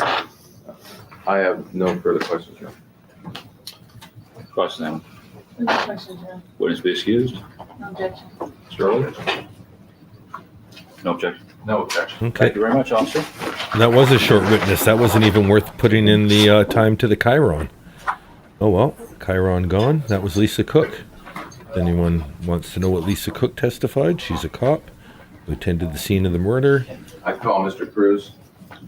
And now we have Mr. Cruz. I'm not doing Mr. Cruz because if he's as short as Lisa, he's much taller than Peter Lisa. Hart Cruz Jr. The testimony about to give in the matter not pending before this court shall be the truth, the whole truth, and nothing but the truth, so help you God. Could you please have a single witness stand? What is the purpose of that? Morning, Mr. Cruz. Sir, could you please state your full name for the record and spell your last name? Peter Hart Cruz Jr., C-R-U-Z. Thank you. Sir, what is your occupation? I'm a police officer with the city of San Diego. And on November, and how long have you been so employed? Close to 8 years. On November 5th, 1989, did you respond to a home that you come to know as the Broderick residence in the Marsden Hills area on Cypress? Yes, sir. Okay, and At the time that you were there, did you become aware of any dogs in or around the residence? Yes, sir. And how did you become aware of that? Heard the dogs barking. Okay, and what part, where was that from? What part of the front or the back of the residence? Back of the area. Okay. And did the dogs appear to be dogs that were attached to the residence? Yes, sir. Okay. And what did you have done with the dogs? My partner called the animal control officers. Okay. Were they in some kind of kennel or something? Or, I mean, they were made it so they couldn't run away. Is that correct? From the backyard? Yes, sir. Okay. I have no further questions. Roger Simon, Not Your Honor. witness be excused. Yes, Your Honor. No objection. Thank you very much, officer. Thank you, sir. That was Peter Cruz. He's a San Diego police officer. He attended the scene of the 1989 murder. Yes, Your Honor. He's a defense witness, and Ladies he and gentlemen, we'll take our afternoon. heard excuse dogs me, our noon barking. recess at this time. Please remember the admonition not to discuss the case among yourselves and allow anyone else to discuss it with you. Please form no opinions till it's finally submitted. Mandy says they are leaving the mannequin there in that position. I'm dying over here. This is hilarious. Well, you're not the only one dying. Those two mannequins have been putting on a death demonstration of their own all morning, and they'll probably be here through the lunch break. I bet you Parker No Gloves Bell doesn't wash his hands before lunch. Submitted to you. See you at 1:30. Nice lunch. Sir, could you please state your full name for the record and spell your last name? PJ Hathaway. We saw him in the gallery, I believe. No, PJ Hathaway. Who is PJ Hathaway? Hathaway. Thank you.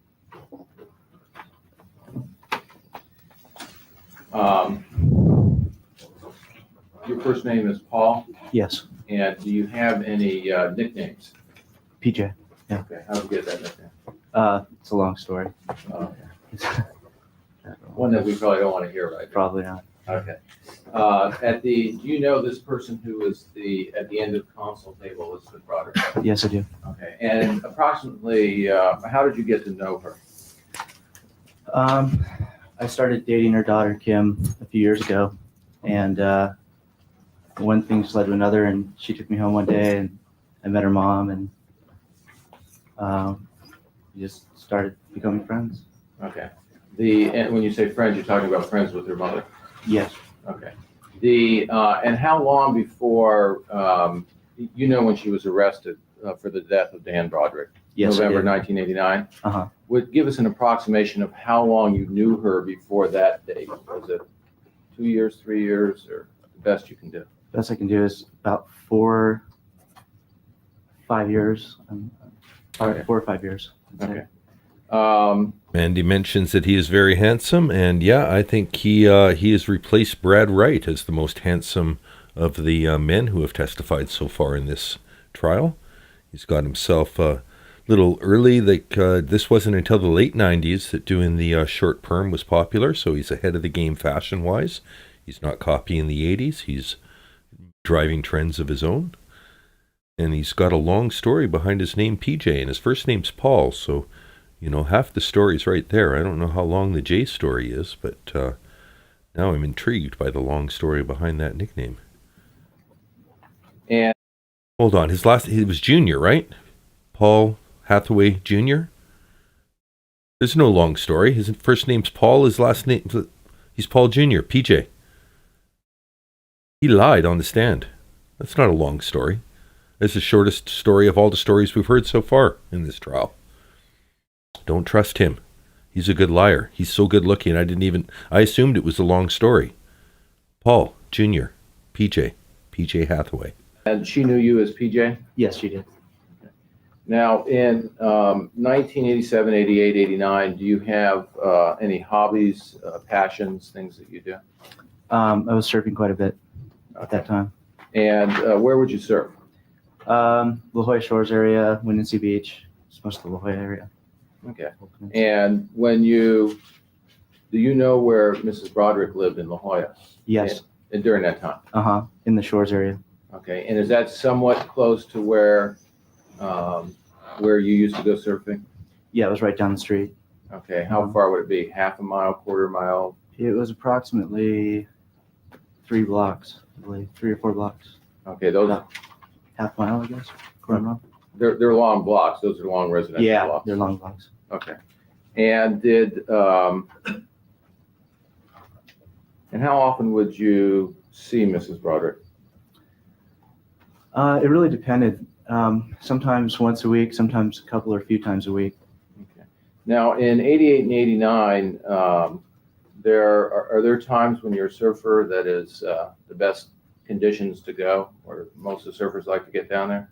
Morning time. Okay. And when we're talking morning time, we're talking getting there before the sun comes up? Definitely. Dawn patrol. Early. Very early. Okay. And and during that period of time, were you doing anything for any radio stations in regards to the dawn patrol? Yes, I was doing surf reports for a couple of radio stations in town and a couple of companies up in Huntington Beach. Okay. Did you ever see her, Mrs. Broderick, at the beach? Yes, I did. Would you see her walking? Yes. What time of the day would you see her? This is early. It varied. Sometimes it's right around 6 o'clock. Could be. Would you ever see her right at dawn when the sun was coming up walking? Mm-hmm. Okay. And would you ever see her sitting and drinking a cup of coffee? Yes. How common would you say it was that you saw her down there early in the morning? A few times a week, sometimes. Sometimes it just really depended on what time I got down there. Was she by herself most of the time with other people? She was by herself. Okay. And during that time, was she someone you liked, disliked? Oh yeah, I liked her a lot. A lot of fun. Good friend.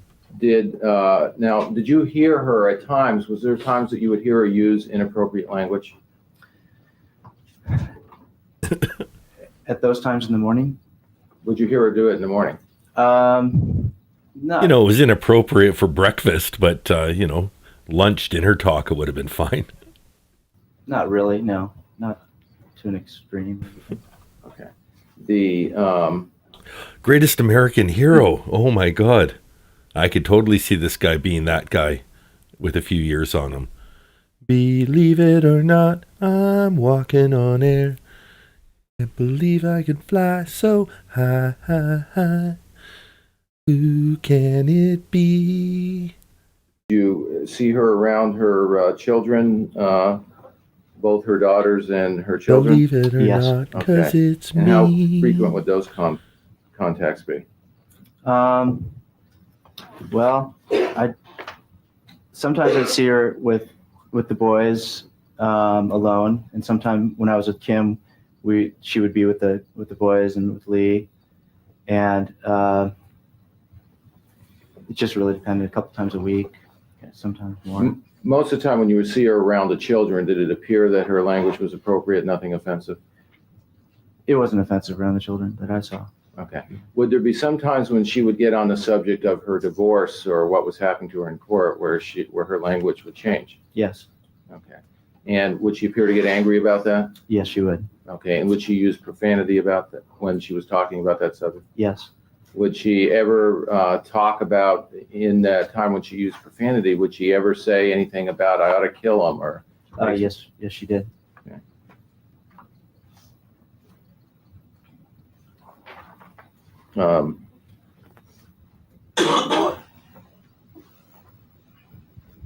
Believe it or not. Did you see her on November 4th? That would be a Saturday, November 4th, just before her arrest. Yes, I did. Okay, and do you remember who she was with?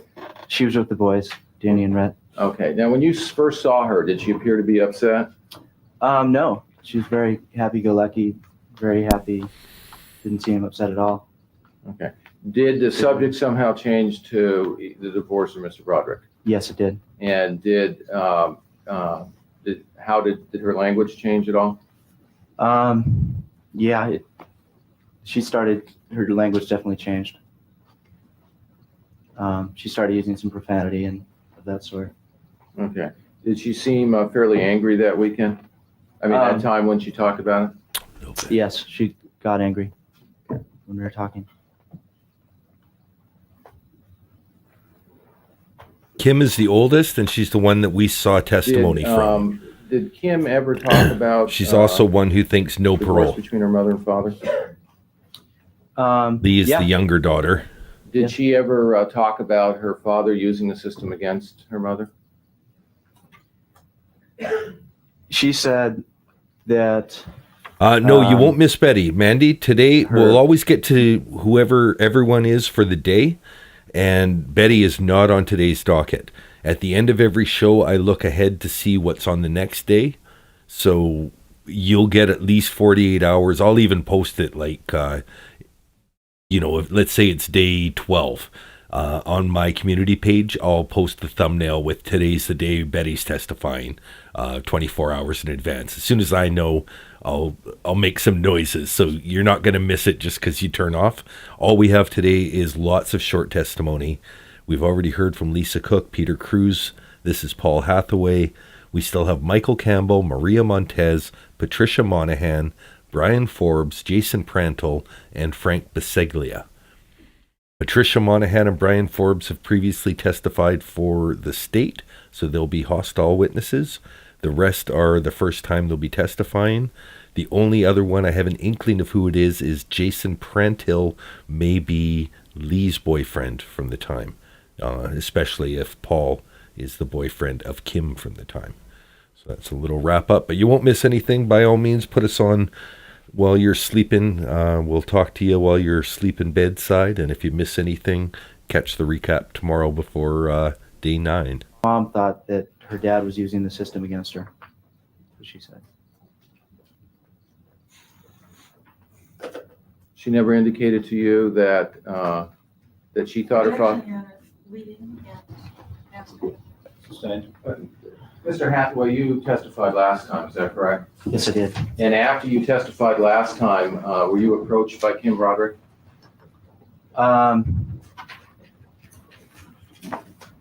Objection, Your Honor. They, I believe they're friends. Sustained. Were you talking in regards to your testimony in the courtroom by Kim Broderick?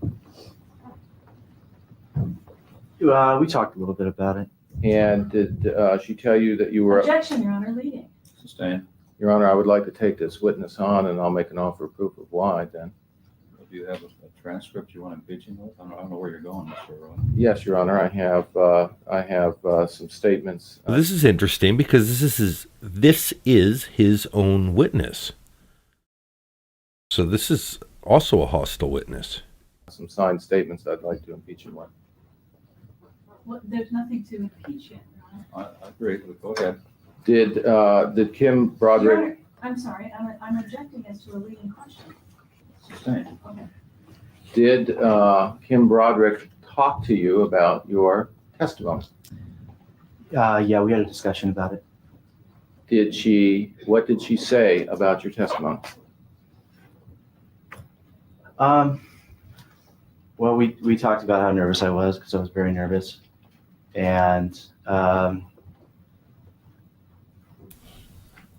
basically just how hard it was to do, because it was hard being in a position where I was in, and that's what we talked about, just being in the middle. Courtroom looks roomy Your without Honor, that bed. May I approach the witness? I would like to show him. Certainly. For the record, let the council know what you're showing.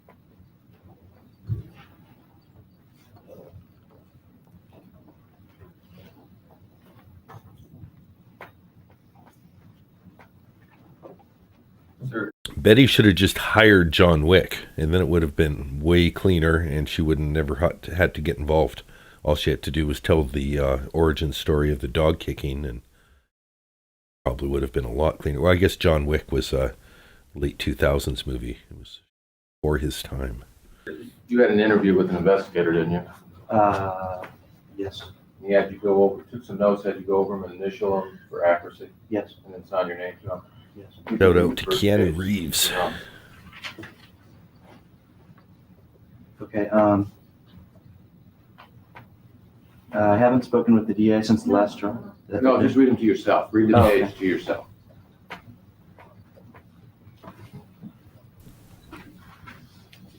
Good point, another one.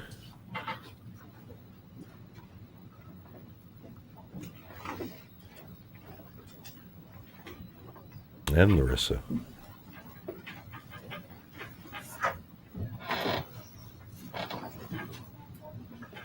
Okay.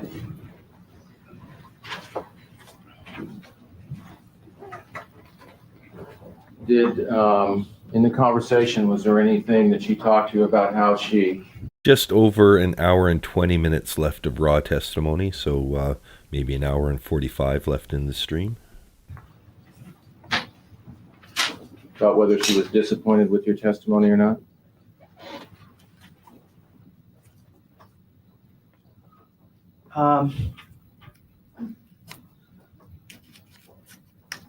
She seemed to think that maybe I didn't say some things that I should have.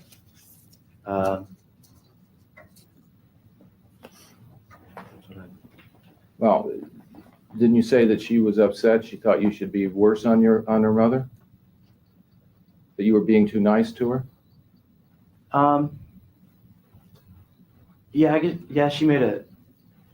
she said that maybe I wasn't as strong as I should have been. And were you trying to tell the truth when you were on the stand? Of course.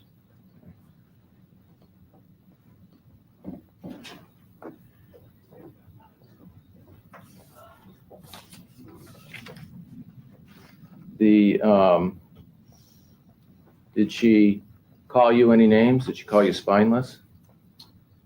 Yeah, we were joking around. Oh, she got her Halloween thing back. It's difficult for you to get here on the stand now with her in the courtroom, isn't it? Not really. No. Did you talk to? Do you know a ex-boyfriend of hers named Tom? I'm familiar with him. Yes. Objection irrelevant. That answer could stand. Overruled. Did Kim have any conversations with you about Tom and something to do with your mother's house? Objection hearsay. Sustained. Your Honor, impeachment. Kim denied this. I'd like to go into it. She denied she talked to this witness about Tom? She denied she talked to anybody about Tom. That's not true. Oh, that's overruled. Claim sustained. The objection sustained.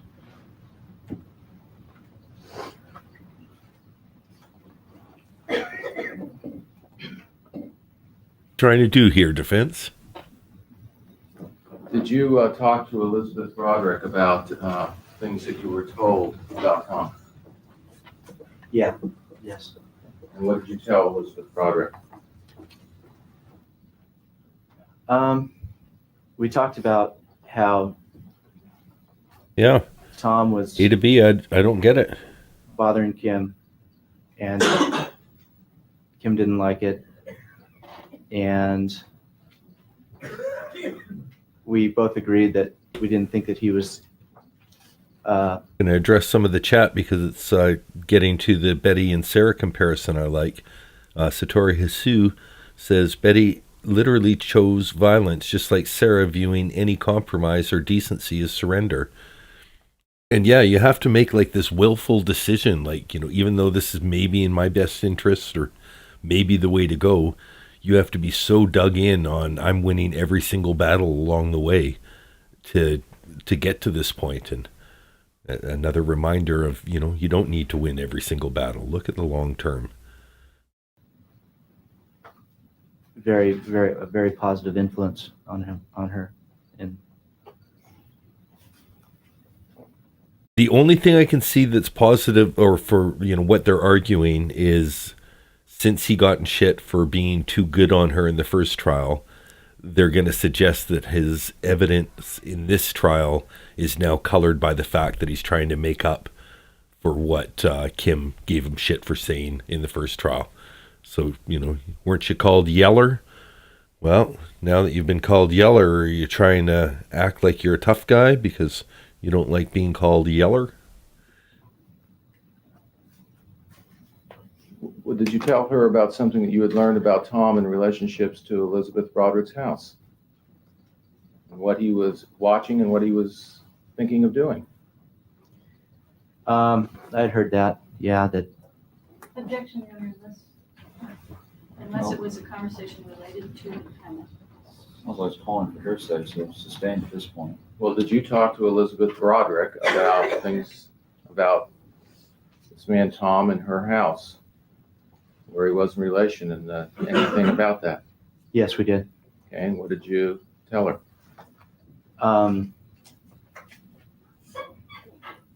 Well, I told her that I didn't think, can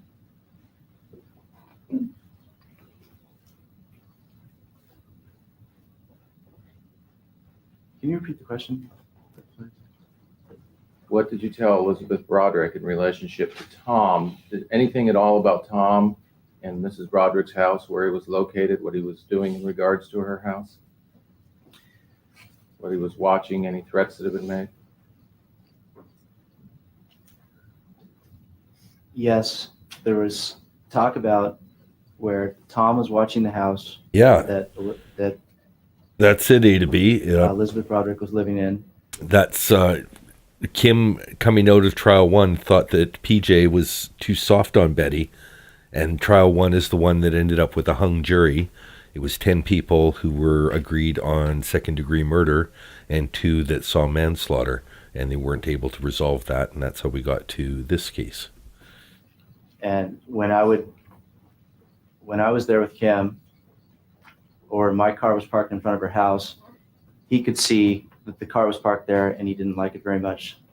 So he would call her up and tell her that, either leaving messages on her machine or talking to Kim directly.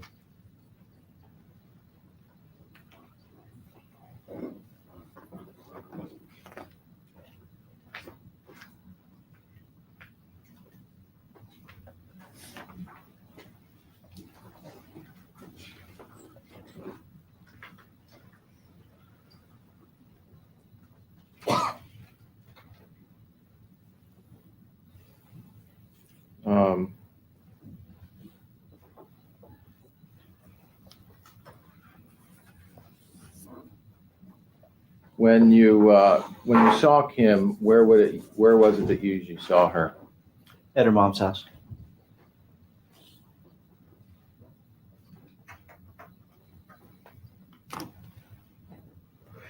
And did you see the boys around her mother? Yes. And how did they appear to be around her? They appeared to be very happy around her. It was obvious that they really enjoyed spending time with her.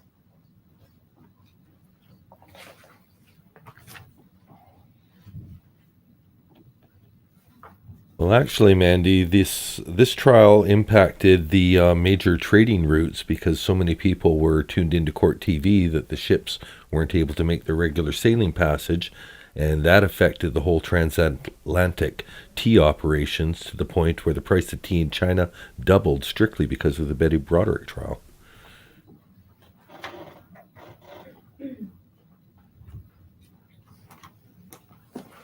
And how does Kim react? Kitten Pusher's asking about the poll questions. The Hey Scott Fuck You was Chelsea challenging Sarah Boone on didn't sound like you were being nice when you're yelling fuck you and he's in the suitcase. That's not what people say to each other. I don't see Scott in the morning say, hey Scott, fuck you. That's not what normal people say to each other, Sarah. Now that you still like Betty, is that correct? Yes, I do. And how does Kim react to that? Well, she understands that I like her mom, and I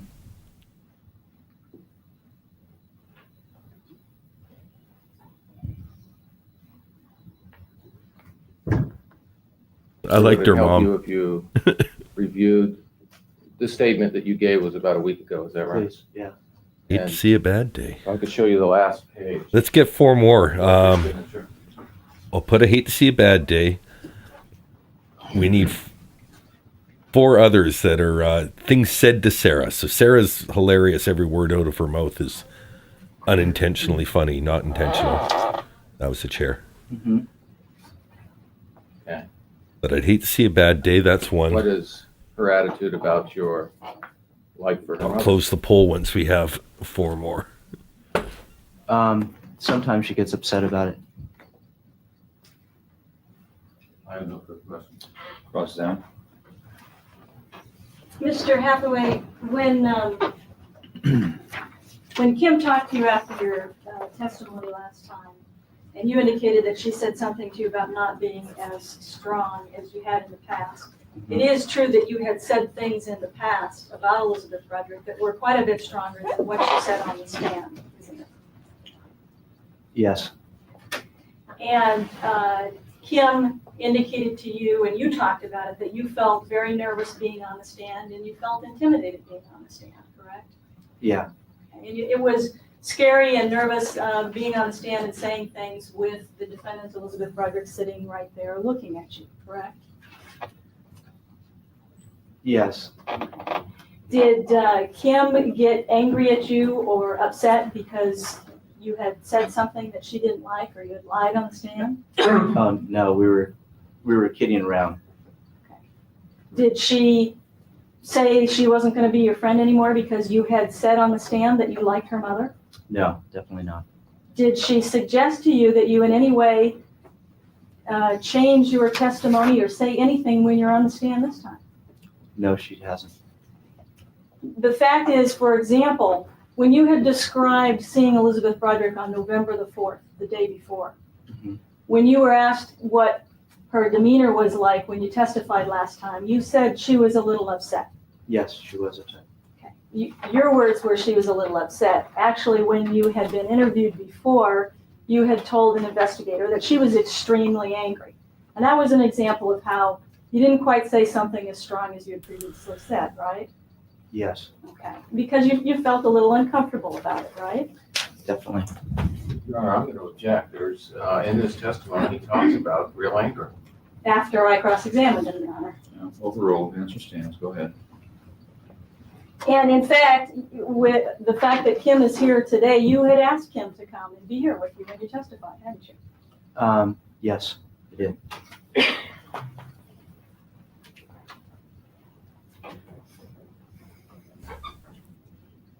Now, when you saw Elizabeth Broderick on November the 4th, again, when you testified under direct, you said that she was a little bit angry. Yes. Isn't it true that she was extremely angry that day? When she first arrived, she wasn't angry. She was very happy and very, everything was going great. And then she got very angry as the conversation went on. So she started to talk to you, when she saw you there at the beach, she started to talk to you, and as usual, she started talking about Dan Broderick, right? Right. That was a subject that came up often whenever you had a conversation with Mrs. Broderick, correct? Correct. And whenever that subject came up, she would start to get angry, correct? Correct. Approximately what time of day was it on November the 4th when you saw her? Approximately around noontime, around lunchtime. And you were kind of up on a bluff at the beach, Yes. and you were standing with somebody else at the time, another man who was taking photographs? Yes, a photographer. And you remember indicating that Elizabeth Broderick was getting so angry and the way in which she was talking, you were embarrassed about it because of this other person who was standing right there. Yes. And in fact, she said to you things that day, such as, and this is a quote, "That son of a bitch, he makes me so mad I could." That's what she said to you that day, isn't it? Yes, she said that. I could fucking kill him. And she also said to you, she continued to talk about him, and she said, again a quote, "That asshole, I just want to kill him." That She said asshole. to you that day, didn't I she? just want to Yes, kill she him. did. And the next day she killed him, right? Yes. You also indicated that on that day, Saturday, November the 4th, that she was more angry than you had ever seen her, correct? She was very angry.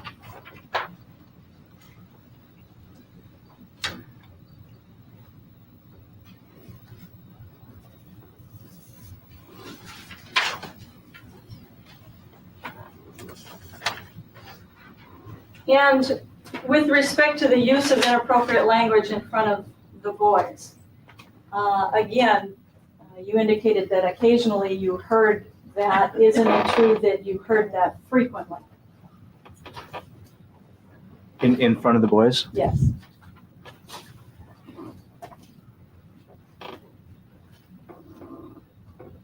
It depended on the situation. When she started talking about Dan, Mr. Broderick, she would refer to him as some with profanity. So, in that sense, yes. Okay. And you also heard her threaten to kill him frequently in front of the boys. Yes.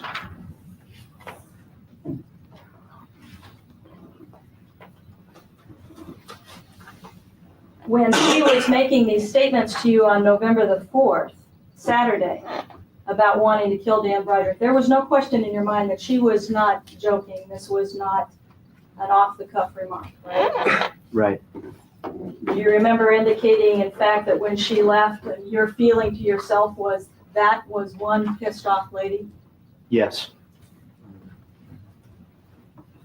That was one pissed off lady. And when she was talking to you there too, you didn't have any problems understanding what she was saying. She was making sense. She was coherent, understandable. Yes.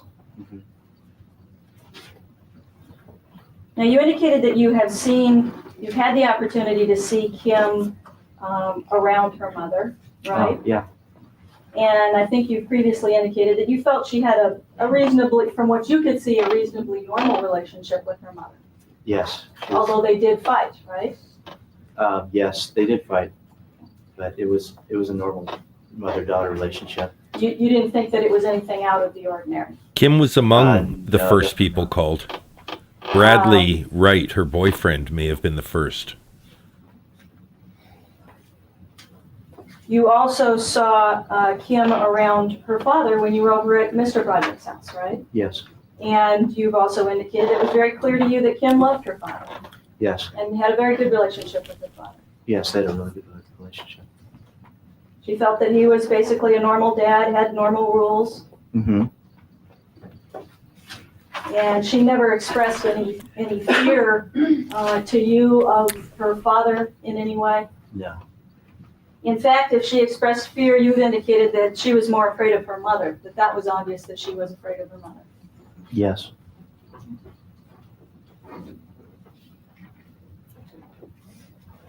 Now, you said that you've seen the boys around their mother. You've also seen the boys around their father, Mr. Broderick, correct? Yes.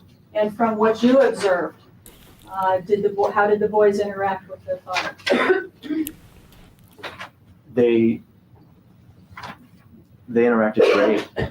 They really they seemed to get along with their dad really, really well, and they liked hanging out with their father, and they did a lot of things together. They seemed to enjoy their time together. And you've indicated it was clear to you that their father clearly loved them. Yes.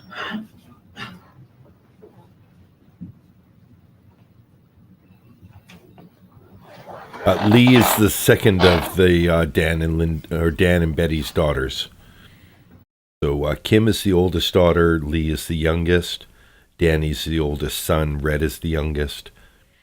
I don't know between Rhett and Lee which is older than the other, but they're the middle two. Rhett is the youngest. You indicated that you thought that Kim had from what you saw, a reasonable relationship with her mother. You have seen her mother get very angry on occasion and do things such as trash a drum set, and throw a guitar, and Yes. and that was when Kim was having a party at her house. Yes, it was. Had her mother given her permission to have that party? Yes. And what happened?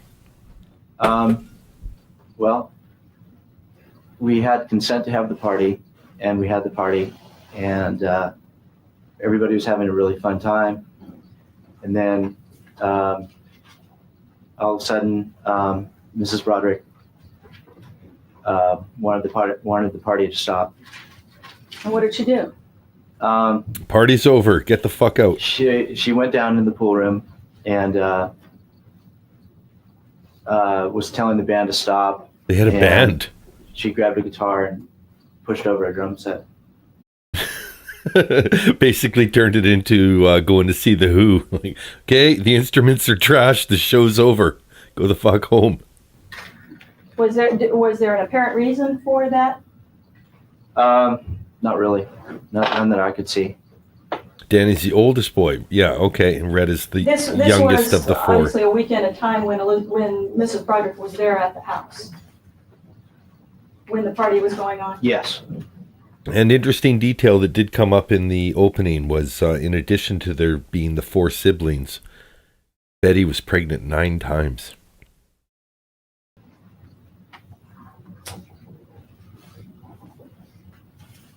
Now, you indicated that you had had some discussions with Mrs. Broderick about one of Kim's boyfriends named Tom, right? Yes. And it is true, is it not, that Mrs. Broderick never expressed any physical fear of Tom to you? No, she never.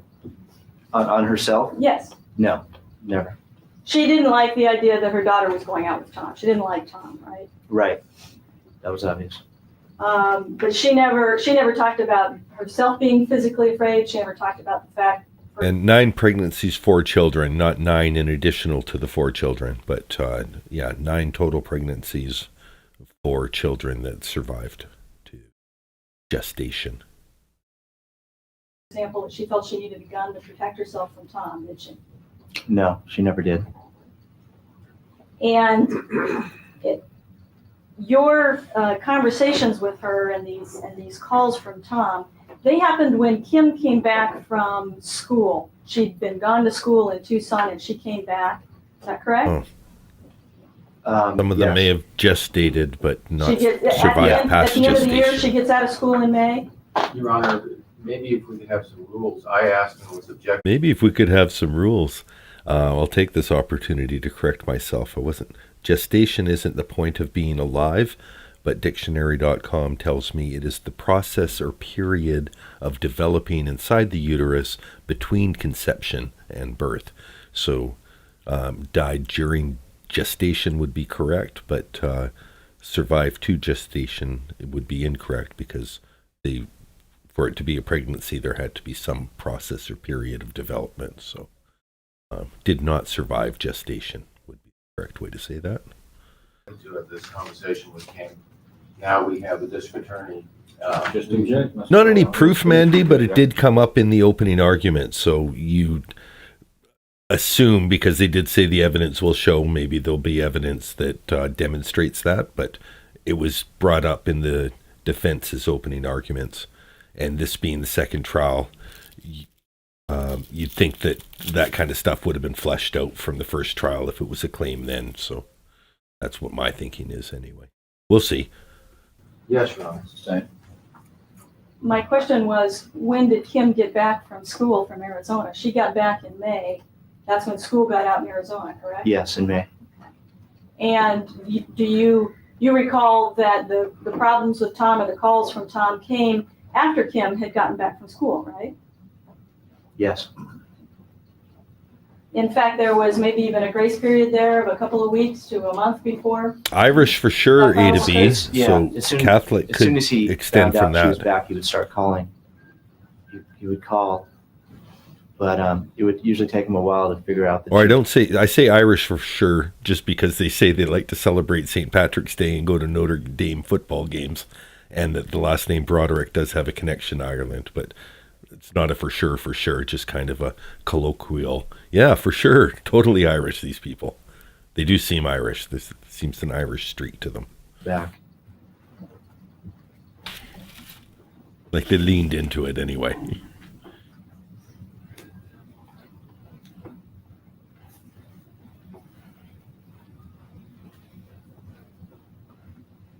I have no further questions. Redirect.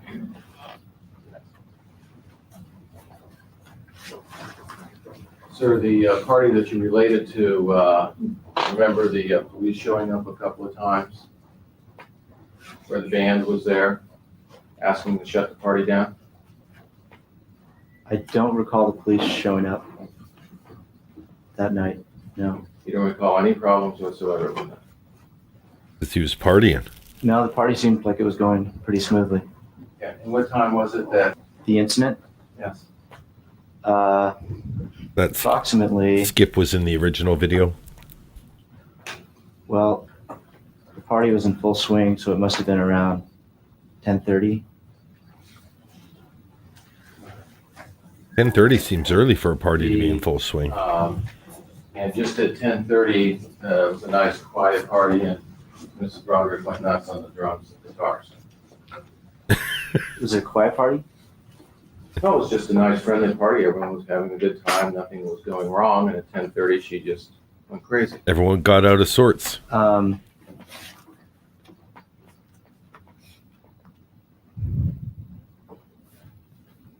It wasn't a nice quiet party.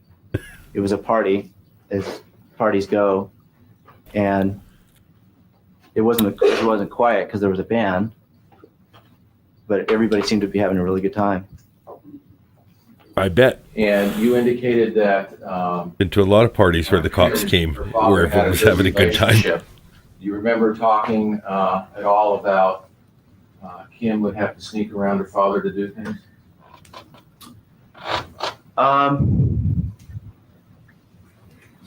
Yes. Okay. Did you ever talk about how problems she had with Linda in the house?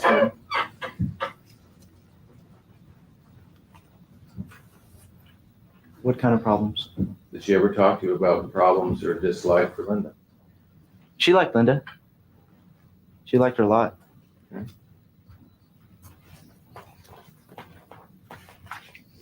Okay. Exactly. 10:30 is like fashionably late. I'm here for the party. The time that you were at the beach, and this is on November 4th, do you remember Mrs. Broderick taking some photographs? Yes, I do.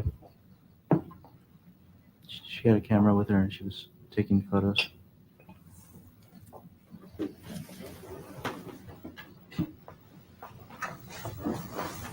And when she was upset at that time, did she tell you something that Kim had told her about college money? I'll do a little preview to see how much She we said have that left Kim here. had called her. There's less than an hour in the full stream. PJ is gone within 5 minutes. We don't have, say your last goodbyes to PJ now. And said that she was at college and she was upset because she didn't have any money. That's what she told me. He looks like a skater boy. I say see you later, boy. Your testimony is almost done.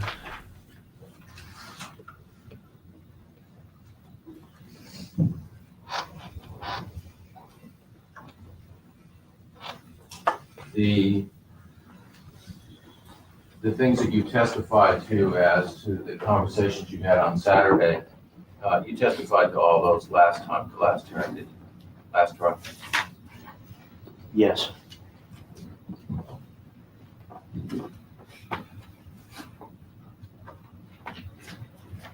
I have no further questions. Ross? You only testified about them after I asked you on cross-examination. I've spelled base the wrong way this whole time. Oh my God. Okay. Your Honor, I didn't, objection, it's irrelevant. Sustained. Oh, that's not acceptable. The comment that she made about Kim not having any money in college, her response to that was, what am I supposed to do? Send her my money? That son of a bitch? He makes me so mad I could fucking kill him, right? Yes. And with respect to Kim sometimes going around her dad's rules, her dad had a curfew, she was supposed to be in at curfew, right? Yes. And sometimes she would sneak around that. Yeah. Yes. I have nothing further. Anything further, Mr. Early? Witness be excused? Ms. Wells? Subject to recall. All right, thank you very much, Ms. Hathaway. Our next witness?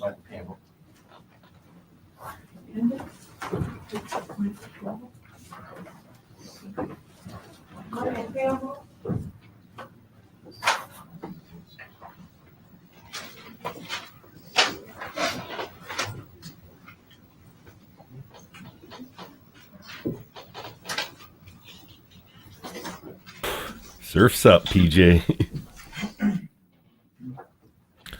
Who is this guy?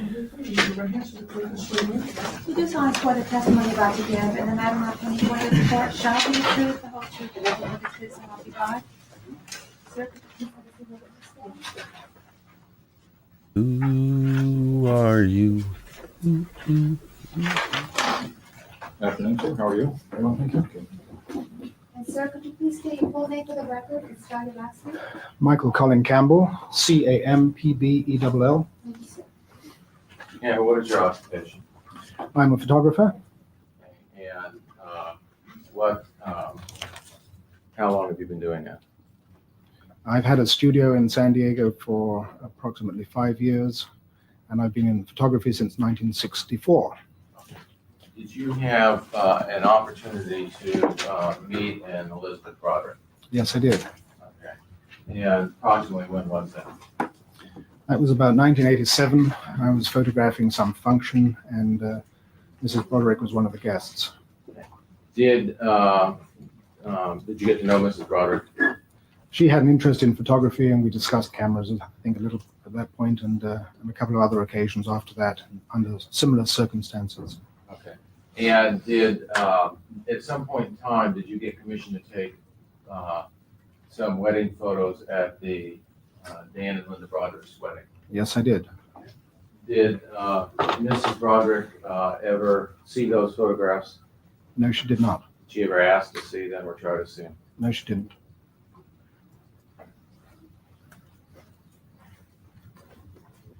I have no further questions. Sam? Good afternoon, Mr. Campbell. Good afternoon. You're not originally from here, right? You're from You can tell England? from the Texas accent. Yeah. Yes. There was a time when Elizabeth Broderick came over to your studio with respect to the idea of perhaps working for you. Is that correct? Well, not exactly, but she was interested in photography and had an idea of possibly starting her own business and wanted to talk to me about that. And she wanted to perhaps finance you in a photography studio in La Jolla. She thought we might be able to share a space together. We would do two different types of photographic services. When was the first time that she came over to your studio? I really don't remember the exact date, but it was, I suppose, end of 1988. I was in Sorrento Valley at the time, so it must have been around 88. It was sometime after you had taken the photographs at Dan and Linda's wedding, right? Yes, but I'd talked to her about this before that. Mm-hmm. But first time she came to your studio Thank you, Tam Tam. was after you had taken the photographs of their wedding, right? I believe so.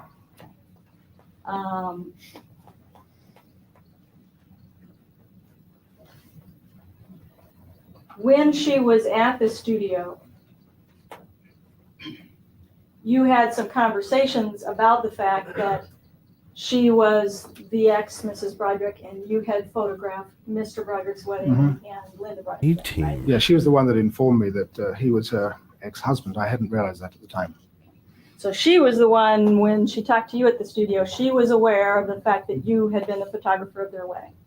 Yes, she'd seen photographs of me that her neighbor had taken at the wedding, and that's how she knew.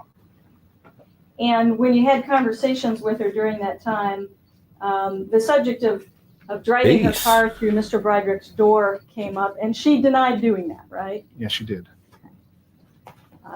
You indicated that you had heard about that. You asked her if that's true, and she specifically said, no, that's not true. It didn't happen. Dan and Linda are making that up so that they can get custody of the kids, something to that effect. Basically, that was what you said.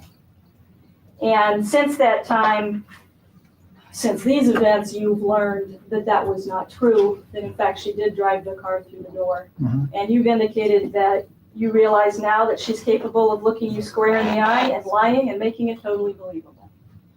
I believed her at the time. Objection. That's irrelevant. Overruled. You can answer that. That's what any lay witness can give. What, I'm sorry, what was your answer? I didn't, you started. I believed her at the time.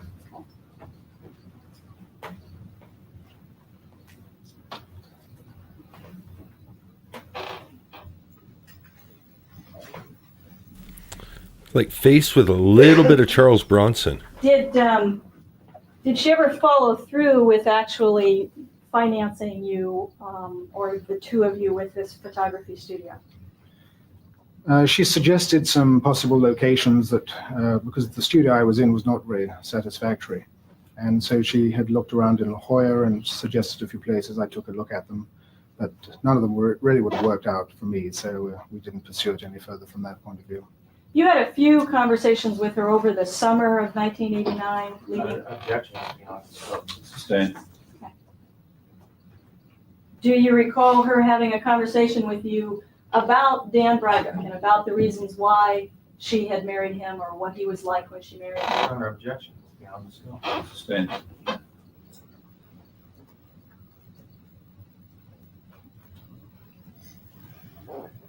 Do you recall when she came over to your studio and the times that you had conversations with her, her attitude about money?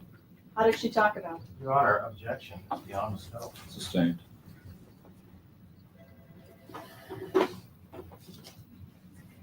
She also denied to you ever making any threats to kill Dan and Linda Broderick, right? Yes, she did.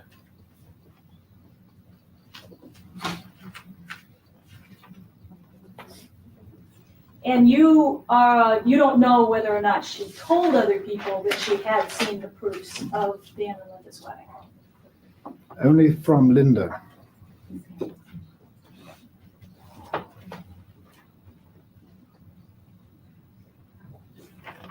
I have no further questions Redirect. this time.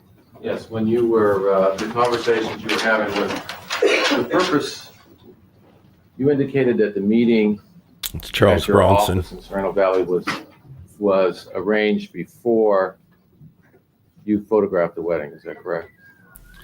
Yes, we had the conversations for quite a long period of time. And you had conversations about going in business together? Well, it varied. We never really pinned it down very Okay. precisely. But I just want to mean general conversations. Yes.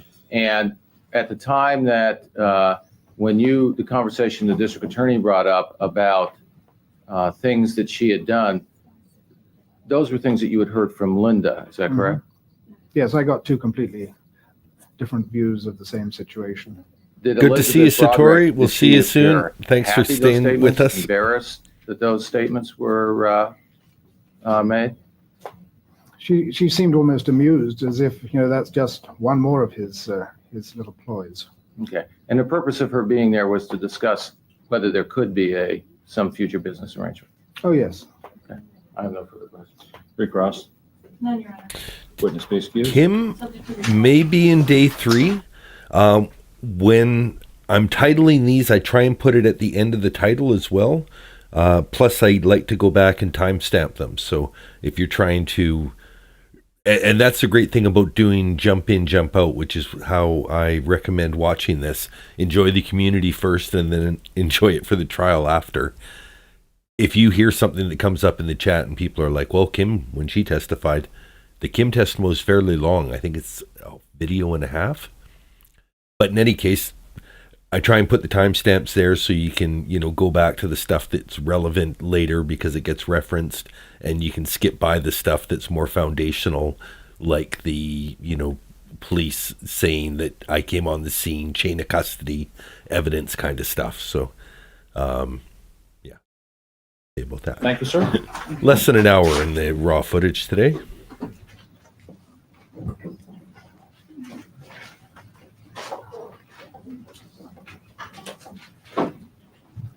Maria Montes? Your Honor, well, may we approach the bench while she's coming? Certainly, want it on the record? Yes, please. All right. I have 3 witnesses. I didn't know if you wanted to take a recess, like a half hour or not. And whatever the court wants to do, that's fine. Let's give the jurors a vote. He's got 3 witnesses left. You want to take a recess or keep going, folks? Keep going. Keep going. Come on. Everyone, just keep it running. Ms. Montes, you're still under Ms. oath Montes. from the last time you testified, okay? Excuse me. Yeah. All right, and the record should reflect that Ms. Montes is being assisted by the same court-certified interpreter that was used last time. Go ahead, Mr. Earl. I don't remember her testimony at all. Remember in the spring of 1989, in spring of 1989, were you working at Mrs. Broderick's home? I don't remember her testimony. Yes? Okay. And do you remember a time that she was working at a daycare center, a nursery center? Yes. And would you go over to her house and when she was at work, would you go over to work at her house? Yes. And sometime when you were over there, do you remember a day that a woman came into the house while you were working there? Yes. Okay. And do you remember seeing a picture of Linda Coquina, Mr. Broderick's new wife? Sí, yo la miré en un papel, en una foto, pero cuando ella entró yo no la pude reconocer porque en la foto tenía una sonrisa muy grande y después cuando ella entró no tenía la misma sonrisa. Yes,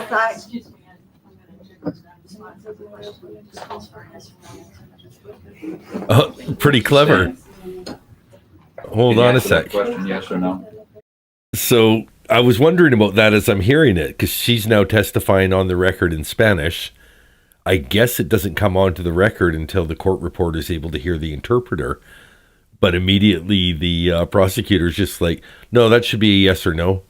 So even if she doesn't speak Spanish, she knows that answer was not, sí or no. Well played, prosecutor. ¿Cómo es la pregunta que... Did you see a What was the picture? question? Did you see a picture of Linda Coquina Broderick?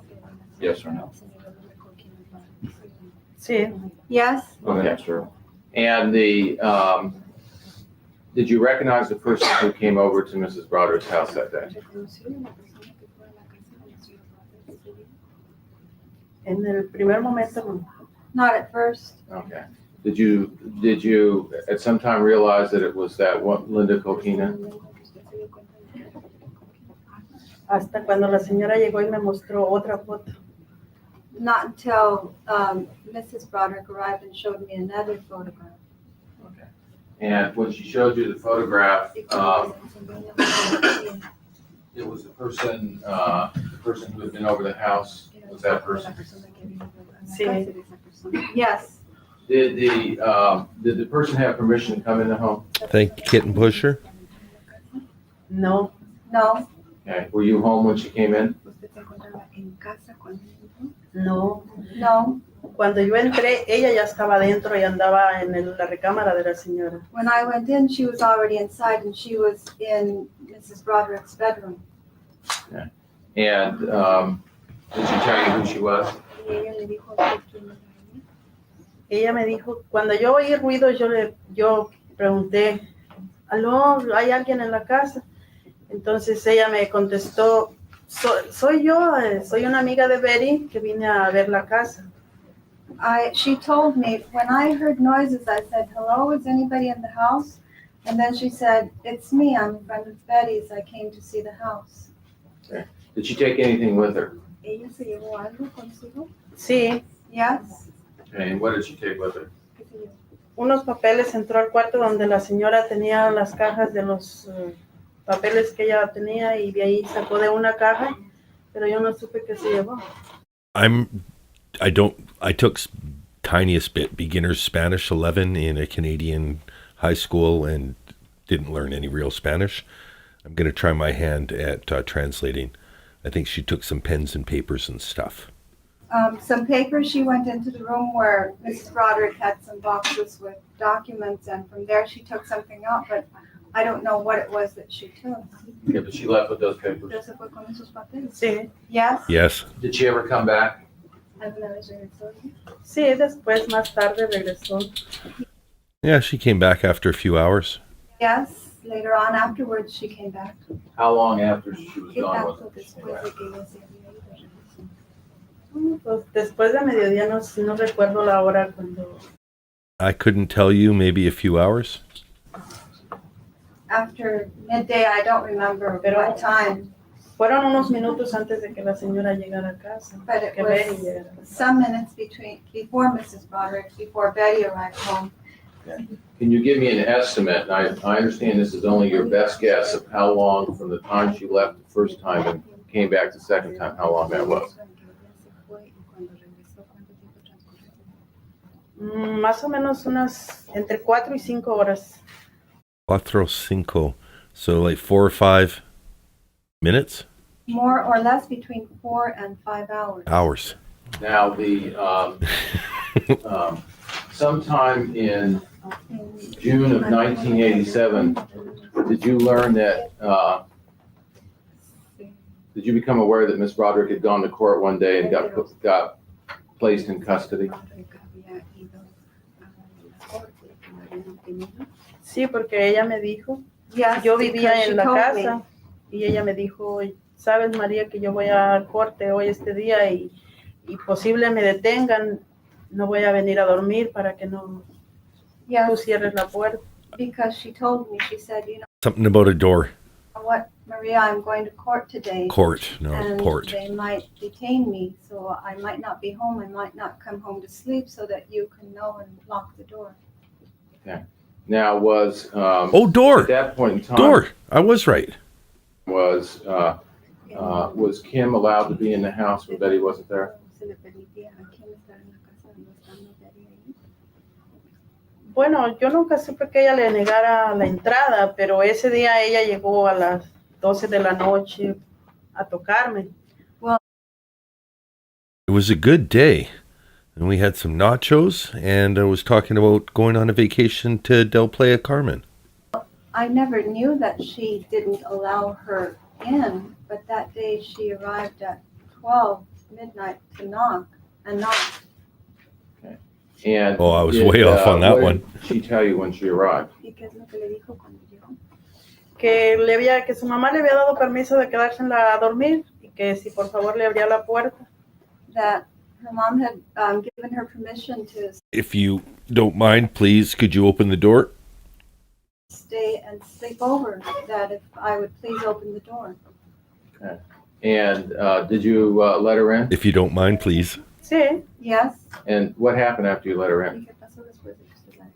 Cuando yo le abría la puerta, ella pasó, pero se fue a la otra puerta del otro lado de la casa, abrió la puerta y entraron muchos.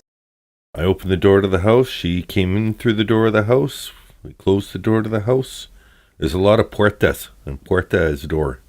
Amigos, muchachas y muchachos de ella. And muchachos and muchachas, that's boys and girls.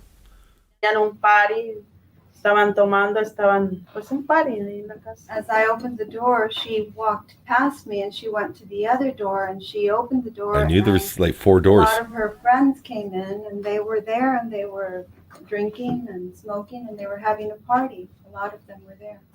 Okay. And did you finally have to do something about that?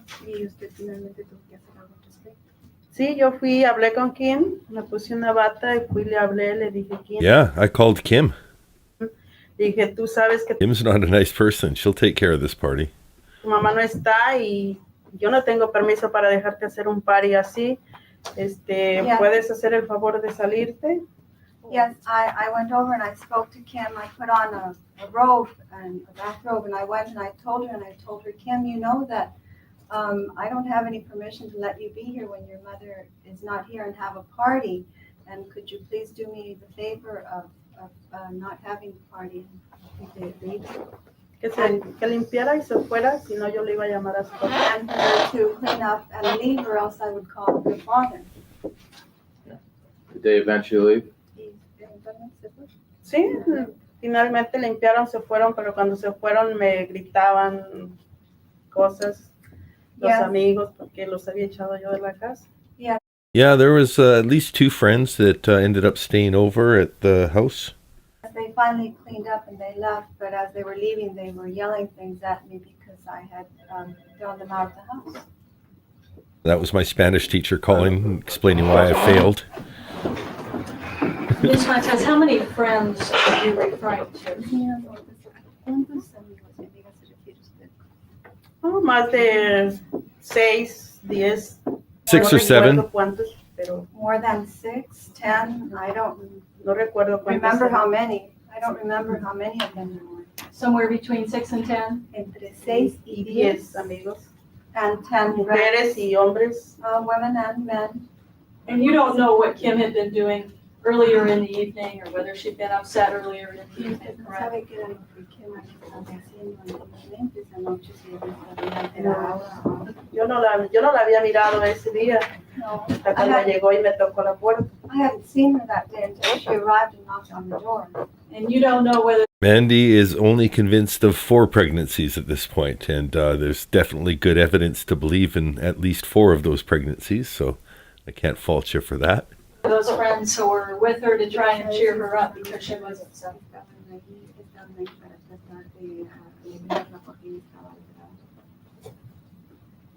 Yo no supe nada porque yo con ella no, muy poco hablaba, solamente habló cuando llegaba y bye, porque con ella nunca platicaba, entonces solamente entró y después cuando yo hablé que se fuera, pues todo. I never knew because I wouldn't speak to her very much, just hello when she would arrive and goodbye. So I didn't know, I didn't talk to her very much. And when you asked her to have the party leave, she did follow your direction and had the party leave, correct? Sí, sí. And yes, afterwards. And it wasn't Kim who was yelling anything at you, was it? No, los amigos me gritaban. Yo estaba ya acostada. I was already in bed. Yo oí los gritos que I was reading the chat. I'll just let the interpreter take over. Yo no sé. From the outside, oh, Maria, this and that, but I didn't know who. I didn't find out. I did better than I thought, actually. I was.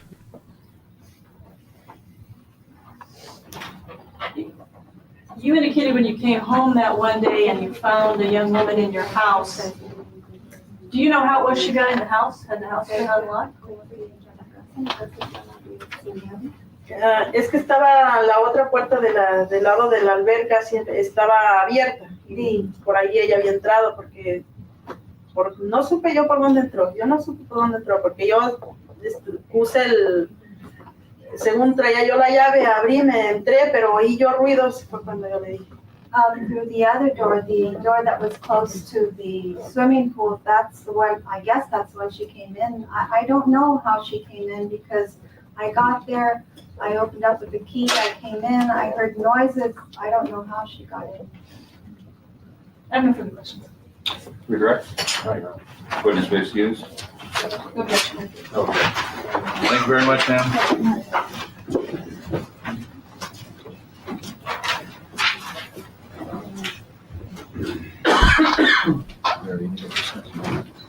Oh, Patty Monahan.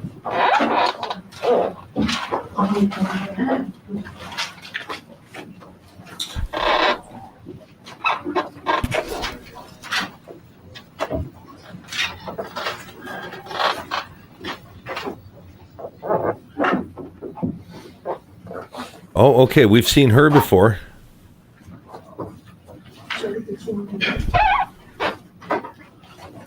File manager still under oath from last time.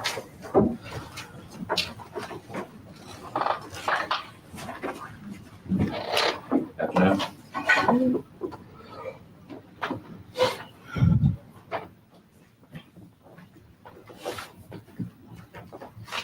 And the,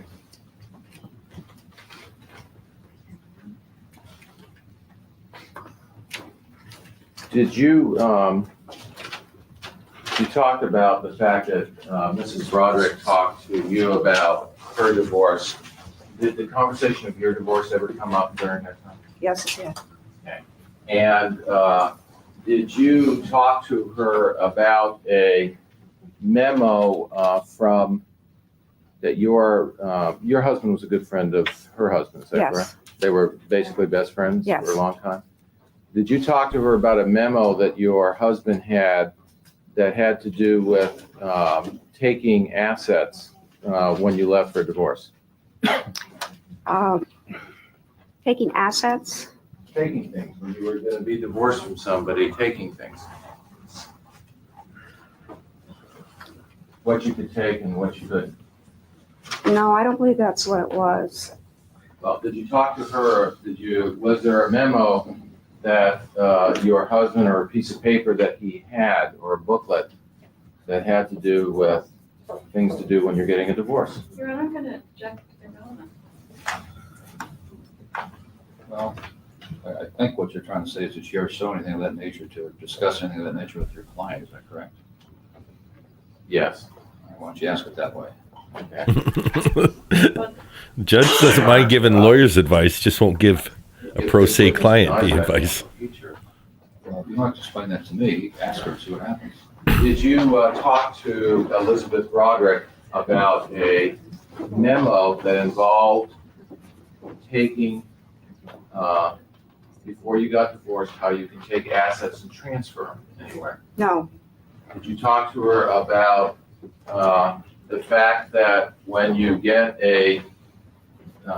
that there was a memo in existence about what to do with your family home and what to do with your children? no, Did you talk to her about any memo or piece of paper that you found that upset you that your husband had?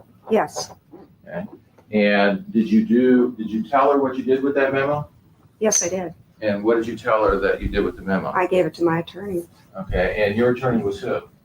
Tom Ashwood. And at some point in time, did you find that memo was gone, no longer in your phone? Did you look Yes. for that memo Yes, and it was missing from the file? as far as I know.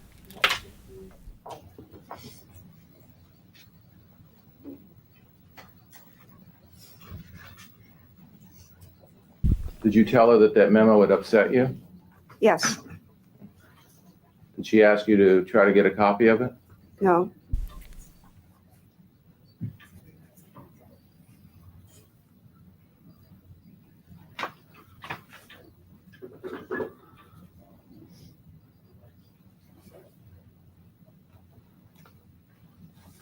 Hey, Detective Wilberfett, good to see you. Cross-examine? Mrs. Monahan, what is this alleged memo that counsel's talking about? the only memo I can recall that upset me to any degree was a list of personal possessions to take when a man is leaving his home and not intending to come back. I can't even remember what was on the list, but they were personal possessions, things that belonged to him prior to our marriage, and also certain legal papers. Now, this was something That was a happened snuck-in when fart. You were going through a divorce with your husband, correct? Yes, You had been married to your husband for how long? 23 years. And what was it that upset you about this list? The reason I was upset was mainly because I realized that he wasn't coming back. This wasn't a trial separation. This was what a man would do if he wasn't planning on coming back. So you realized that he was serious about separating and divorcing. Divorce, yes. Now, there wasn't anything about this list or memo that suggested ways to cheat your husband or cheat your wife if you're leaving in a divorce, was there? Absolutely not. And there was nothing that made you upset about this list, thinking that this is something that my husband's going to cheat me with, right? No, It was simply the fact that you recognized that your husband was serious about going through with a divorce. I've been called worse And you things never than Daniel. suggested to Elizabeth Broderick that there was some list or memo on how to cheat your wife in a divorce, did you? Give you a little clue. Now, Canada's not a terribly racist country, and thank God for that. But when I was young, there was a toy called Digger Dan, and the song was Digger Dan Can. Well, for some reason, kids thought that Digger rhymed with something else, and we didn't have a lot of black people in the school, but for a couple of years, that was an occasional insult that didn't totally bother me. I didn't get the relevance aside from the rhyme, but still. Call me Daniel. Daniel's fine, Detective Wilberfett. I will not be offended by Daniel, Dan, or Dandy. Mr. D's too formal. We can't do Mr. D. absolutely not. Did you ever feel that your husband, David Monahan, cheated you in your divorce? Absolutely not. This is on recall, yes. Not rebuttal, So if she is but she was subject to recall, and defenses looks like they're exercising their right to recall a lot of the original witnesses. There'll be one more recall witness today. Brian Forbes, the next witness, is the next door neighbor that discovered the crime scene after being alerted to it by Brad Wright, who is Betty Broderick's boyfriend at the time, and does a damn fine Hermie the Elf impression. suggesting that there was some list about how to cheat your wife and it came from you, that's a fabrication on her part, right? Yes, it is. I have nothing further. You ready? Ma'am, even though this was just a list, as you say, that just meant to you that he was going to leave you forever, you thought it was important enough to give to your lawyer. I told my lawyer about it, and he said he'd like to see it. Okay.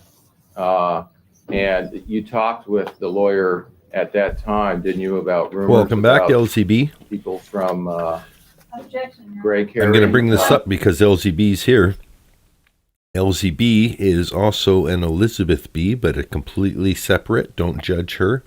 Betty Broderick, Elizabeth Broderick, LZB. So I thought that was one thing. And then I go downstairs the other night, and my mom is watching a documentary on Lizzie Borden. And I'm thinking, Lizzie Borden, why does that sound familiar? LZB. You be careful around her. Don't. Because LZB, Lizzie Borden, she seemed like very nice before people started messing with her, killing her birds and stuff. So, yeah, just mind your P's and Q's. We've got a moderator in the chat named LZB, and I think, you know, we're a pretty mellow crowd. Nobody needs moderating, but be careful.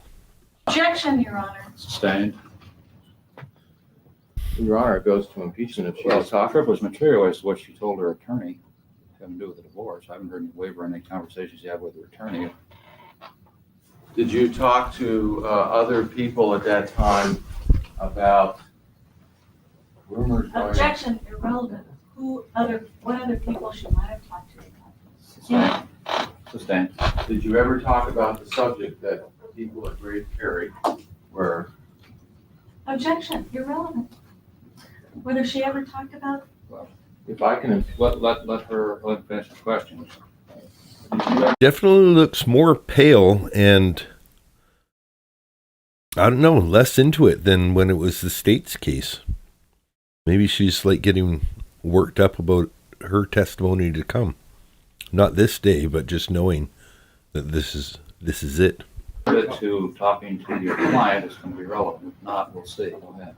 did you talk to anybody about the fact that there was some kind of conspiracy at Great Carey, the wives believed among the attorneys there, to do things with their money when they divorced their wives? Would you say that again, please? Did you talk to anybody that there was a feeling among wives at Great Carey that funny things were happening when lawyers there were leaving their wives? No. Funny things. Not funny, haha. Was your house for sale at the time of your divorce? objection, Well, irrelevant. Sustained. Oh, did she get screwed over for a Did you house? say anything to Elizabeth Broderick about your house being for sale at the time of the divorce? Objection, irrelevant. Sustained without an offer of proof, Mr. Lee. Whether another house was for sale, I must see the connection. Well, I'll give the court an offer of proof. Why not? In case you're wondering, my medical snacks is a bowl of spinach dip that I have in a bowl of ice water. I'm thinking ahead now. These are long streams. You can't just bring out food that should be in the fridge and leave it beside you all stream. Little sliced up pieces of sourdough bread that my mom cooked. So that's a delightful little snack that I've been tasting. It's soft, doesn't make a big chewing sound. Recommended for all streamers. Get your mom to bake you a sourdough bread so that you can dip your own spinach dip during a stream. In regards to the memo, did you talk to Elizabeth Broderick about your children, where they were living when the split up happened? I don't understand the question. Did you talk to Elizabeth Broderick about being upset about LCP your children being It's also Detective sent away W. during the time of your split up? Your Honor, I object to the relevance of what this witness might have been upset about during her own divorce. Sustained. Did you talk about that in regards to the memo at all? Hey, Christine Garcia, good to see you. I don't understand your question. I don't either, Mr. I think the memo she said had to do with the personal belongings you take with you. That's what I recall the answer. Yes, Your Honor. May we approach the bench again, Your Honor, make another offer of proof? All right, sure. All right, bring it on. When you talked about the memo, did that have anything to do when you were talking about the memo with children? With my children? Yes. No. The time that you were talking to Elizabeth Broderick about what your characterization of the memo is, did the subject of children come up? Your Honor, objection. Ask an answer. Sustained. I'm just asking her in the same conversation whether it came up. Well, it's also sustained as irrelevant, whether the conversation children came up. I love how the judge offers up his own. Well, then it's then it's sustained for irrelevant. Doesn't even need the help of the prosecutor. Like, I'm done with this line of questioning. Move on. Don't make me move my. Cross down. Don't make me lift my head off the back of this chair. Witness be excused. Thank you very much, Ms. Monahan. Goodbye, Miss Monahan. That's it for you. Afternoon, Mr. Forbes. You're still under oath from last time, okay? Brian Forbes. Mr. Forbes, have you in the past gotten together with a group of, this is between the last trial and this trial, a group of friends of Dan Broderick and family to discuss the upcoming trial? No, I've not. Okay.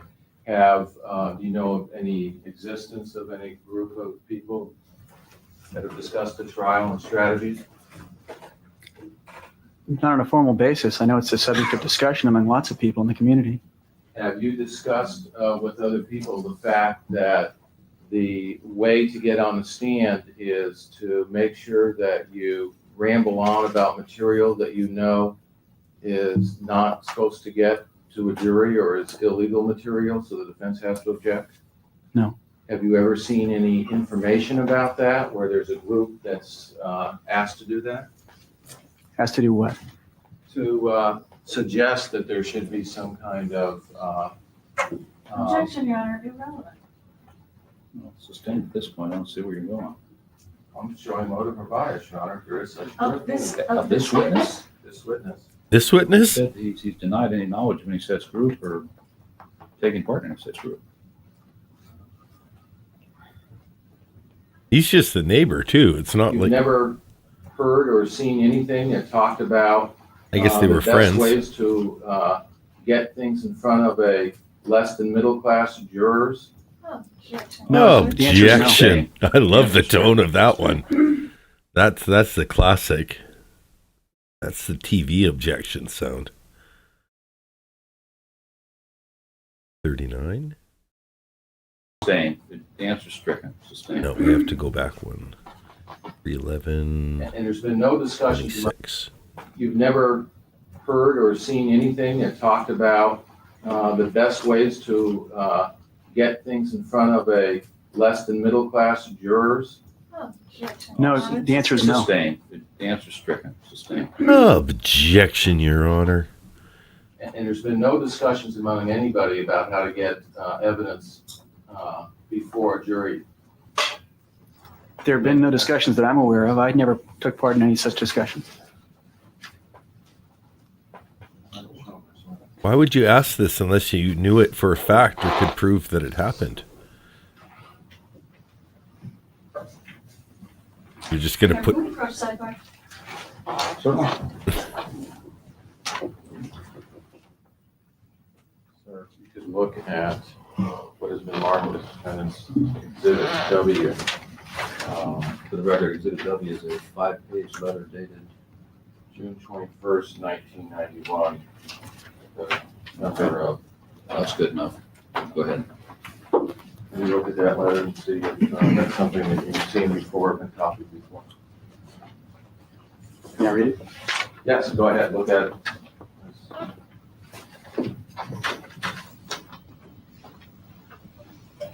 Just so we know, during a quiet spot while he's reading, we'll look for the same time for tomorrow's start, barring any big live streams. I'm willing to move if something is happening in the world of YouTube where there's a big stream going on. I can push it back by about 3 hours tomorrow, but probably going at the same start time, which is 6 p.m. Eastern.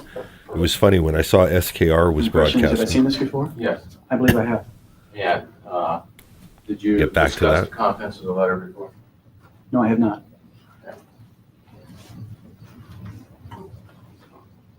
But do check out I SKR, don't have any further questions. perhaps after the show. Mr. Forbes, do you feel that your testimony in this trial in some way rambled on in order to get irrelevant material in front of this jury? No. I take it you weren't particularly thrilled to be the person who had to discover two friends dead in the bedroom, were you? No.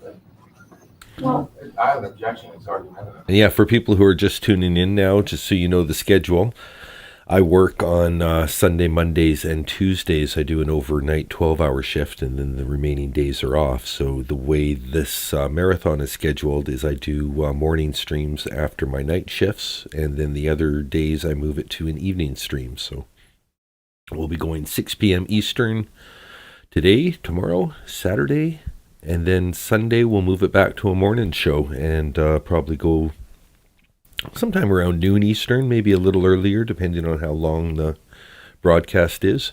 And if I have to break up another day of testimony into two just to keep it reasonable in between my night shifts, that's what we'll do there. So we're calling it 21 days, but I'll throw in like day 6, I split into two, so it's day 6 and day 6.5.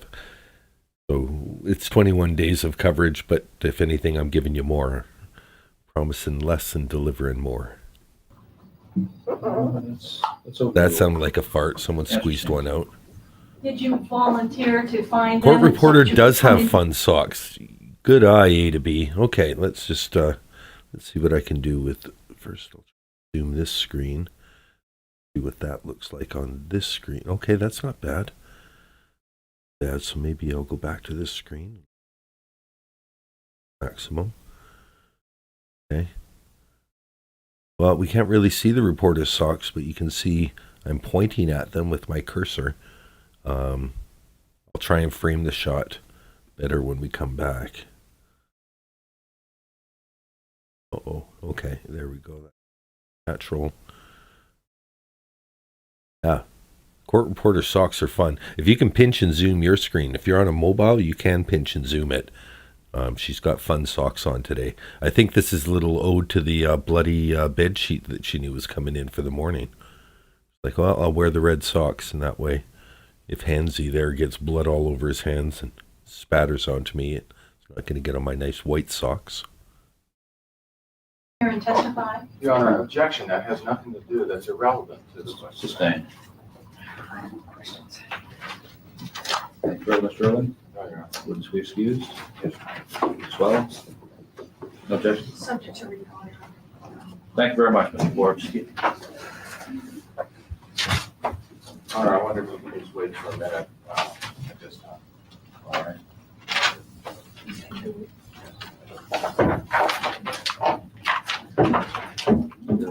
Other witness you had scheduled for this afternoon had plane connection problems, is that correct? Yes, Your Honor. So you're out of witnesses? Yes, Your Honor. You're out of witnesses. Ladies and gentlemen, we'll take our afternoon recess at this time. Please remember the admonition. I hope you beat the trick-or-treaters to your house. Have a nice evening. Oh, it's Halloween night. Sir, could you please state your full name for the record and spell your last Who is this young man? Jason Prantill, Prantil. Jason Parental. Sir, what is your... Jason Parental, look at him. Do you think he's an actor? Is he... like at this time anyway, is he like a guy that's going and doing auditions and he's trying to be, well, this is before Cato Kalin, but if this was after Cato Kalin, he'd be the Cato Kalin of this trial. People would have been, Look at you, Jason Parental. Might have to call up my AC Slater picture for you. Your occupation? I manage a restaurant in La Jolla. And which restaurant's that? It's Chuck's Steakhouse. In 1989, were you working at Chuck's Steakhouse? Yes, I was. Okay, and did you know someone named Lee Broderick? Yes, I did. And what was your relationship with Lee Broderick at that time? We were living together. She was my girlfriend. And are you still boyfriend, girlfriend? No. Okay. Did you come to know Elizabeth Broderick, Betty Broderick, during the time that you were dating Lee? Yes, I did. Okay. Were you friends with Elizabeth Broderick? Didn't like her, friendly? How would you describe It was a friendly relationship. I got along with her. Okay. John Did you, Stamos' little also brother. Have a opportunity? Did you have opportunities to be around her house? Yes, I did. And did you have an opportunity to be around Lee's father's house? Yes, I did. Do you remember on November 5th, 1989, Elizabeth Broderick coming over to the house where you were? Mandy asks, when I sleep, I'll just leave it paused on this handsome young man while I answer that question. I slept a lot as a teenager. I was really big into like 10, 12-hour naps. So I think I got a lot on the front end, and I'll catch up on the back end. Right now, I'm kind of doing the creative genius thing, 5.5 to 6 hours sleep. But I get a good solid one in between the Wednesday and Thursday show. Like I just woke up maybe 2 or 3 hours before this one. And, so that was a nice gap between shows. So I'll get one solid sleep in between. And even these are my days off. I'm sleep okay. I get about 8 hours. But on my work shifts, it's especially work coming into a live stream. 5.5 hours, 6 hours sleep is pretty much, it's enough. It's enough for 3 days. It's not ridiculous, but I wouldn't recommend it as a long-term strategy. Yes, I do. Okay. When she came over, what was her demeanor? How was she acting? Well, she was mumbling about not making much sense. She was very incoherent that morning. Was she happy, sad, crying? She was just a big collage of young Andy Garcia. Did you talk about something that happened at Dan Broderick's house that morning? She mentioned something about going over there and resolving the situation she had between herself and Daniel.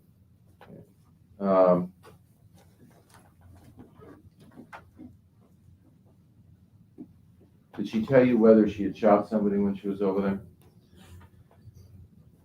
She said she confronted him, and she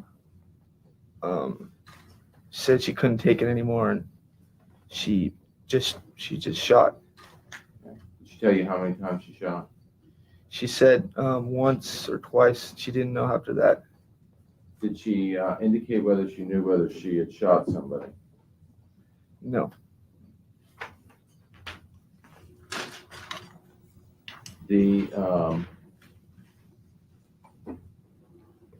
At some point in time, did you go with Elizabeth Broderick when she went to turn herself in?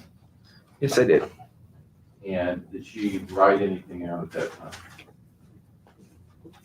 When we were going to the police station to turn her in, she wrote down a will and testament, and she also had some instructions for Lee and I to take care of. That was something she wrote in the car down there? Yes. And during the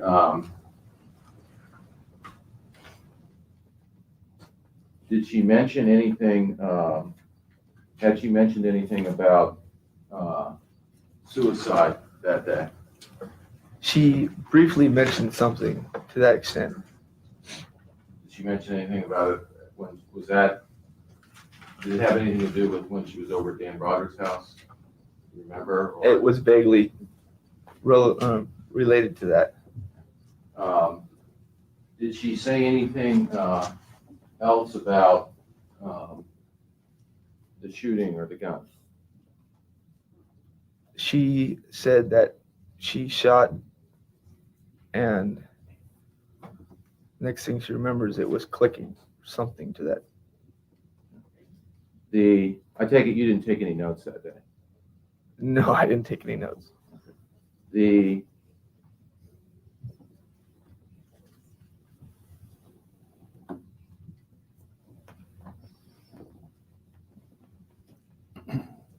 After, when you were dating Lee, did you get to know her sister Kim? Yes, I got to know Kim. Would you be present when she would talk to her mother about things that were happening over at her father's house? Yes, I was present. Okay. What would her demeanor be? Would she be talking happy tones, complaining? How would she be? Well, usually she'd be complaining about something to do with Linda and Dan, how silly they're, whatever they would do. Or she'd be in hysterics about something that she didn't agree with.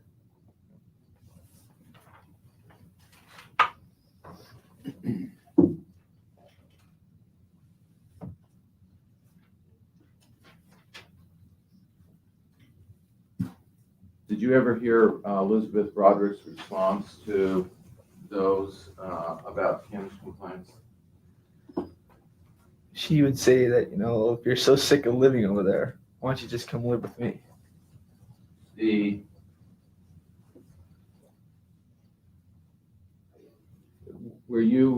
you see her other children, the boys around her too?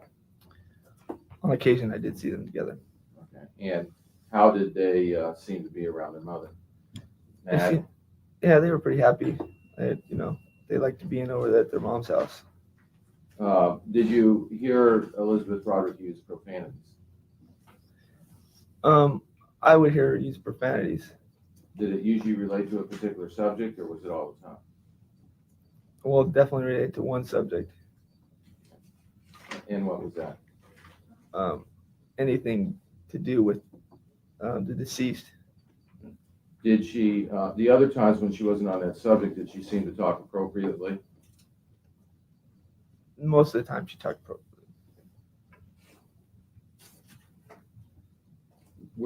Did you ever have an opportunity to go over to Daniel Broderick's house when Lee was living there, when you went to visit?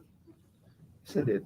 Okay. And did you ever talk to Elizabeth Broderick about things that you heard at Dan Broderick's house relationship? Things that you heard Linda saying about Elizabeth Broderick? I remember going over to Betty's house with Lee, and Lee would say something about what Linda would say, and I would say, yeah, she called you, oh yeah, she called you the beast again, and she's calling you a bitch, and all this stuff. And those were things that you were hearing? Those were things that I heard. Hold right. Rental. Not.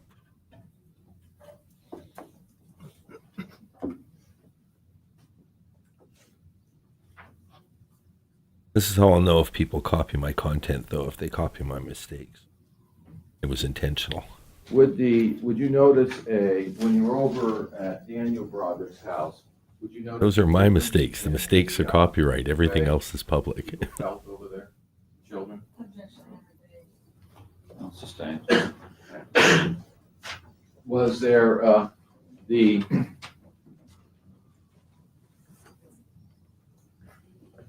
the children appear to be happy and carefree when they were over at Dan Broderick's house?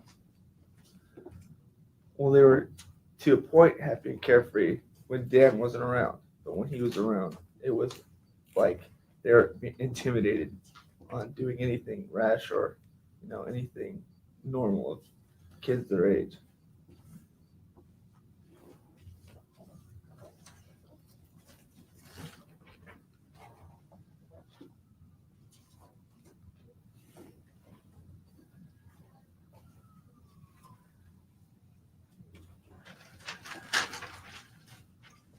I have no further questions. Cross examine. Thank you, Your Honor. You indicated, Mr. Prantel, that when Elizabeth Broderick came over to your house or your apartment that morning on November the 5th, that your words were that she mentioned something about going over there to Dan and Linda's house. She told you specifically that she had come from Dan and Linda's house, correct? Correct. Okay. And she told you exactly how she'd gotten into their house. She told you that she had gone around to the back door and gone in the back door, correct? She mentioned something about going around into the back door. Okay. She told you that that's how she had done it, correct? Amongst all of her ramblings, she mentioned that. Okay. And she told you that she had a key and that she used the key to get into the back door. She mentioned something about that also. And she told you that she went into their room by going down the hallway and through the TV room and in the back door, correct? Correct, vaguely. She said that. Okay. Well, it wasn't real vague in your recollection when you gave a statement to the police officer that day, was it? You described specifically that she had told you doing those things, correct? Correct, but that was about the third time I went over that. I've said the story about 3 or 4 times before it was actually on tape. Okay, when you interviewed, I'm talking about when you interviewed with Detective Is the Allen clock on up? the day of November the 5th. Yeah, I'm probably streaming according to the clock. Yes, I did. And the one Let's that see. 15 more minutes of testimony. And what do I have on the clock here? was taped, when it was recorded, was about the third time I've been over this. Okay. Yeah, And you also indicated that when she, phone call confirms. So I'll be shutting off the stream around the same time the clock ends. So that's down there. when she went into the room that she shot at Dan Broderick, she told you she'd shot at him, correct? Correct. And she told you that he said to her, okay, you shot me, you killed me. He responded to her when she shot. Correct. Yeah, all he's got is his look, so it's just going to be downhill from here. Isn't that yet another attractive outfit from the prosecutor? So a new day is here. The mannequins are gone, the bed sheets are gone, and she's wearing maybe even a gold lame outfit. It's got classic style. All of her clothes are tailored. It's clear, like it's yeah. She's got a sartorial sense for the ages. No, she didn't. That was a Did you chair. ever say that? No, I don't recall. She told you that specifically that she went in the back door of the bedroom and that once she saw him. Yeah, she about said 23 she minutes. couldn't do any more, and that's Won't be why she exactly. correct? Basically, I use that timer just to give a rough sense of like the last hour of the testimony, and I'll adjust it if I keep pausing and it's going long. But it's to help if you're on the edge of your seat. If you want to stick around for the wrap up, you'll know it's there. If you're worried, like I want to see the wrap up, but I also have to pee, you can go and know I'll still be here in another 10 minutes. But yeah, I try and do that just for the last hour of the stream, so you guys can plan your days accordingly as well. Now, when she was at the house there, she asked you and Lee to go over to her house on Calle de Cielo and get some things, right? Correct. And you went with Lee to get those things. Correct. And where was it that she wrote this list of things for you to do? She wrote that at our apartment. While you were all sitting there in the apartment, she wrote it? Yes. So it wasn't later on when you were in the car at the point of turning her into the police, right? She wrote down the will in the car. And I believe she wrote down some of her instructions that in the apartment, and then she wrote down the rest of them in the car.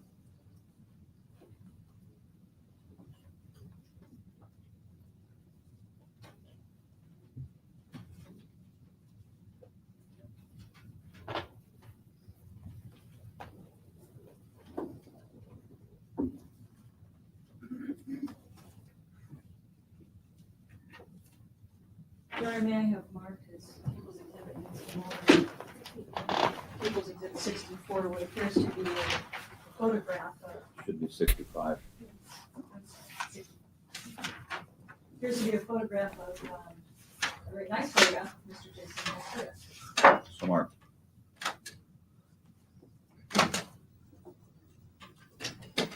If you could take a look at this, Mr. Cantil, do you recognize that photograph? Kind of resembling. Were you a model at some point? Were you? Yes. Okay. And is that what, Show us his modeling picture. Come on. Were you a model at some point? Yes. Yes, I was. I'm a model, baby. On the catwalk. Yeah. Turn on the catwalk. Catwalk. The catwalk. Yeah. Do my little turn on the catwalk. Mrs. Broderick wrote the list of things down for you all to do or for information to give to Lee that morning? Yes. Okay, now there's some writing on there. You recognize that writing as Mrs. Broderick's handwriting. Is that correct? Correct. There's some writing on there that's in pencil and there's some writing on there that's in pen. Can you explain why there's two different writings on there? I can't really recall. It might be what she wrote in the car, but Well, this was something that was sitting around there in your apartment, right? And that's why it was used for her to write on? yes. And were you there when she wrote the $10,000 check to Lee? I can't recall. I don't remember when she wrote it. I don't remember. Do you remember her writing the $10,000 check for Lee? No, I can't recall.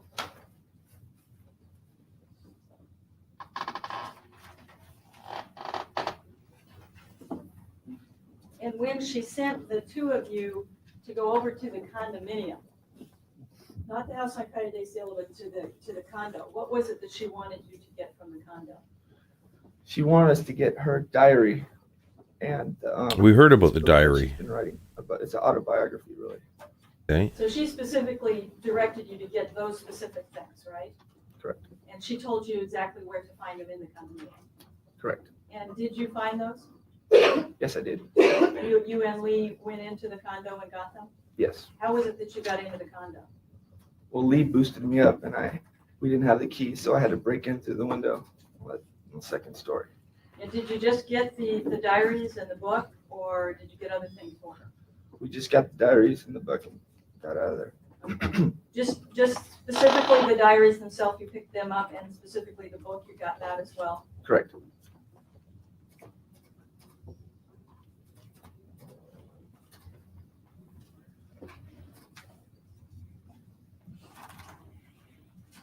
You told Detective Allen that day that Elizabeth Broderick told you that she had shot Mr. Broderick twice. He does look kind of She Zoolander-y. said she shot him once or twice. But why You male recall models? specifically saying that she said she shot him twice. I specifically recall that she said she shot him once or twice. If I could just show you an investigative report. You see, my pin dated chat's at the November bottom. 5th, I don't. 1989. And referring to page 1, the last paragraph here, if you would just read Yeah, that. I don't know why they did sentence to that. yourself. Does that refresh your recollection I about should what close she out said, the or how last many times poll. She said she shot Mr. Broderick? This is over 2 years old. Get in on a vote if you want. That's vaguely. Looks like I hate to see a bad day's the what I winner. said, but I remember her saying once or twice. So I guess I might have said twice. You might have said that to to Detective Allen on that day, November 5th. Yes. Your Honor, I object to showing that summary. There is a tape. And I think the proper way. Sustain. I'm just showing him the report to refresh his recollection. That's all right, you've got that in. Go on to something else.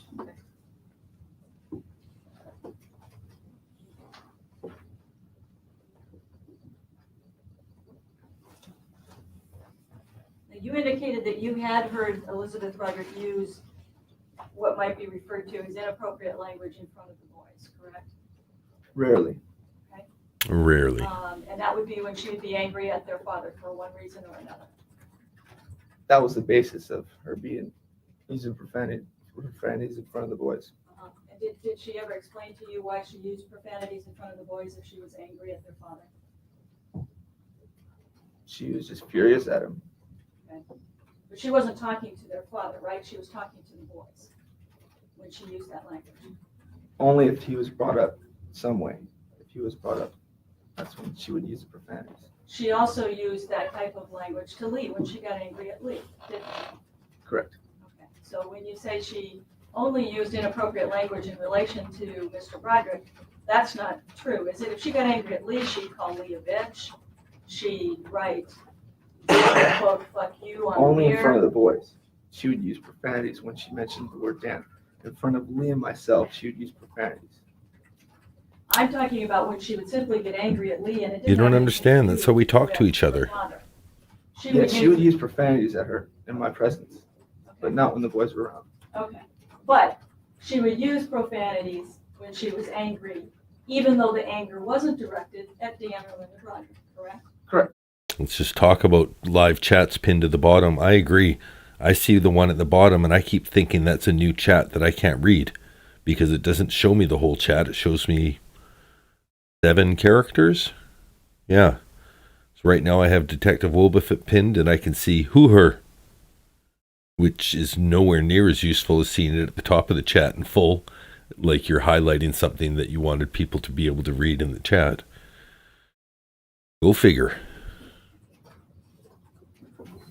And how many times would you say you were actually over at Mr. Broderick's house when Mr. Broderick was there with the boys?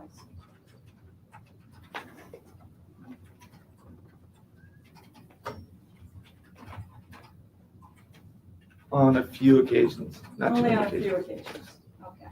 And you never saw Mr. Broderick playing basketball with the boys when he got home from work? No. You never No. saw him interacting with the boys, helping them with their homework in the evening? Riding a bike, throwing the Saw him ball. taking them on camping trips and taking them to baseball games, things like that? No. I saw him take him to the movies. I Movies. think once, yeah. Well, that's nice. And you said that the defendant vaguely related something about suicide that morning? Yes. What was it that she vaguely related? Just mentioned something about suicide Chair. that morning when she was mumbling on about all the things that were going on. Okay, but she didn't say anything specific about when it was that she felt that way or what it related to? Didn't put it in any context? I think it was related to going over there, but I'm not certain.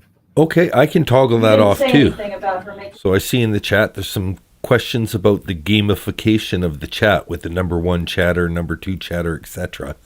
YouTube has a toggle option to turn that off. For me, it's been useful so far because, like, if right now it says I've got 19 people in the chat. So if I click my top, it's going to show me, well, it's showing me 27 people, which is basically everyone who's chatted. So if I want to just quickly thank everyone, and I'm going to do it now. A to B, 13 Mandy, Victoria Carmen, Tam Tam Namasti, Kitten Pusher, LZB, Nicole C, Kelia, Satori Hisu, Larissa Harris, another one to say, Dabs for Dummies, Beth of a Salesman, Ocean Sounds, Addie is me, Candace, Christine Garcia, Claren Main, Charles Grieve, Barry Adams, Dorgan, Boom Shicky, Care for Why, 4GC, JC, Melody Kate, Detective Wolbefit, Twisted Crime Tales, and McCallum. You're all number 1 with me. I don't really care about the scores, but it helps for me to be able, because the leaderboard is going to be everyone, I can quickly use that to make sure that I'm saying hi to everyone. But it is kind of, I've seen some people, I don't know, I think it encourages people just to like over emoji the chat and overwhelm it, so it like kind of ruins it for everyone. And you can manage that with, only letting people post every 30 seconds, or minute or whatever. But I don't want to be a heavily moderated chat. I just want to be a place that people like having a good discussion. So if I see it becoming a problem, if I see people getting out of sorts, we'll get rid of the leaderboard. We don't need it, but right now it's a tool, so I use it. Any statements like that when you talk to Detective Allen? Billie Jean, did I miss you? How did I miss Didn't you? say anything to Detective Allen? So Billie Jean isn't on the leaderboard. Maybe this exposes a flaw with the leaderboard. Aww. See what's going on. How did I miss? Do you not have any experience points? Billie Jean, you have identified a flaw in my leaderboard naming method, because maybe if you've got it turned off, I wonder. I'll look more into it. Yeah, I'll look more into it. I just like being transparent about it. So I will do what I like 100% kitten pusher, but at the same time, I grew out of the chat. I want to share stuff with you every step of the way. If there becomes interest in people wanting to know how to create their own videos, just to make, little private music video montages for family or friends, like that's something I wouldn't mind getting into. But I'd like to, now that I have enough people for there to be a community, I'd like to really build the community aspect of it rather than trying to be a specialist in any particular trial, because, there's always going to be somebody who knows more than me. So I'm more than happy to be deferential to where the good content is, take you guys on my journey that I took to find that content, and we can all enjoy our time together exploring it. For saying anything about the gun clicking more times, did you? I might have the first version or the second version.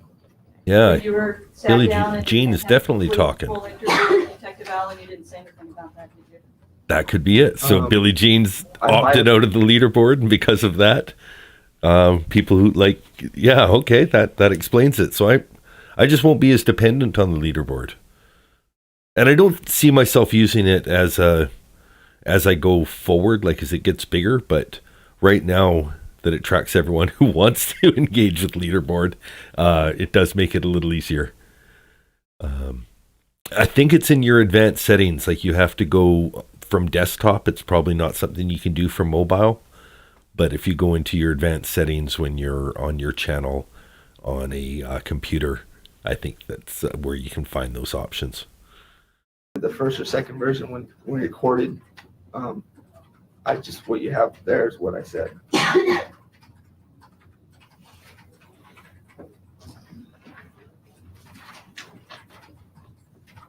I have a quick question. Correct.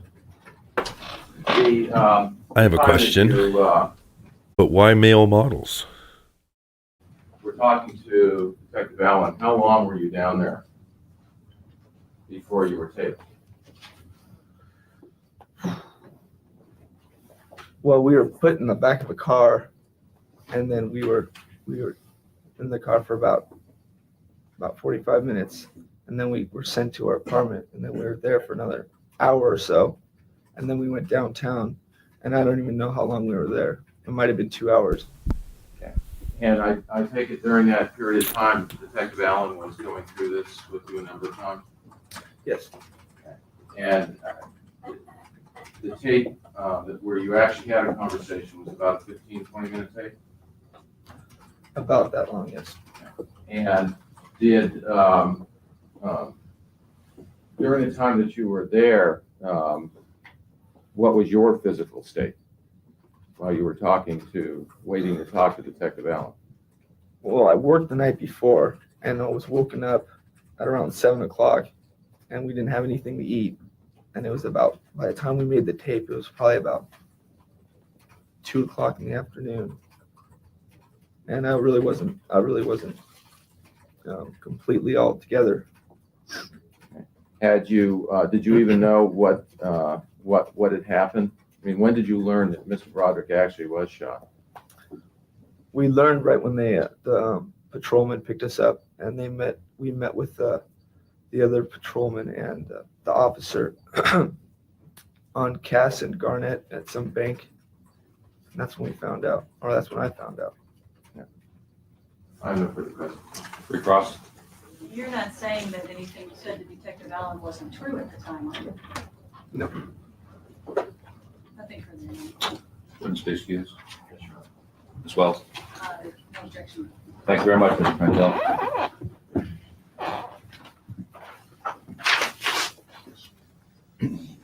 Goodbye, Jason. Frank Basilia. Frank Basilia.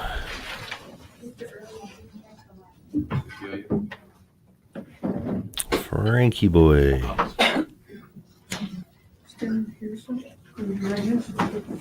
Frankie man. The testimony about to give and the matter not being brought shall be the truth, the whole truth, and nothing but the truth, so help you God. I do. Sir, could you have a seat in the witness stand? Frank is not in danger of pushing PJ or Jason out of the realm of hottest man here. And sir, could you state your full name for the record and spell your last name? Frank name is Frank J. Bashetta, B like in boy, Isceglia. Thank you. Came close to my pronunciation. Mr. Bashetta, if you have trouble hearing me, let me know. If you're not certainly sure. Okay. Do you know Elizabeth Broderick here at the end of consultation? Beg pardon, sir? Do you know this lady here who I have my hand on at the end of consultation? Can you hear me? Yes. And okay. Are you related to her? I'm her father. Okay. Ah. November 5th. Interesting. I was wondering that. Is LZB and LZB, but she's always been Elizabeth Broderick and a little bit Elizabeth Bashetta. 1989. Did you receive a phone call from her? Yes, sir. I received a call about 11 o'clock our time, which would be approximately 8 o'clock your time here. Okay. You were living in New York? Yes, sir. Okay. And when you talked to her, what was she like on the phone? She was sobbing. She was very hysterical. Kitten pusher probably missed kept out saying, on a "Dan is hello. driving me up the wall. He's driving me crazy. I feel like committing suicide." And I said, "Betty Ann, calm down, calm down. Everything will be all right." And before I knew it, she hung up. Right off the bat, Dad seems like a solid guy. Look at him testifying straight up. There's, I'm inclined to believe what he's saying so far, at least that he believes everything he's saying. Doesn't seem like he's trying to hide anything anyway. And what was she like before she hung up? And was she She still was the still same? sobbing, very upset. And that was the end of the conversation? That's right. She hung up. I have no further questions. Cross down. Mr. Bashetta, did your daughter tell you where she was calling from? No, she didn't. She didn't tell you that she was at Lee's house? No, And did she tell you that she had come from Dan and Linda's house and shot them? never mentioned a word about that. So she never said anything about the fact that she had just shot two people? Not at all. The only thing she was saying to you was that Dan was driving her crazy. That's right. Very upset and driving her crazy. Did you get, well, how long was this conversation before she hung up? I would say no more than a minute and a half.